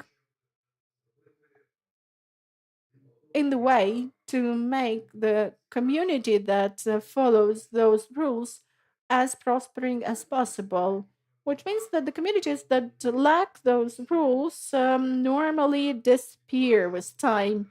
There takes place the evolution of the right rules, where an element of prosperity is the community that is following a certain set of rules.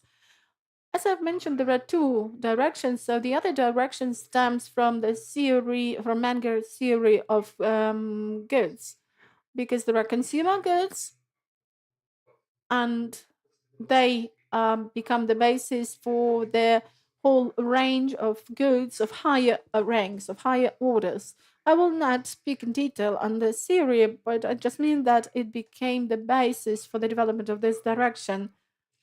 And of importance here is representation of activity as the sequence of logical steps that are interrelated. And after Menger, there comes Mises with his praxeology, more developed concept. This is the science about the logic of activity as such, about human activity. Then Robert added to this analysis the natural law, and as for now, this analysis has been completed by Hans Hoppe with his logical reasoning of ownership rights. So we can see two different approaches. One goes through the evolution of the rights of community, and the other one is paving its way through the logic of human activity in the society as such. So, for the Austrian economic school, ownership becomes the basis of society, and without ownership, there can be no society. This is proven by the attempts of socialism construction. These are the attempts that we all experienced in the USSR. They have proven that it is impossible to cancel ownership. We all knew that anyway, those ownership rights existed in a little bit different forms, like administrative markets or the nepotism systems. That's why it's quite clear that ownership should be and could be the basis for social analysis as such. And now let me give you a couple of examples to demonstrate how this analysis can be of help for us when we consider the stances of some mainstream economists and economic theories. Here is a quotation from a well-known author of textbook Economics, Paul Samuelson, regarding the USSR.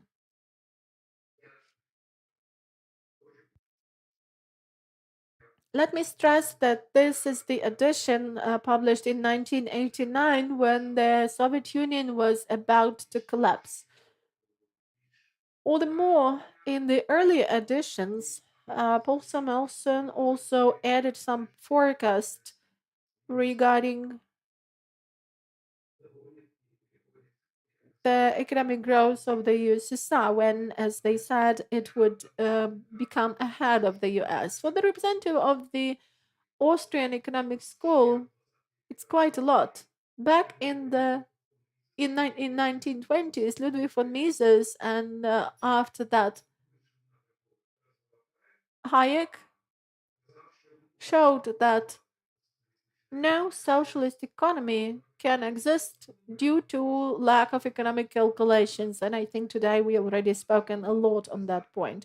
So that was absolutely enough to tell that the Soviet Union would collapse. It was just about the historical point in time when it would happen, but the prediction was clear. It could easily be predicted even without any calculations and diagrams that that would happen. And finally, it happened. The Soviet Union collapsed, but Samuelson actually failed to understand why it so happened. But we've got another interesting example, which struck me a lot because I learned that the reasons for the lagging behind and for the collapse of the USSR included, according to mainstream economists, extra or excessive production of capital goods, which means that the USSR was building its economy using classical recipes where production of means of production would be higher and larger than production of consumer goods. But there is one but here, because that is not the reason, that is the result, that is the outcome, as for me. And we should bear it in mind that all this logic refers only to the person who is trying to attain his or her own individual goals. If you don't have this, and in the USSR we didn't have it, it's possible to uh,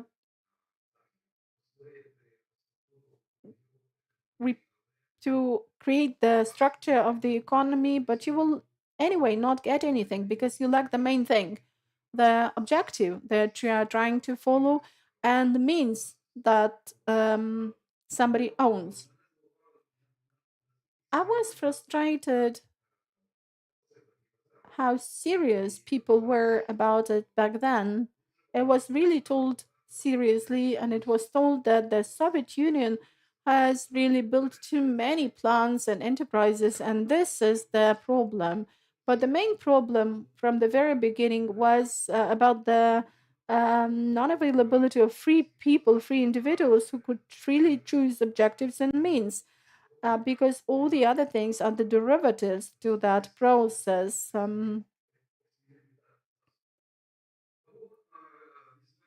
Or let's take the relevant political agenda for today and the answers that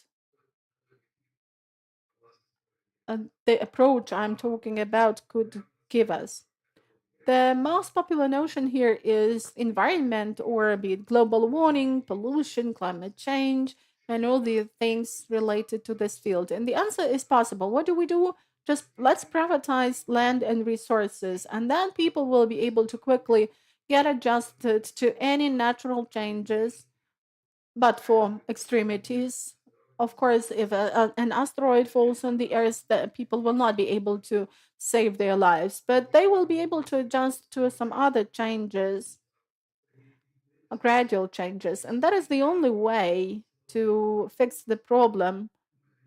You need to launch those in-depth mechanisms of inclusion and adjustment.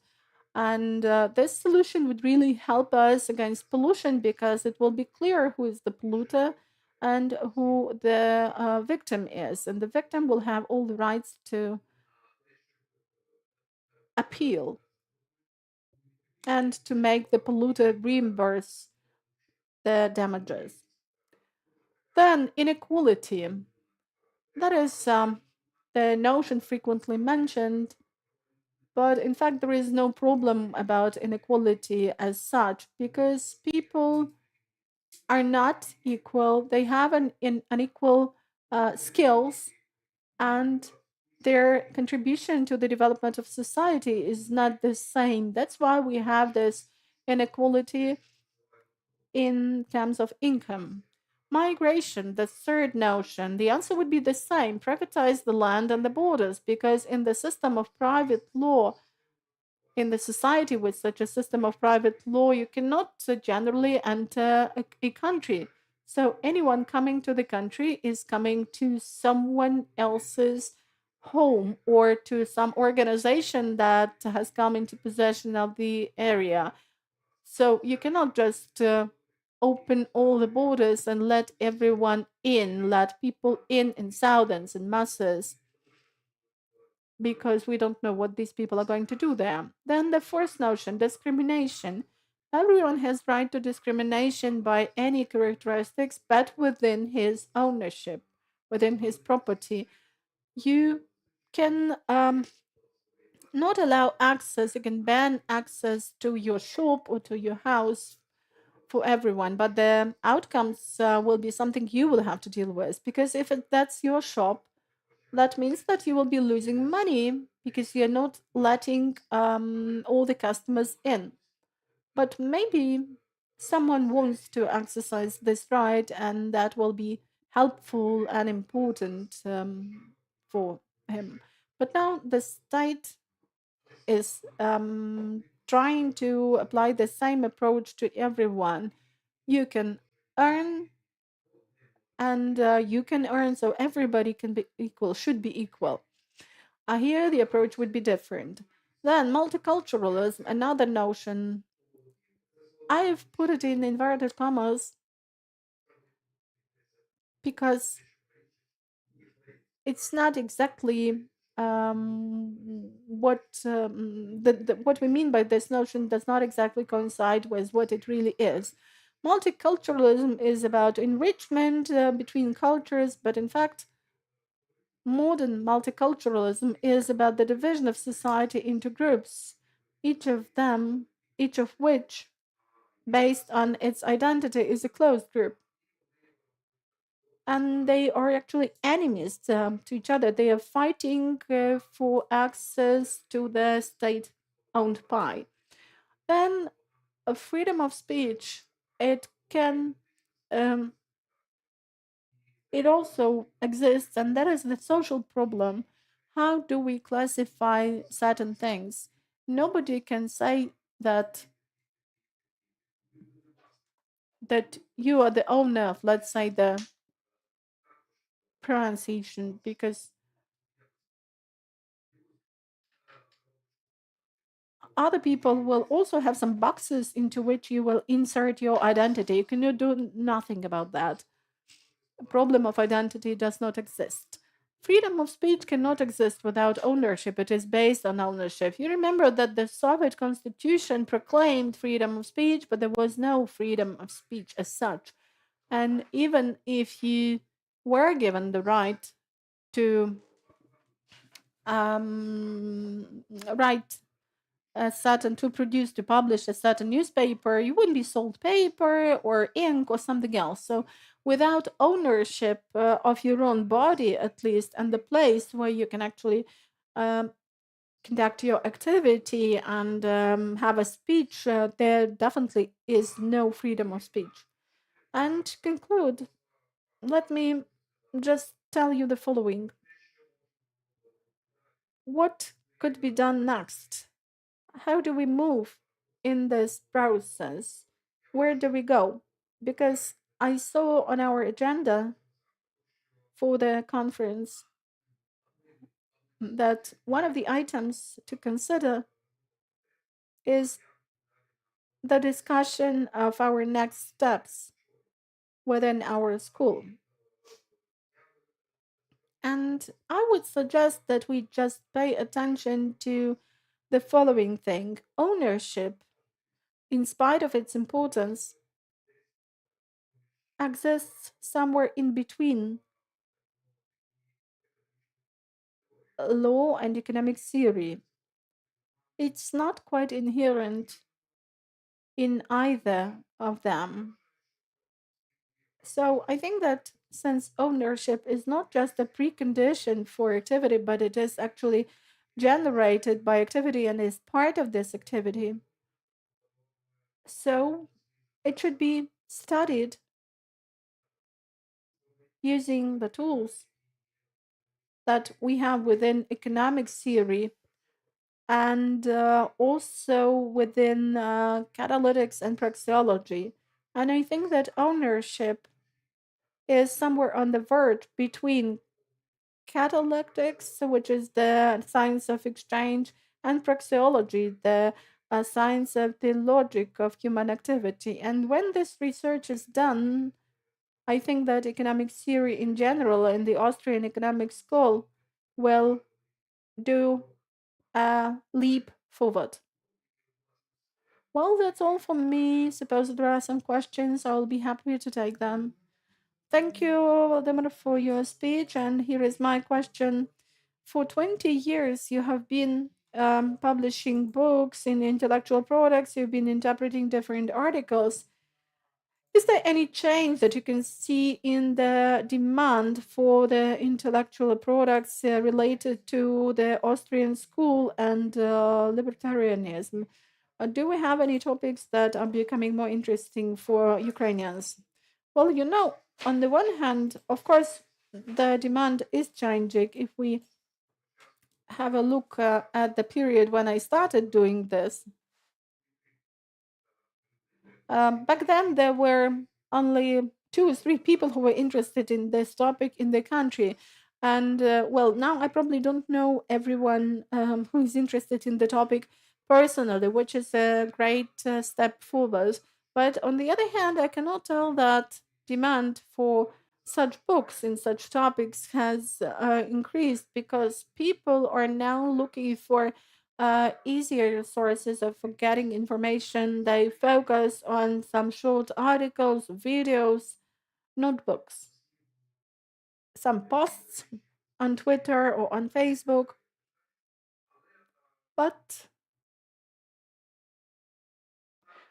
the demand for books generally has increased. And I would say that, on the other hand, if we are talking about the publishing house with which I work, we work on no advertisement principle, and maybe we would have higher sales figures if we had this advertisement. But the interest in the topic has definitely increased, and it's increasing now very quickly, because when people need to find something, they are looking for the answers, and our school provides a lot of those answers, even to those who have economic background. And I know a number of people who have switched to our school from other schools after getting their economic background. Thank you. Any other questions? A very interesting presentation. Thank you. It was interesting for me to hear several things, suppose regarding discrimination in ownership. But I would like to ask you a question about multiculturalism. Don't think that I do not advocate and support this notion, but the modern ultra right that are coming to power in Europe see multiculturalism as one of the main issues in immigration policy, because they have now a lot of Muslims in their countries, and they come to hold a number of high positions in Europe, and that's why those ultra right movements keep popping up. And I think that Ukraine will see this scenario happen here after the war. So, what would your answer from the point of view of liberalism and libertarianism be, with due account of what is now happening in Europe? Thank you. Well, that is an artificial problem, I would say. If we have free society where everyone has access and right to come or not to come, but with due restrictions. I mean, you cannot generally come to the country, because there is no country which is not owned by someone. There is everywhere we have somebody's ownerships, which already puts a filter on the way to people who are coming to get some benefits, subsidies, and so on. And also, this creates barriers for political asylum seekers, because they are also using the benefits. Well, we have all seen it in the UK. There have been revolts, rallies, and we have seen the posts on Facebook about that. So that is an artificially created problem, which really gives birth to the response in the form of those ultra-right movements and radical rallies. Now, ultra-right movements are actually all of us.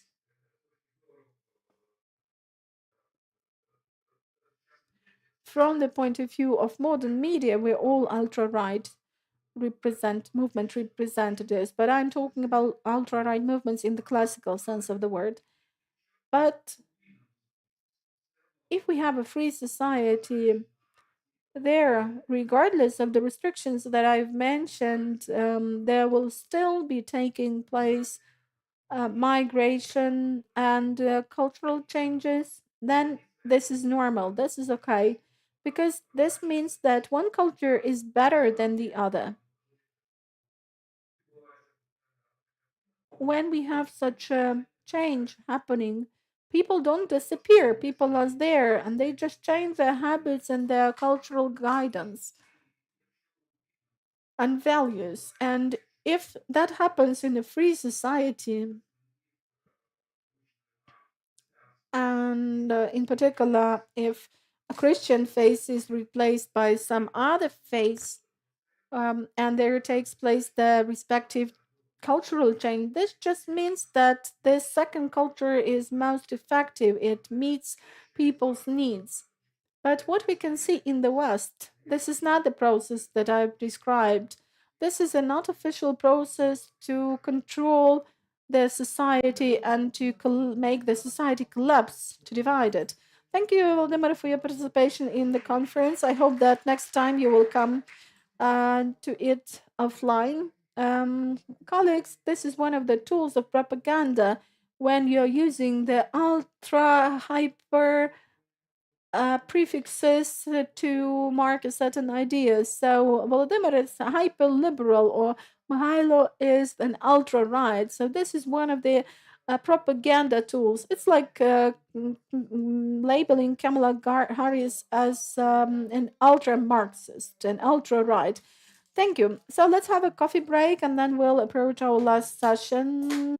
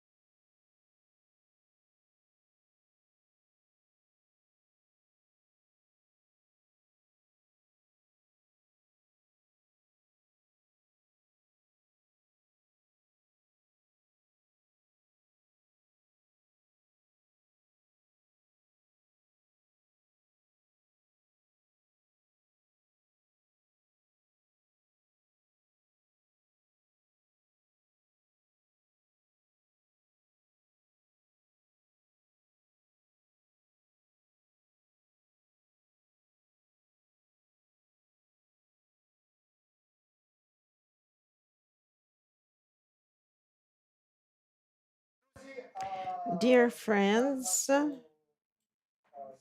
let us start our next session. It's also a very interesting one because we will be speaking about legal matters and social matters and political matters. We will have a guest from Poland and professor of libertarianism who will tell us whether it's worth taking the Polish path, and but we will start with the classics of liberal thought in Ukraine, a person teaching and being one of the representatives of the elite of the Lviv liberal circles, Vasyl Mahas, our good friend, and I think that his insights of how the theory of philosophy of freedom can be used for the political future may be very interesting. Thank you, Yaroslav, for such an introduction.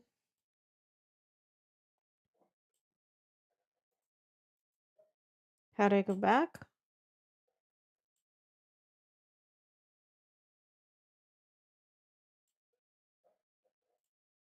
Thank you.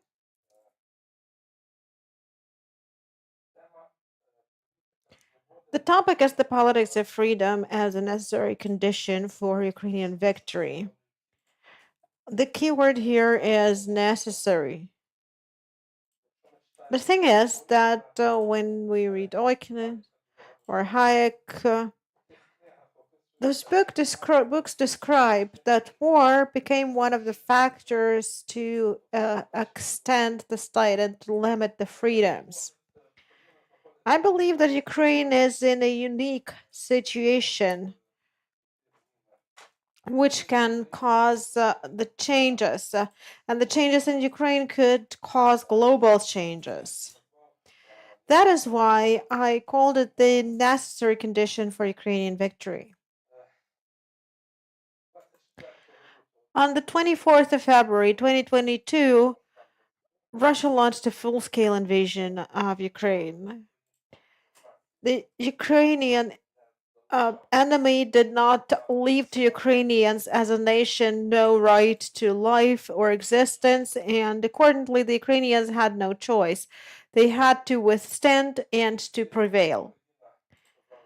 It was then that the Ukraine showed the wonders of solidarity, of self-sacrifice, courage, and heroism. And that undermined the enemy's plans to take even 3 days, despite, and that changed the development of the world. However, the first successes on the front lines inspired the nation, but subsequent failures and the actions of the government led to a certain, demoralization. Ukraine is in a difficult situation where we are facing a question of whether Ukraine will keep existing as a nation. And in a situation like that, a significant number of people are, not feeling the war economically, and they have withdrawn from it psychologically. Well, many citizens don't know anyone who is fighting in the front lines, and people have even stopped praying in churches. While in the first weeks of war, all churches prayed for Ukraine. Nowadays, in many churches, if not in most of them, there is some designated time for the mothers and warriors on Wednesday or on Thursday, but on Sundays, they're trying to not to bother people with the questions of war. And the question is, how is that possible? That's possible when the wonders happened during our first victories. We really felt God's hand there. The reasons may be different.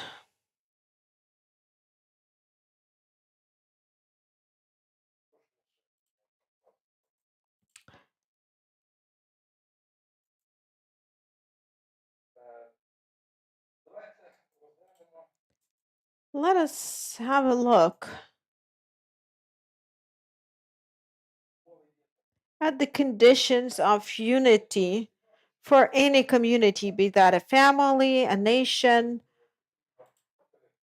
or something else. Well, in my opinion, three conditions are necessary. The first one is the presence of unifying values, the second one is the presence of agreement and common goals, and the third one is the readiness of everyone or the majority of members of the community to make a maximum efforts to achieve the goal.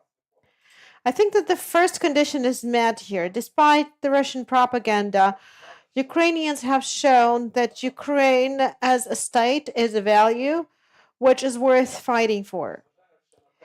Despite the fact that the bloody war has been waged for 30 months already, despite many thousands of victims, despite destructions of cities and villages, the majority of Ukraine and Ukrainians still believe that the goal is to resume and restore the territory of Ukraine within the borders of 1991. Why is there no readiness to keep fighting? Why, well, do we have less motivation to continue fighting?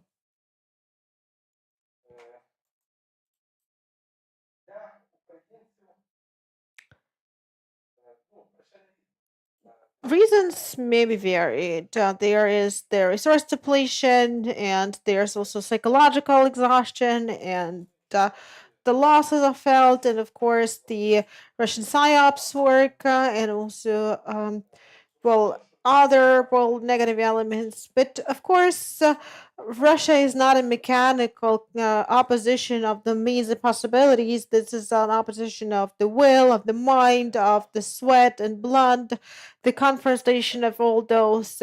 It's like a chess game, and the result is not clear and not guaranteed. So the reasons may be varied, but I see the reason in economic policy. If you remember, when the war broke out, there was this thought that the warriors are fighting somewhere there, and those in the rear have the right to keep living just as they used to. And it seems to me that that was the cause of this main result. But the present war has existential nature for Ukrainians. We are speaking here of to be or not to be in the future, of whether we will be Ukrainians in our native Ukrainian land. And the enemy announced that they will destroy all this.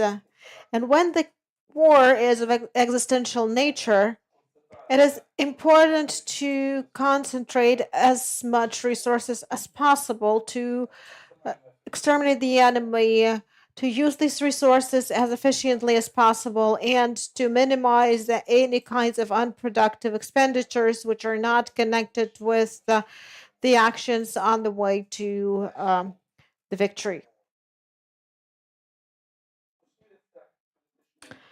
Item number one is relates to the political elite. And when I speak about the political elite, I'm not only speaking about the official government. It starts from the president and goes down to each volunteer. These are everyone who can persuade and organize resources. Task number two, efficient use, depends on the military elites. It's not a subject matter of our discussion to here at this conference, and I'm not competent in this matter at all. And the third pertains to the people. A task of any PSYOPs operation, according to any textbook, is to divide this triangle. The government, the army, and the nation. And it's clear that informational war actually brings its results. And in this regard, Russia is much more efficient than Ukraine is. In conditions of the market, we know that business can organize anything in the most efficient way. Therefore, the task of concentration of resources, like this task number 1, is just about concentrating the enough financial resources. Of course, there are other tasks which cannot be obtained only through the market. You also need to get some weapons and munitions, especially when there are some limitations and some intergovernmental rules. And here I would like to quote Mises just once in my presentation. He writes that everything necessary for waging war must be provided by limited civilian consumption and using part of the available capital and working harder. Do we feel that civil consumption is limited? It seems to me those who are in the rear do not want to leave their comfort zone.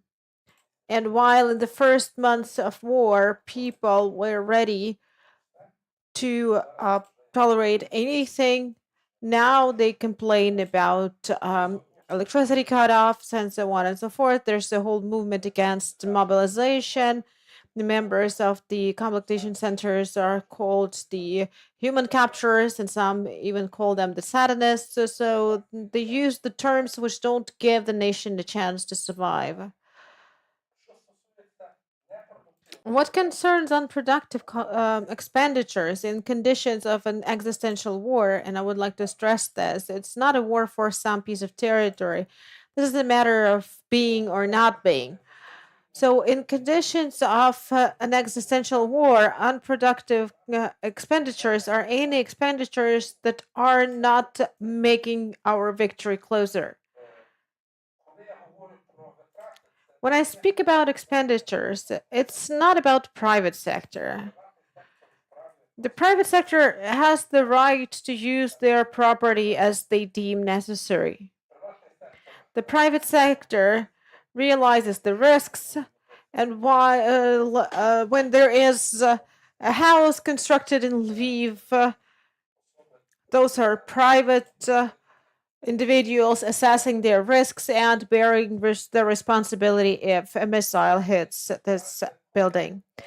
The situation is different when we speak about public expenditures. And we have already mentioned here, it seems to me it was Yaroslav who mentioned the figure of 68% connected with, life connected with budget. And the policy there does not make the population leave the comfort zone. And we can see that on the basis of expenditures. You can see that in 2022, in comparison to 2021, the peaceful expenditures increased by 10%. That's first year of war. In 23, in comparison to 22, that's the 23% increase. So it seems like the politicians believe that they have already obtained the victory and they have to think about the next elections. But the future is too indefinite.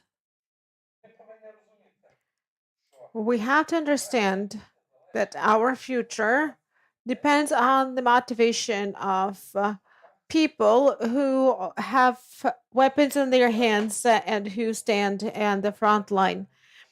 And our politics can actually demotivate them significantly. When a warrior comes to Pokrovsk, where flower beds were made 2 months ago, he gets demotivated. When he goes to Kyiv with glass bus stops, he gets demotivated. When he comes to Lviv and he sees flowers in Streisky Park, and he gets demotivated because he sacrifices everything. He is ready to sacrifice his or her his life, and he sees that people in the rear are not ready to sacrifice even a bit of their comfort, and that can have horrific consequences for Ukraine. Speaking of governmental expenditures, public expenditures, we have to change the methodology, the values which lie at the basis of shaping the budgets of all levels. And the main value, which should become the equivalent of estimation of any expenditures, is the life of a soldier. In conditions of war, a life of a soldier is of higher value than the life of a person who is retired, than well-being of a university professor, than life of a child, because everything else depends on them. On conditions of war, no privileges can be granted. And again, I'm talking here only about the public sector. In conditions of war, privileges include not only high salary. In conditions of war, well, these unclear pensions, for example, which are higher than the pensions to the soldiers. This is also about the salary of the representatives of the budgetary sector, of a teacher or of a researcher.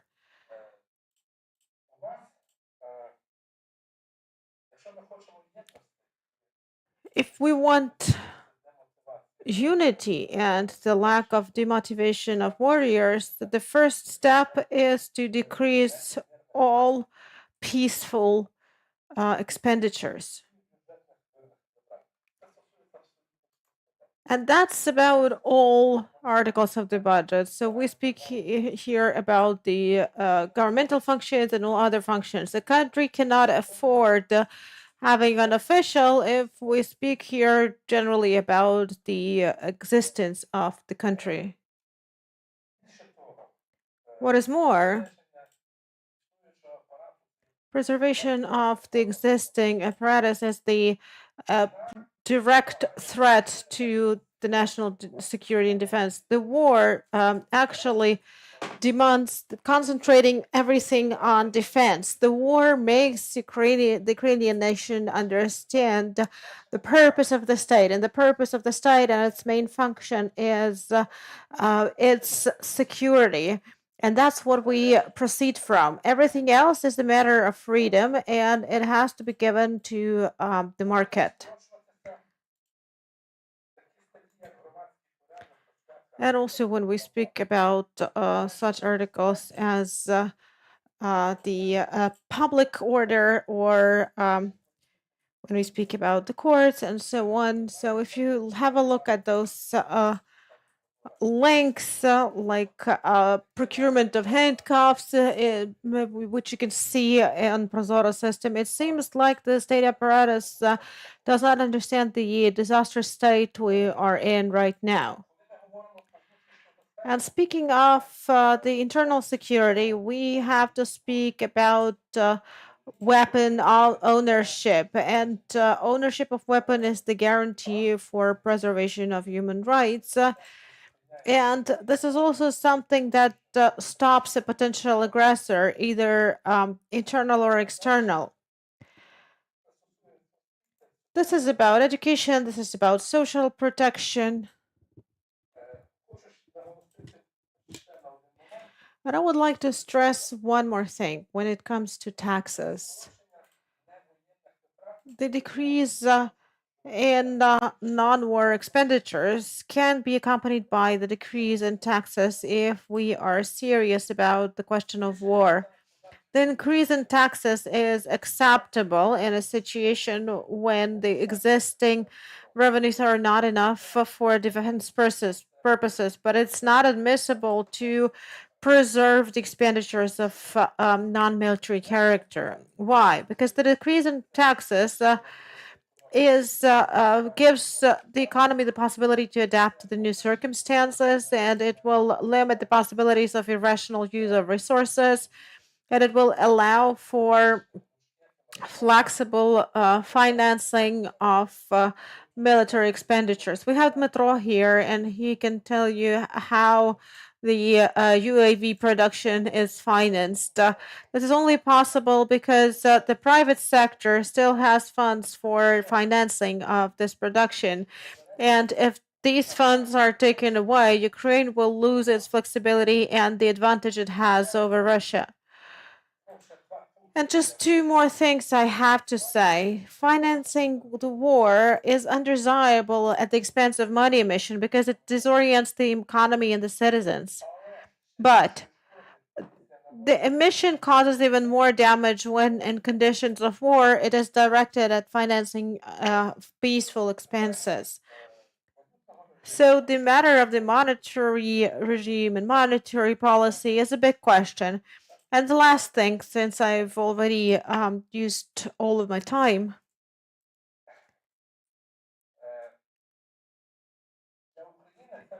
for Ukraine, this war has existential nature. This is a war for existence.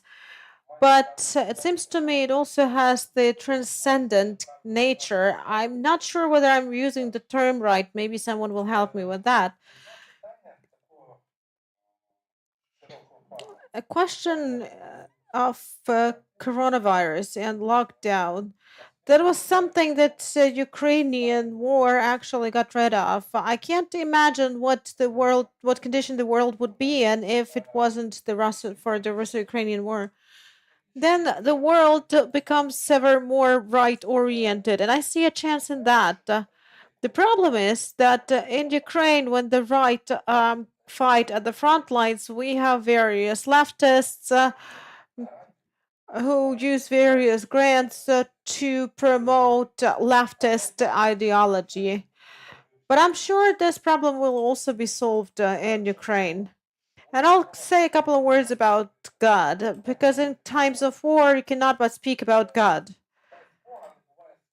There's no freedom without God. If there are no higher arguments, freedom can be easily destroyed. Let's recall the lockdown. Under the fear of death, you can break a person's will and any willingness to enjoy freedom. The Ten Commandments, for me, as a person who knows the evolutional theory of Friedrich von Hayek, Ten Commandments is the proof that God exists. And this war leads Ukraine to the fact that the attitude to God will have an impact on the whole world. Thank you. I can't speak using the slides, but thank you, Vasil. Your questions? Yes, we have this question here, and then we'll take a question there. Thank you for your presentation. I have a question. I do agree with you in many regards, but when the society communicates with the government on social expenditures, they usually say that this is the money of international donors and partners. That's why we can spend this money on civilian sector, because this is financed by the international partners. And when it comes to the military expenditures, so we take the money from emission and so on, so we cannot decrease the expenditures. Well, it seems to me that a foreign taxpayer does not give money for the future elections. This money is earned by those people who are at the front lines. And it would be better if we used this money to shape some reserves of weapons, because the future is indefinite.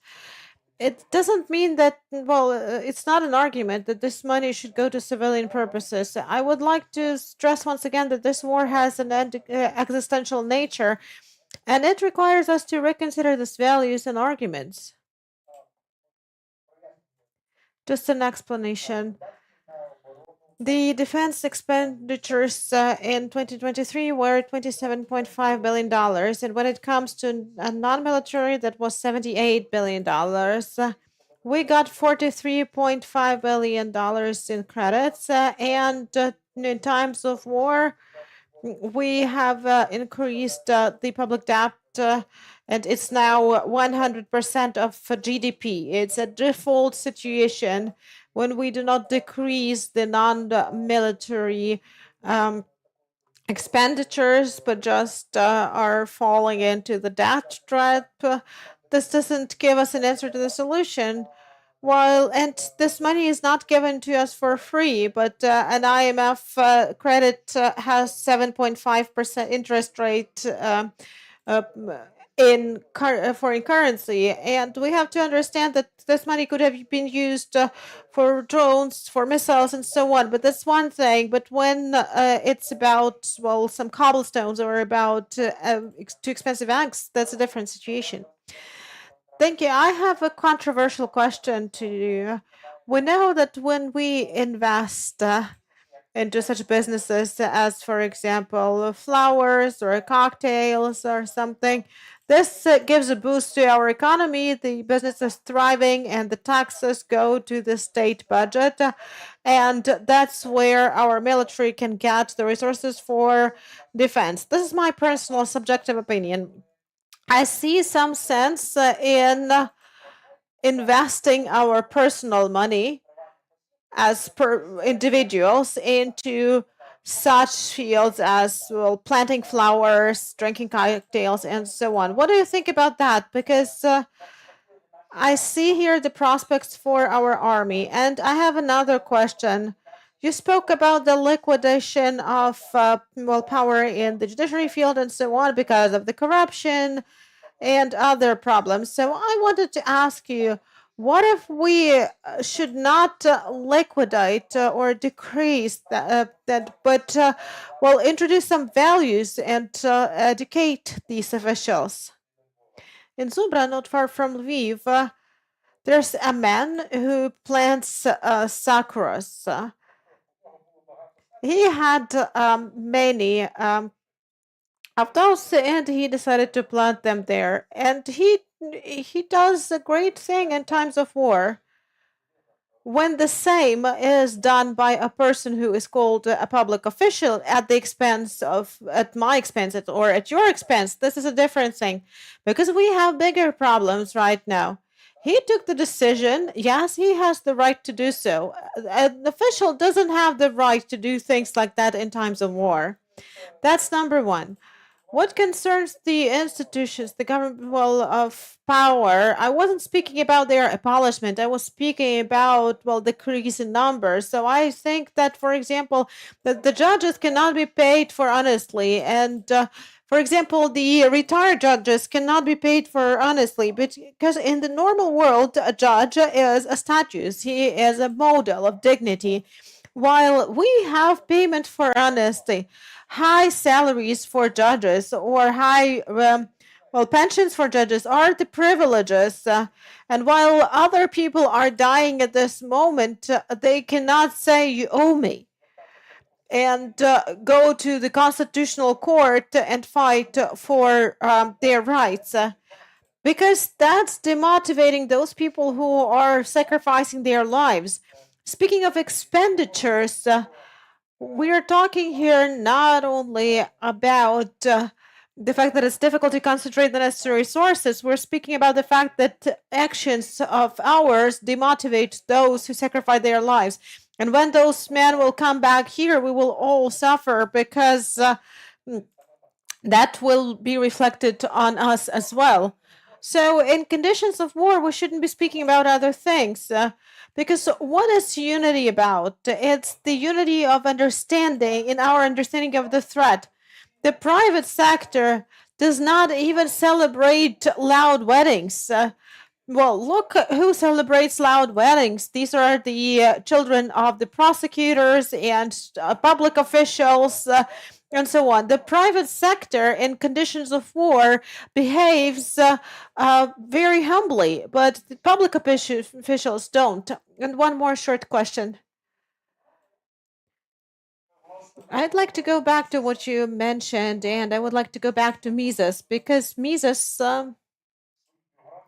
and his biography, he also lived through the World War, and after the war, he was a member of the Reparations Commission, and as an academician, he was giving the recommendations to the Polish government of how to well, actually get out of this post-war crisis, and that was a deep crisis, and I hope Ukraine will not have a crisis like that, because basically Austria was on the verge of hunger and poor people had nothing to eat.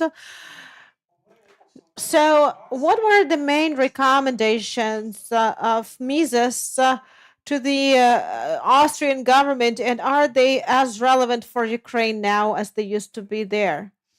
Well, you see, I'm not going to comment on that because I didn't study it in depth. I provided here the quotation about the war. I can explain that quotations while there's no time for that. But well, the point is that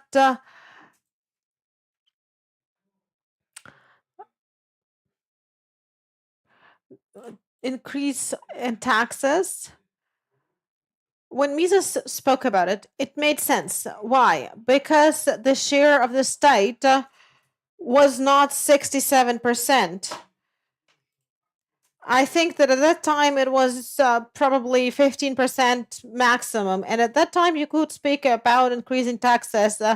Today, this huge governmental part prevents us from speaking about increasing taxes. We should speak about decreasing expenditures. And secondly, when we can't go to capital because a significant amount of capital is in various assets. And that's why Mises said that we have to resort to loans and then also hard work. Increasing taxes will kill hard work. We have to think. The economy is breaking down because of the fear of mobilization. We all were growing that fear. We started fighting for the rights. And no one will be fighting for rights and speaking about the constitution when the occupiers come to Lviv. And whatever they say, we will have to do that. So we created this problem ourselves. We created the demotivation ourselves. And now we are in a kind of a catch-22 situation. And these situations should not only be solved through money, but what concerns the post-war period. Back in 2022, the office of the president was already thinking of how they will be spending this money. There were some meetings in Lugano and in other places. I hope that the system of courts will help ensure the rights of everyone who suffered, and those reparations should go to the victims, and where to invest this money, whether to rebuild their homes in Kharkiv or Avdiivka or to build homes in Lviv. That will be for the owners of the money to decide. So we need to have a market approach to restoration of future Ukraine. Thank you. Thanks a lot for a really interesting presentation and interesting information and interesting answers, because this is the existential crisis that we should somehow deal Speaker with. is from our neighboring Poland. Łukasz Dominiak, he's a PhD doctor of philosophy, and he's a prominent libertarian thinker. And definitely we are very thankful and grateful for his joining us and for everything that Poland has been doing to Ukraine. Poland hosted over 2 million Ukrainians, created a lot of opportunities. A friend in need is a friend in need, indeed. That's about Poland. But Łukasz, of course, he's a libertarian, and he works in the traditional Austrian School of Economics.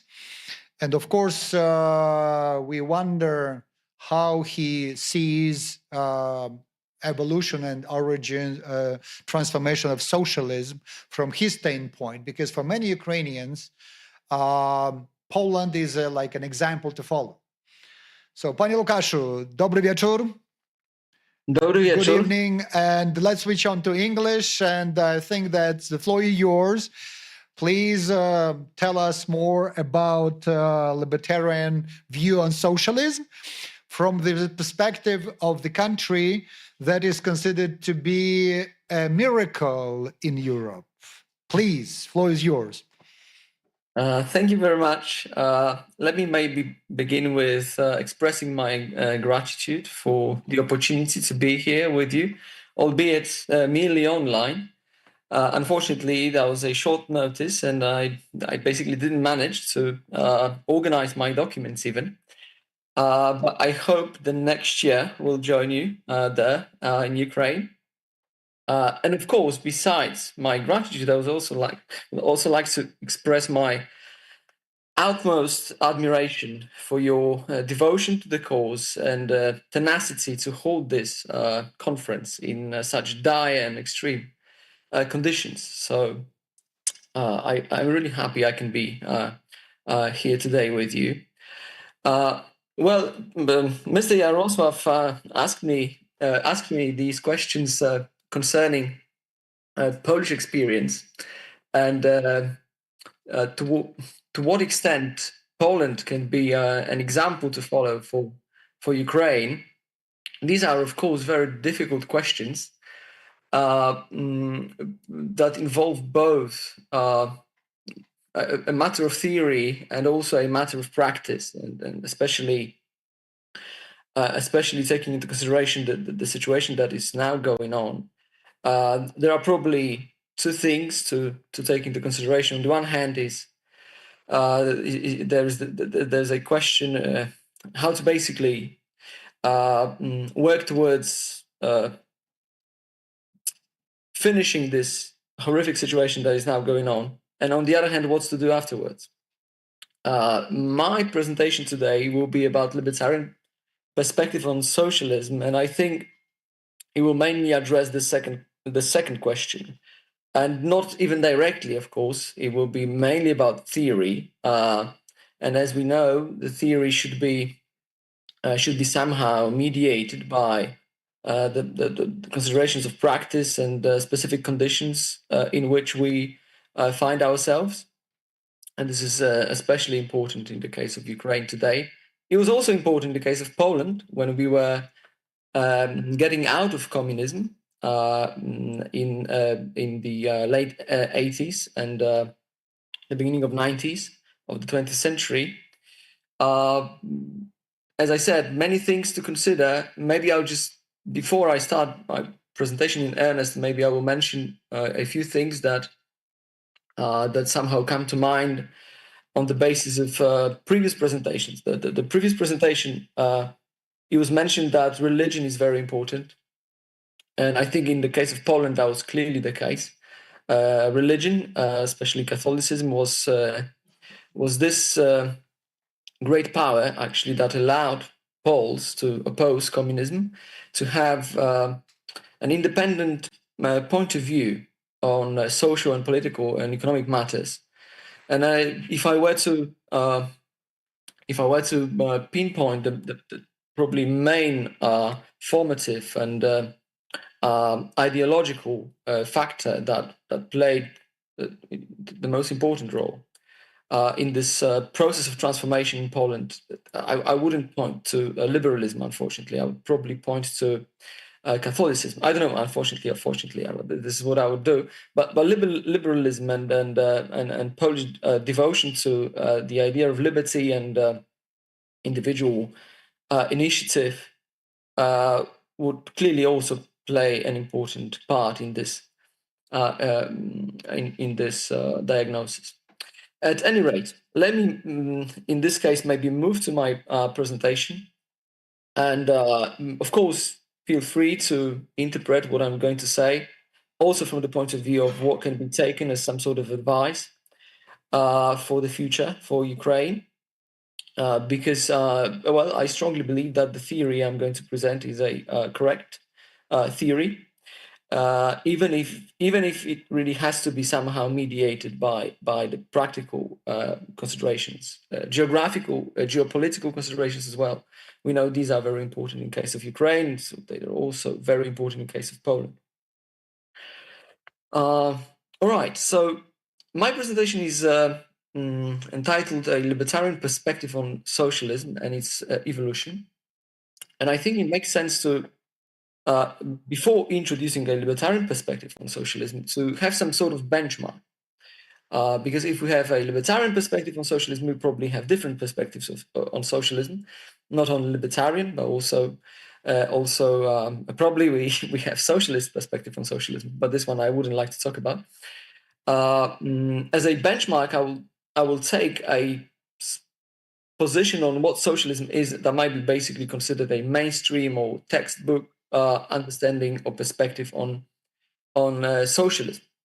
And this textbook definition of socialism basically understands socialism in terms of two factors, I would say. One probably more important than the other.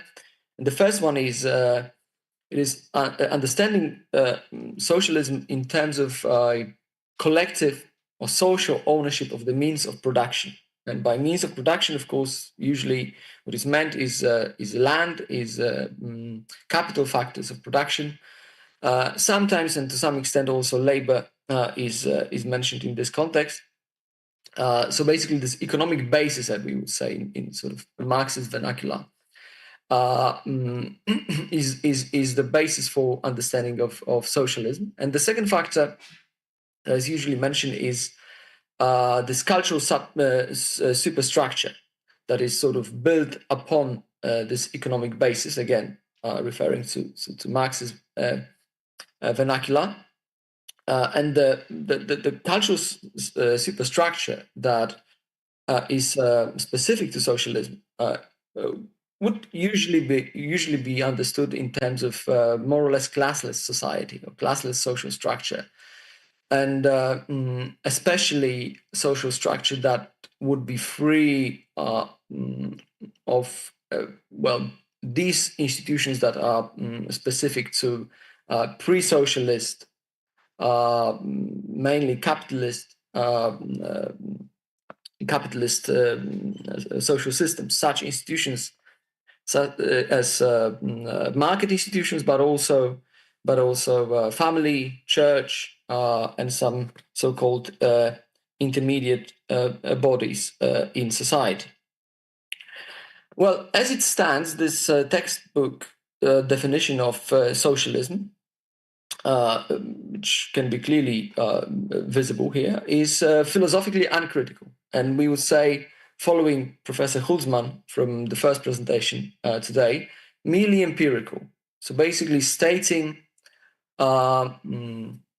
conditions, characteristics of social formations that, in fact, empirically developed in the Western world, and taking them for granted without really questioning the basis, without really offering any critical philosophical theory. What do I mean by saying that this textbook definition of socialism is merely empirical or uncritical philosophically?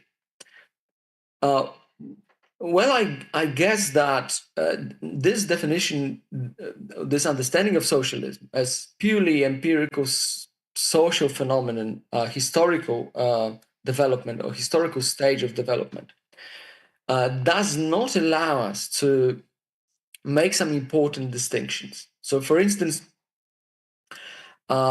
this definition would treat as capitalist such institutions as, for example, private ownership of land, without regard to the way how this private ownership of land came about. So even if it came about by way of conquest, that would still count as capitalist institution or an element of capitalist system, for instance, or any other social formation like feudal. For instance, private ownership of capital factors. That probably might be also taken as some sort of reference to the situation of Eastern European countries during the transformation, or some of them.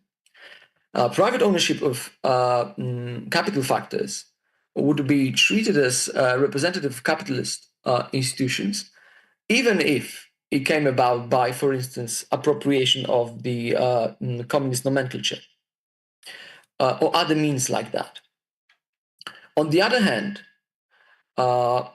this sort of philosophically uncritical definition of socialism would treat such institutions as, for instance, syndicalization of state-owned factories and corporations by their workers, or syndicalization of state-owned schools by the teachers, or nationalization of the state-owned roads and highways by the taxpayers, and so on and so forth, as socialist. So for this reason, and also for other reasons, I think that this definition, this textbook empirical or purely empirical definition of socialism should be critically examined. And libertarianism as a political and legal philosophy offers such a critical perspective, and thus offers philosophical, rational a theory of what socialism is, and allows us to probably track socialist processes and institutions across various political systems as they empirically exist and identify them. So coming to the libertarian perspective on socialism, this perspective is, as I said, anchored in a philosophical, rational, critical theory of first of all, ownership, or theory of property, or theory of private property. And the theory that I have in mind is clearly some version of the Lockean theory of property. Although this is, frankly speaking, my research expertise, basically the libertarian Lockean theory of ownership and private property, this is where I do my research. During this presentation, I will just mention that only briefly.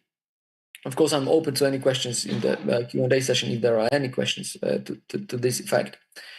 But I will only mention that this Lockean theory of property assigns exclusive property rights or ownership claims to these and only these individuals who first mix their labor with the unowned resources, or acquire these resources from the previous rightful owners by means of voluntary transfer, or produce new goods or new resources using the pre-existing resources that they already rightly hold. Anything that would be a deviation from these ways of appropriating external resources would be considered by this critical philosophical theory unrightful claim to property or unrightful property titles. So that's why these examples, for instance, I was mentioning earlier about, let's say, private property or private ownership of factors of production that came about by such ways as appropriation of nomenclature, or appropriation of people that cooperated with political regime or regimes that were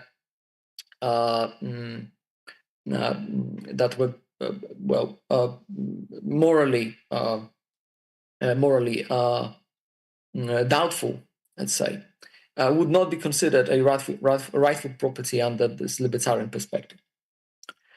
So from the libertarian point of view, the basic dichotomy between socialism and capitalism would be the dichotomy between this system of private property rights acquired by the Lockean methods of appropriation, and the system of private property rights that is basically about the means of production.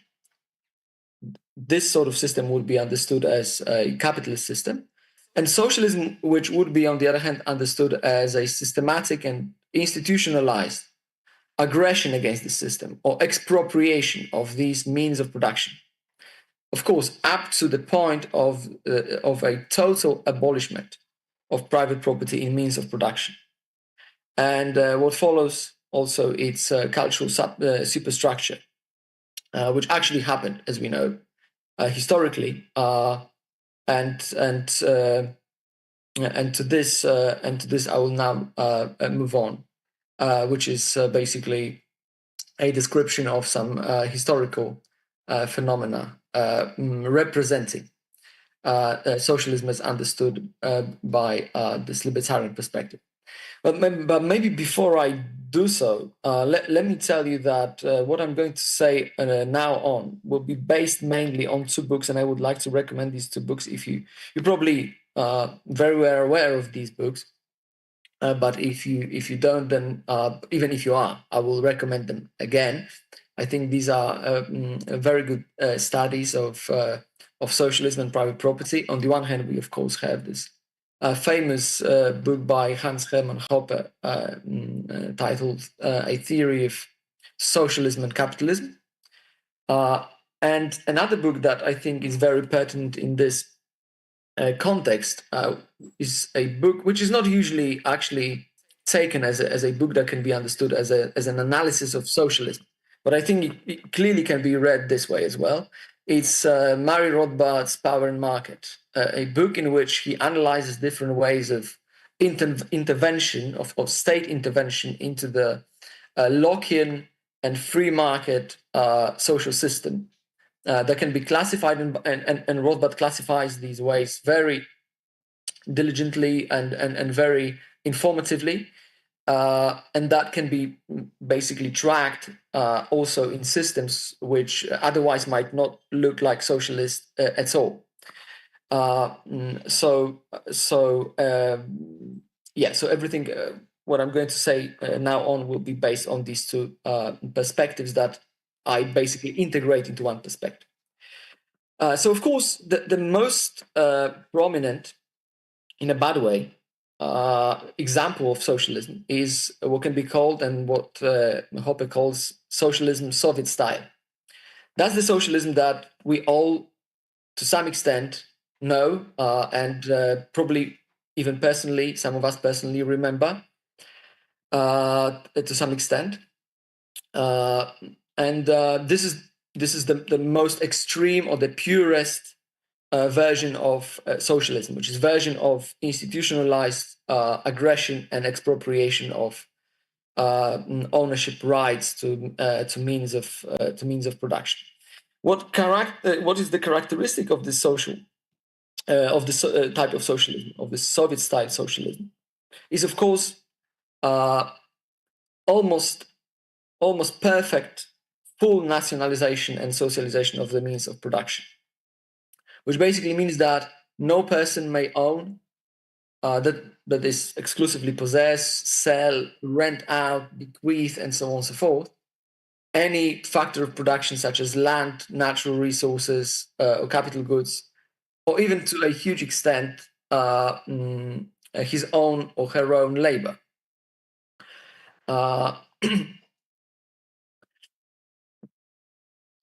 The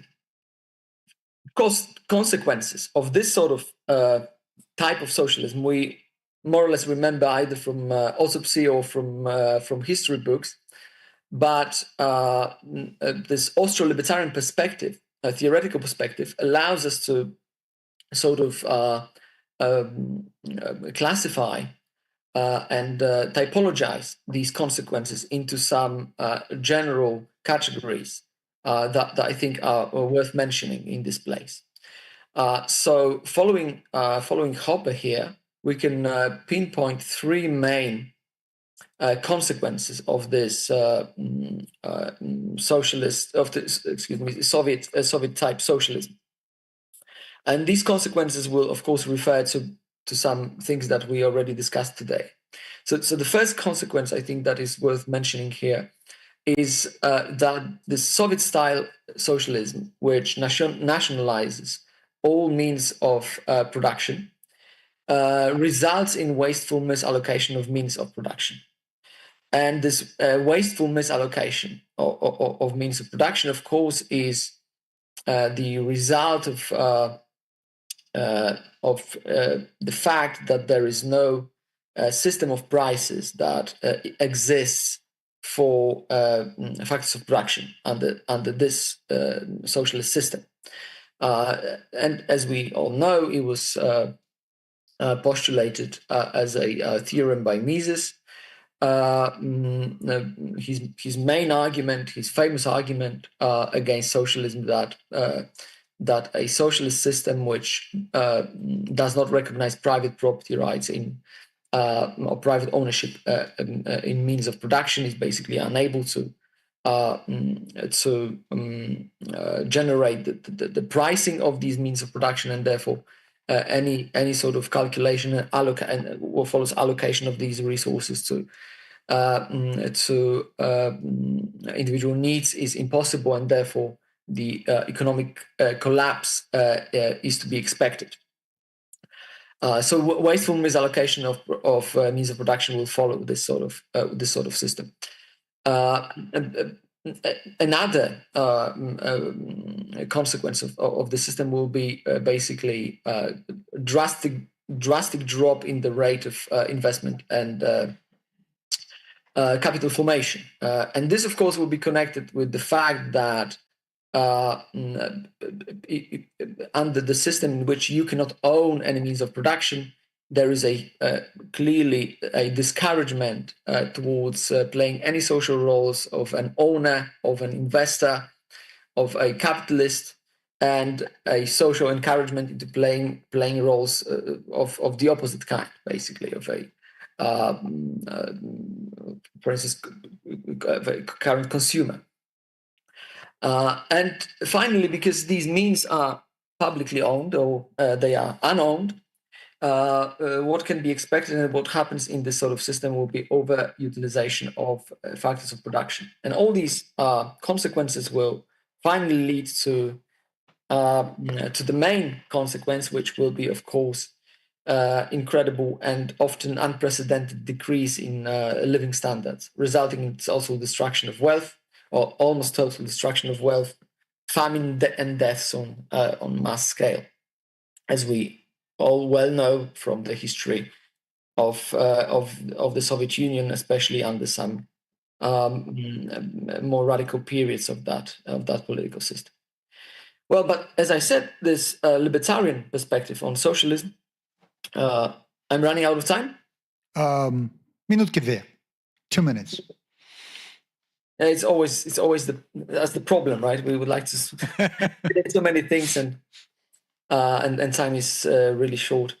But of course, from the libertarian perspective, we wouldn't say that the Soviet style of socialism is the only style of socialism that we can identify. We of course have other ways of attacking the system of private property rights, and these other ways of attacking the system, of aggressing against the system, will allow us to identify different institutions or different types of socialism and different mechanisms via which socialism might operate.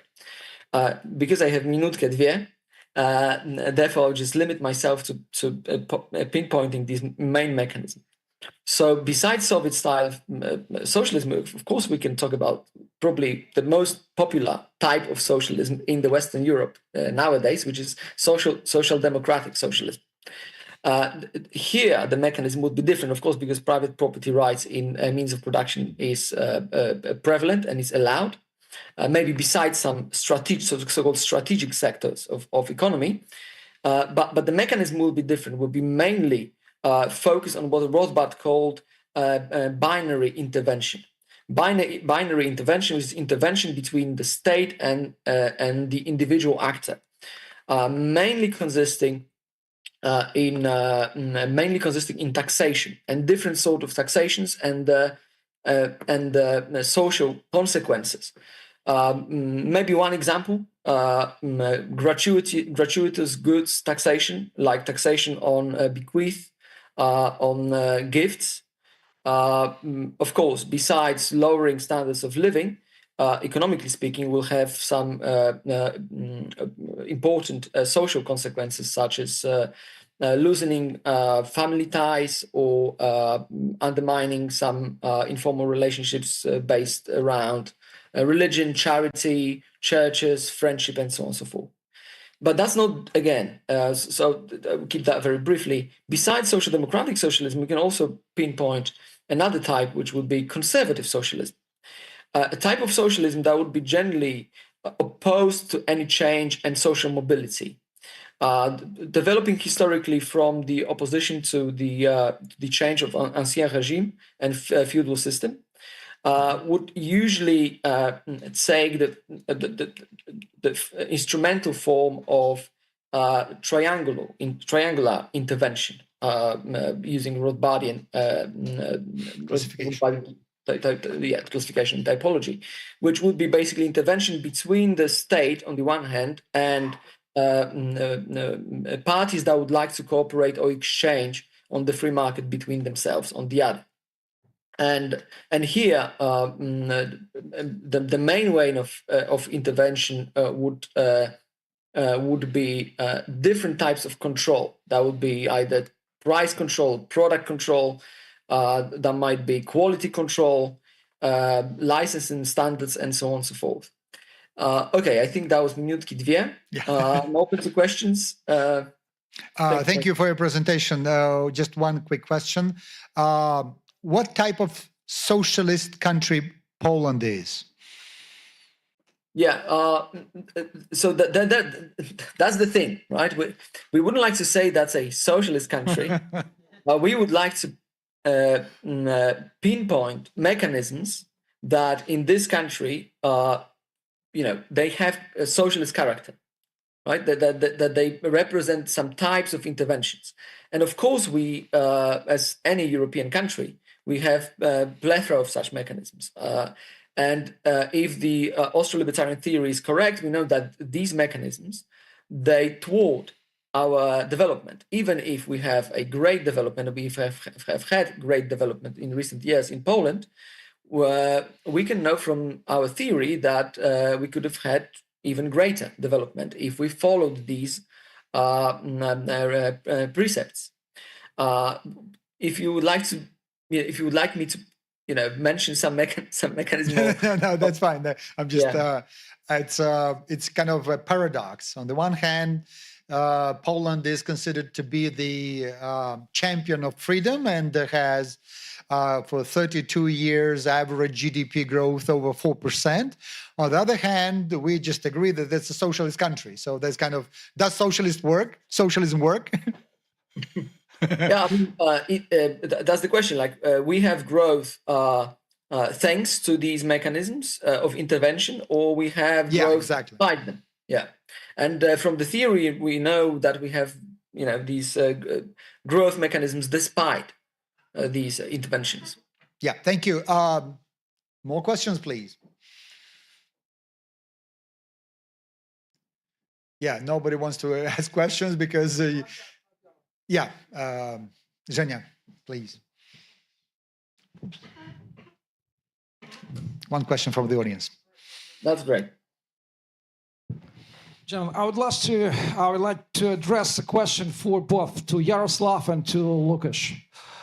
Considering that we are in Ukrainian Catholic University, considering that role that the Catholic Church played in development of Western civilization, like famous Tom Wood's book says, how do you see, maybe my hypothesis, the Catholic environment, Catholic universities, the best, the right place on the planet Earth, perhaps in Ukraine, to learn Austrian economics?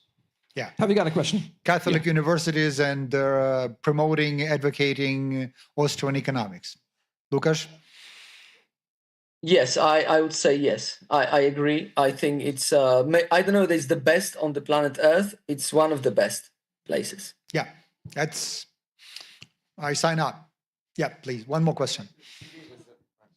I like to disagree with the point. No, just because not only ask one question. Smith, Locke were Protestants, and of course Mises. From this perspective, okay, got Mises it. was Jewish, and so the question is about Protestant Church, not just Catholic Church, that promotes development of Austrian School of Economics, and Mises was a Jew, so that's kind of it's not that obvious.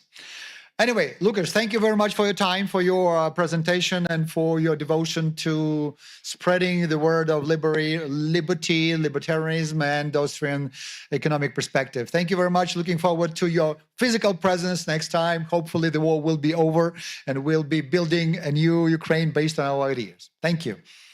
Thank you. And one person, одна людина. And one person who celebrated 50th anniversary 2 days ago. So let us applaud to Dmytro Dushaiko. He's 50, and he did a lot of good, not only in what he does in times of war, but he spent 15 years teaching and he has a PhD. Yes, he's a PhD of economics, and he also transformed and transitioned from mainstream to real economic science of the Austrian economic schools. So his view of the new social theory for new Ukraine is very important. Dmitro Dushaikov from Mykolaiv.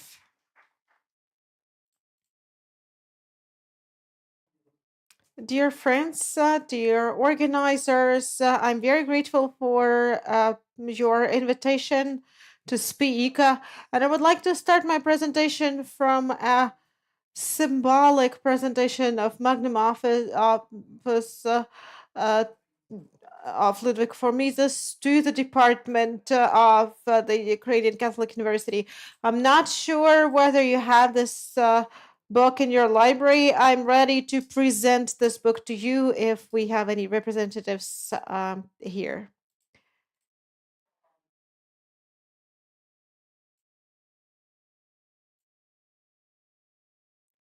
Just a moment.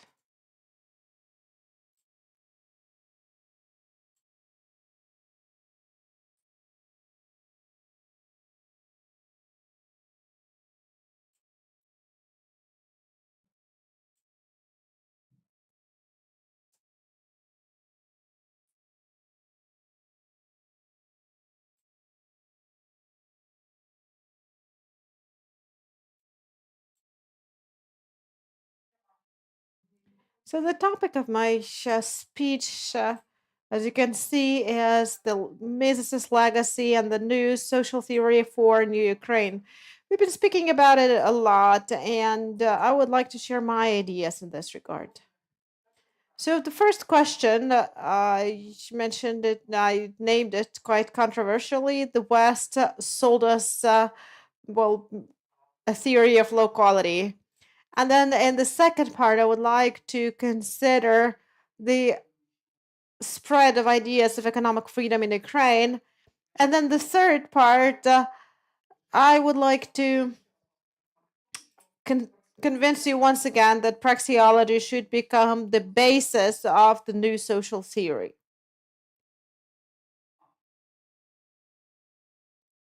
Sorry.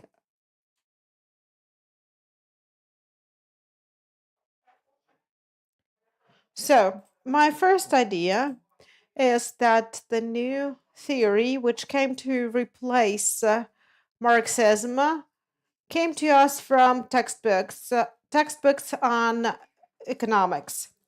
And since the economic theory wants to occupy the central place in the theory, in the system of social sciences, we can say that it's the basis of social theory.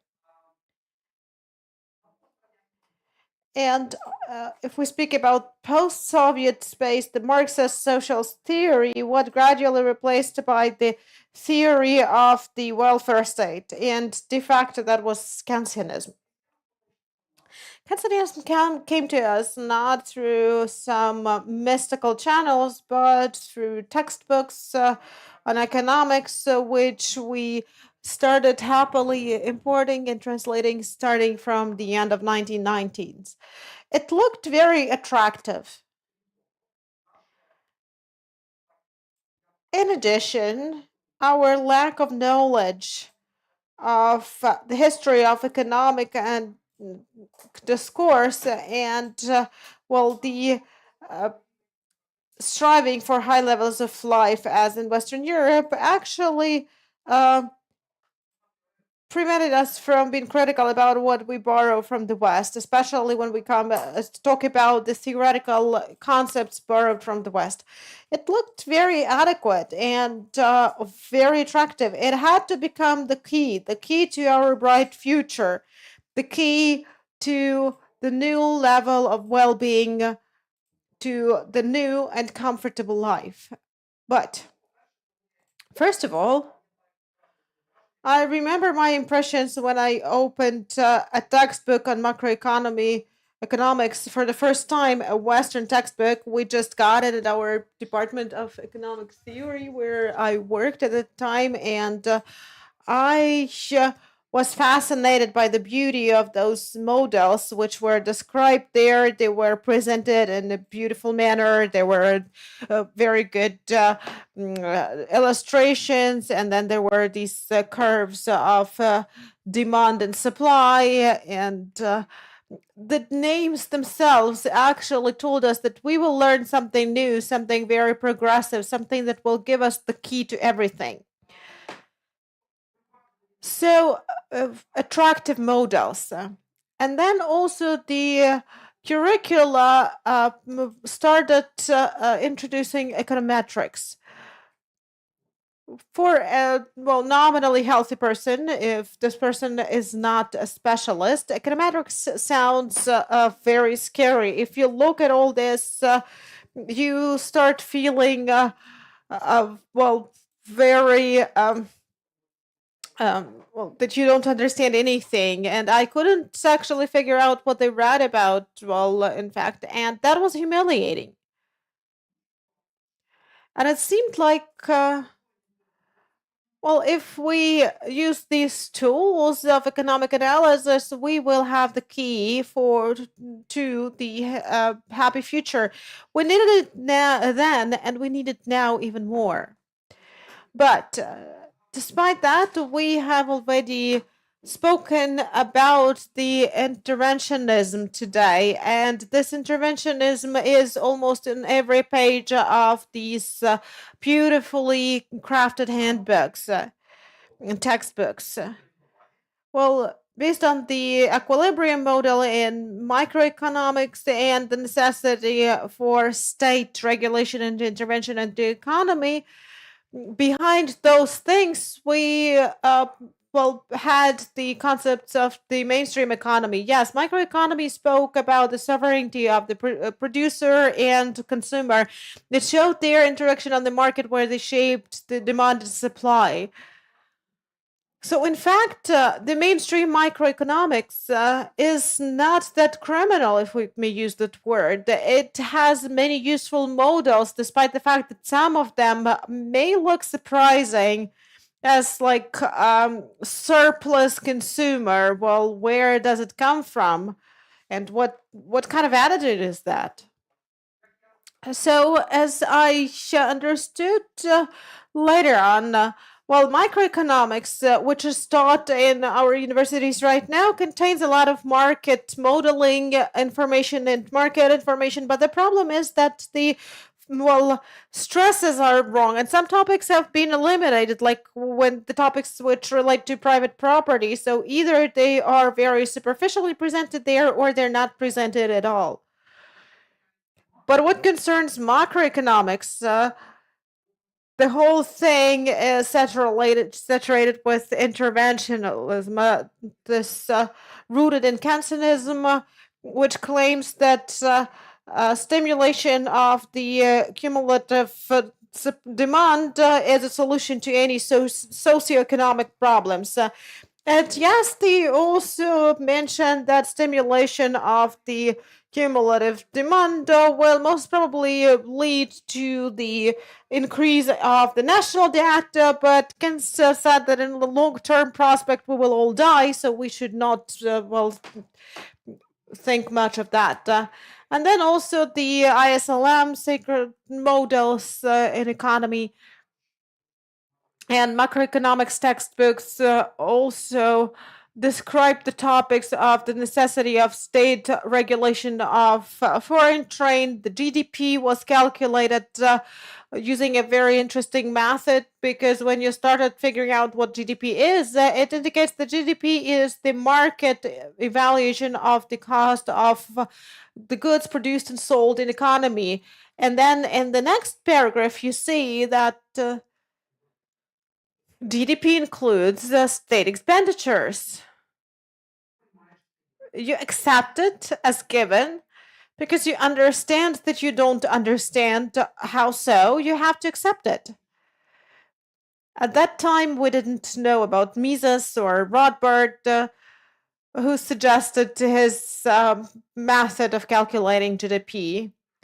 So we got the interventionist macroeconomy, which is still successfully taught in our universities. And today I heard from one of the students that they started macroeconomics during the first year, and then in the second semester or in the second year, they will have microeconomics. So this succession is very weird, in my opinion. So what is the problem of the wrong theory? When you have a wrong or deceiving theory, then you have the wrong worldview, and that leads to economic degradation.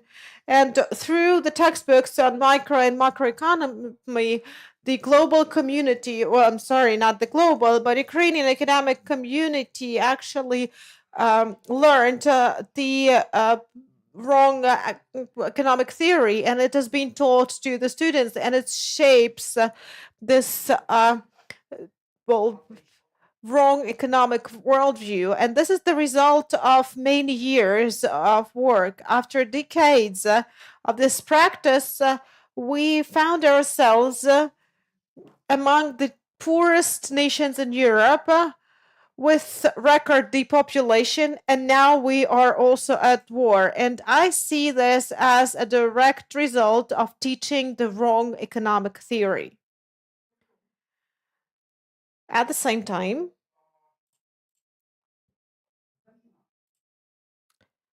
the replacement of Marxism by Keynesianism did not let us conduct in-depth economic transformations. Keynesian textbooks, starting from the first year of studies, they have been persuading the students that the Leviathan has to stay. There has to be an active role of the state in the economy. We need to stimulate the cumulative demand and everything connected with Keynesianism. So instead of economic freedom, through these textbooks, we acquired this idea of feeding the Leviathan and supporting him. What is the conclusion to this first part of my presentation? We could not expect that a successful Western civilization, which we knew very little about, would become a supplier of an economic theory of low quality. What can we actually find comfort in? We are not alone. Back in 1949, when the first edition of this important book was published, Ludwig von Mises wrote that what has been taught in the majority of universities under the name of economic theory is actually denying this theory. So the problem is not new, and the leftist turn in the world is more than 100 years of age. The second part, the spread of ideas of economic freedom in Ukraine. Well, time passed, and we got the chance to get access to, so to say, alternative or non-orthodox economic theory, and generally to the ideas of the Austrian economic school and to the ideas of freedom. Hayek was the first here. Why Hayek? I arrived at a conclusion that among the Austrians, he was the first, not only here in Ukraine, but he also caused, a kind of a outbreak of attention because in 1974, he got the Nobel Prize in economy. And therefore, Hayek's contribution was legitimized, so to say, by the official science, and has started being translated and published. The first edition of Hayek, which I found, was published in 1990. That was still Soviet Union times. They published some parts of his works in a kind of a collection, so he was translated back in the Soviet times. The first translation into Ukrainian, that was in the year 2000, Law, Legislation, and Freedom, published in Lviv. Not in Mykolaiv. Nobody in Mykolaiv even heard about that. And the first publication of Mises, I didn't indicate the year here. That's 2021.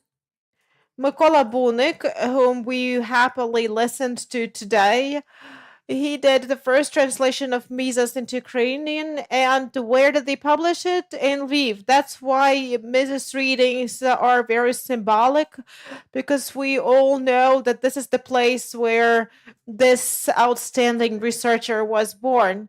But unfortunately, the circulation of this edition is only 200 copies, and I really hope more will be published. Official economic science still doesn't see the Austrian economic school. It does little to move towards economic freedom because they are not interested in that, and they don't want that because they are serving the interests of the government. And the majority of our science is budget sponsored. And this actually poses a lot of limitations. We heard a great opinion today that institutional limitations do not necessarily have to restrain healthy strivings, but we have to take that into account as well. And we listened to Elena Nestrenko today as well, who also legitimized the Austrian school in Ukrainian academia for the first time by writing her habilitation thesis on the topic of Austrian neo-Orthodox tradition in the evolution of economic theory. That was 2021. It happened so that we have here people both on site and online who are popularizing and promoting the ideas of free economy, and these are the efforts of the private sector, such people as Volodymyr Zolotaryov, Serhiy Racheitsky, Mikhailo Chernyshev, Volodymyr Poparashnyuk. Thank you very much for that. Due to you, we have now quite a big amount of literature translated into Ukrainian, and some classical works have already been published. Menger has been published, and Busty has been published, Mises has been published. We already have the second publication, also Hayek, Rothbard, McCloskey, and so on. Well Books Publishing House is a great investment into intellectual future of Ukraine. Magnum Opus, Human Activity, Human Action by Ludwig von Mises was published first in 1949. Russian edition was published in 2000, also as a private initiative. Alexander Kuryaev, a great person from Chelyabinsk, I'm sorry.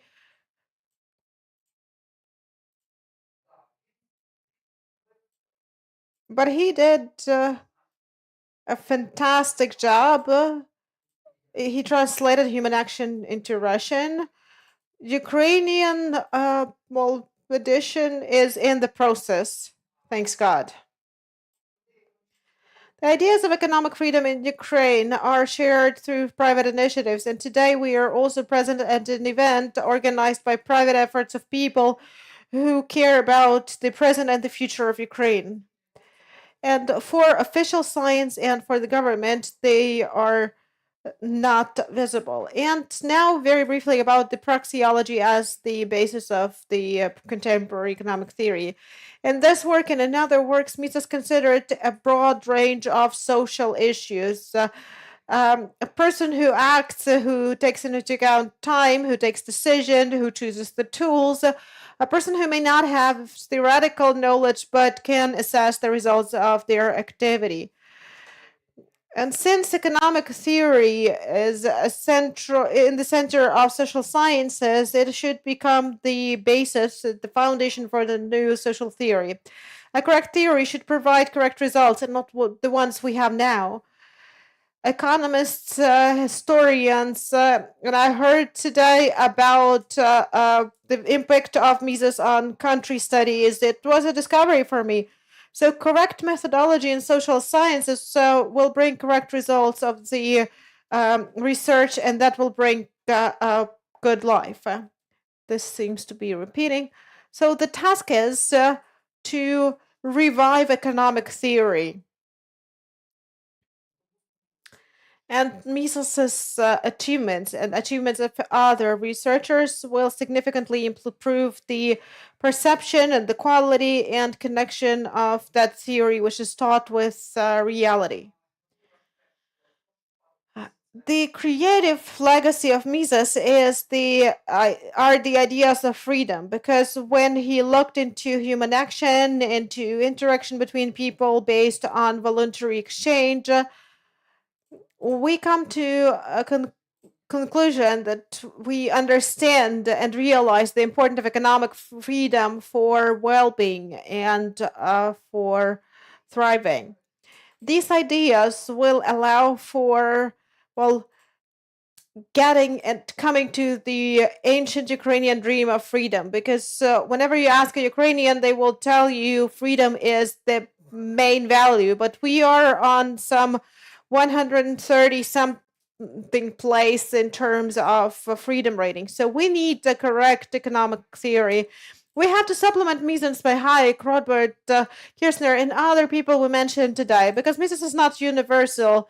Some things are not present there. Some things are up for discussion. But what do we need? Ukraine needs its ideological revolution that will actually let us free out of the handcuffs of the interventionism. And I would like to quote here Ludwig von Mises. What is usually called industrial revolution is the product of ideological revolution, which is caused by economic teachings. The economists broke free. So our task is to break free from the incorrect economic theory which we imported earlier. Mises's legacy, praxeology, a broad range of issues, the ideas of Austrian economic school should become the basis for the new economic freedom. And the last minute. The problem of Ukraine is that, first of all, we don't have the correct social theory. And secondly, we don't have the practice and experience.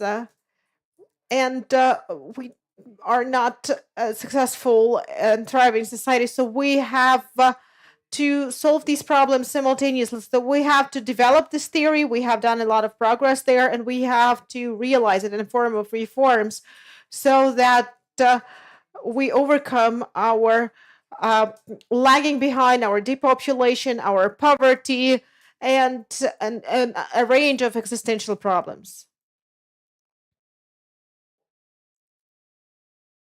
Conclusions. I'm not going to read the conclusions from the slide. If you have any questions, I will be happy to answer.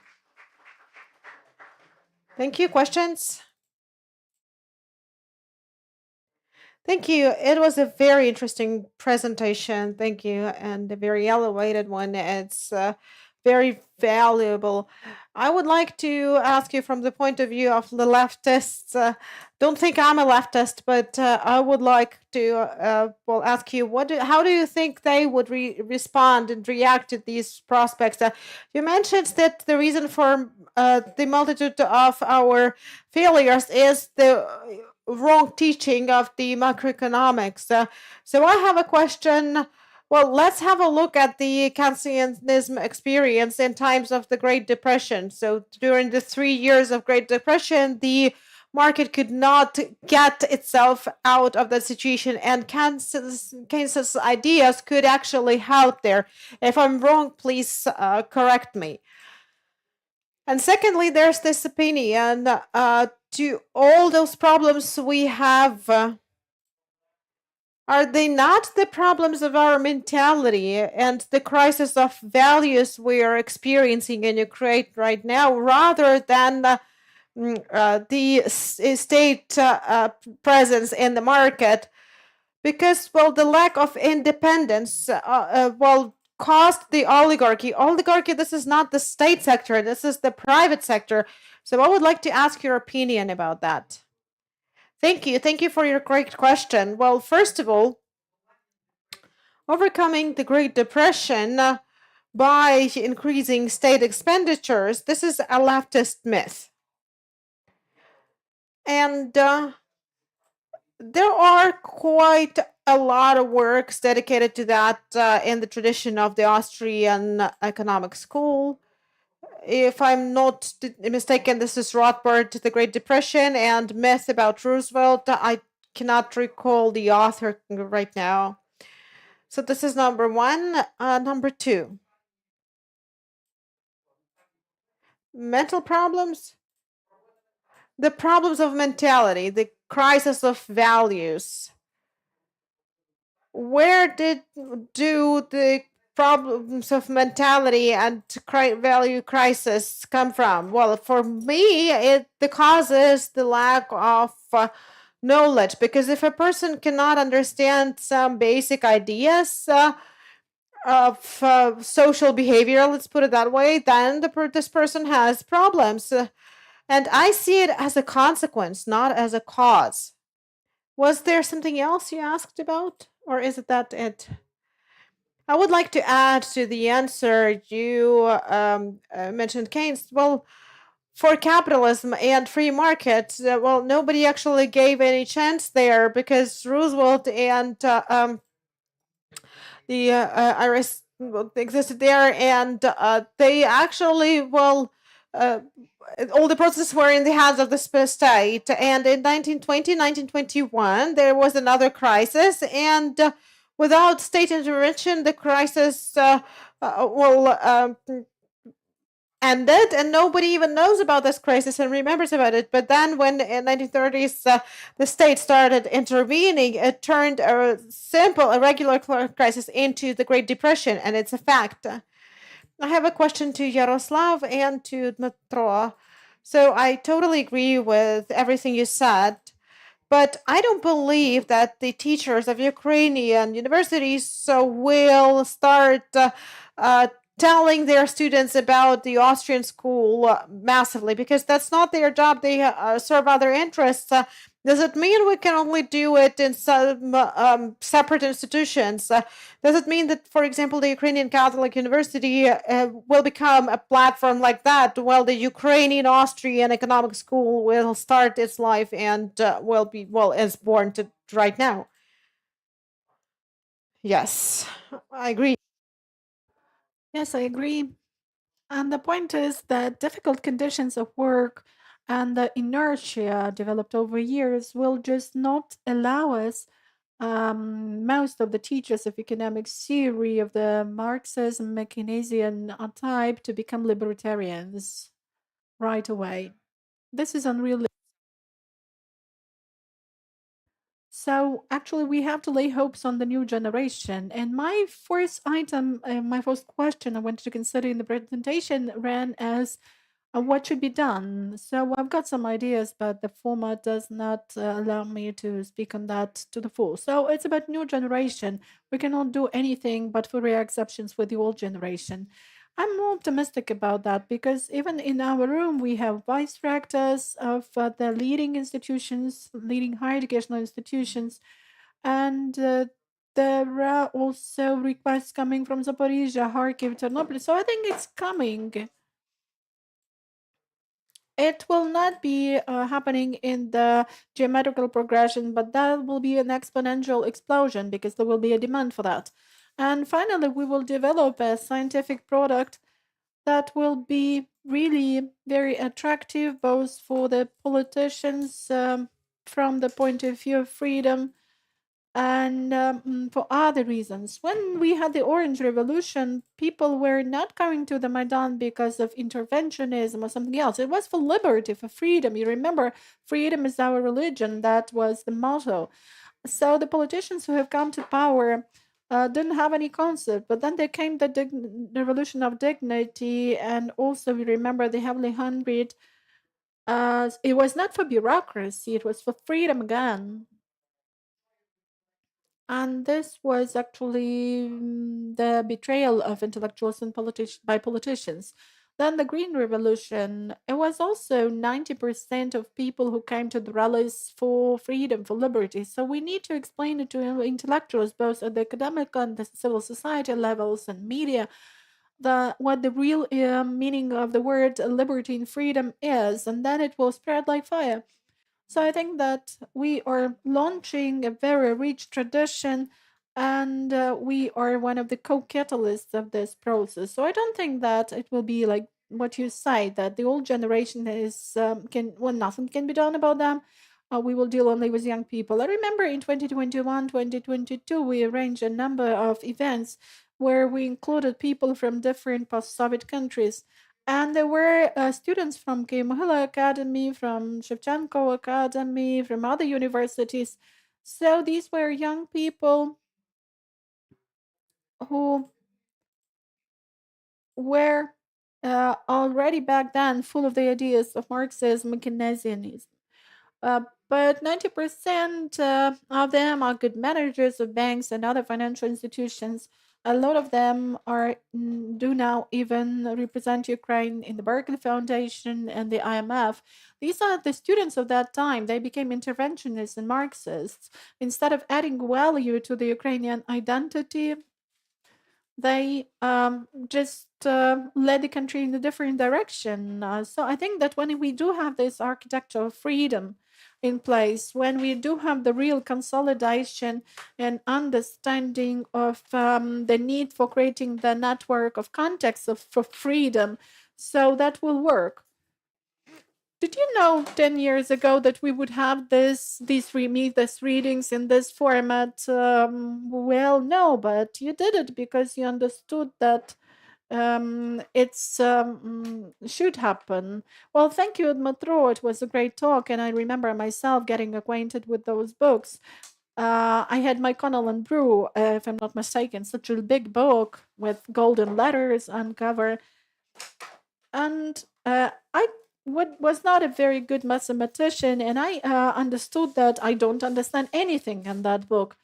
And really, what I understood was probably this fact that economics is not for me because of a number of formulas, because of a number of theories, but they have evidence. They are rich and they can explain why they're rich. But I revealed this sense of underestimation of myself. But in the last question, it was mentioned that before the West sold a poor quality theory to us, it also sold this theory to itself. And we need to give the answer to the question where they failed, what went wrong. Because, in fact, for any theory, people who can think rational and critical will say, okay, something is wrong. They are rich, but the theory failed earlier. And Keynes was 100 years ago. So how did they manage? And there is so much socialism in that. Maybe they even have more supporters of socialism in their universities than we have at our universities. So maybe that's a question, or maybe that's a request for next time. We need to really talk on when this theory failed. Yes, just 2 minutes to respond. The first remark of mine is that I have opened the introduction of one of the translated economics by Samuelson, seems to me. And there in the preface, among the leading economists, he mentioned Marx. Well, I was rather frustrated with this fact back then, but I thought, well, he's a leading economist, he knows it. Secondly, when did the West fail? I have seen the evidence made by Hryhorij Sapov saying that Karl Menger, after his principles were published, you know this book perfectly well. So after that, he realized what was happening around him in the society, and he got into depression. That was the end of the 19th century. Already there, he could see the turn to the left in the society, and back then he understood that that would happen not just for 1 year or two, but for many, many years and decades ahead. And we are still living within this framework of the left turn, and we can not restore the previous stance. Though we have heard today optimistic forecasts regarding the world becoming better and more to the right turn. No microphone. So, colleagues, I'm really grateful to all of you for coming here on Saturday in wartime. We have gathered here, and thanks a lot to our benefactors, to the International Liberty Institute, to Lviv Business Brotherhood, Vladimir Poprashnyuk, Mikhailo Kamchatny, Natalia, and all those people who participated in the preparation of this event. Thanks a lot. I think that this is going to become our intellectual tradition, and I think that in 5 years, when our central bank and the government will come here, we will recall the first Mises readings as the launching of the tradition, the starting point for the new era for a really free Ukraine of Mises capitalism. So let's let's disseminate this network. We will have books, we will have ideas. And the only thing I would like to remind you from this first slide is that we should have this Hall of Fame. You probably remember this Ukrainian economic school and Austrian economic school. We need not only interpretation of Kirchner and some other scientists who represent Poland and France, as you have seen today. We also need our students, our lecturers, our intellectuals who will be added to that hall of fame and create real intellectual products. When this starts happening, then no one in Ukraine out of the Marxists will say that libertarianism is just a utopia. Then there will be a real academic discussion between scientists and researchers, which is our goal, to create, as Natro has mentioned, the real Austrian economic school in Ukraine as the foundation of our progress and success. So good luck to all of you and see you. Thank you.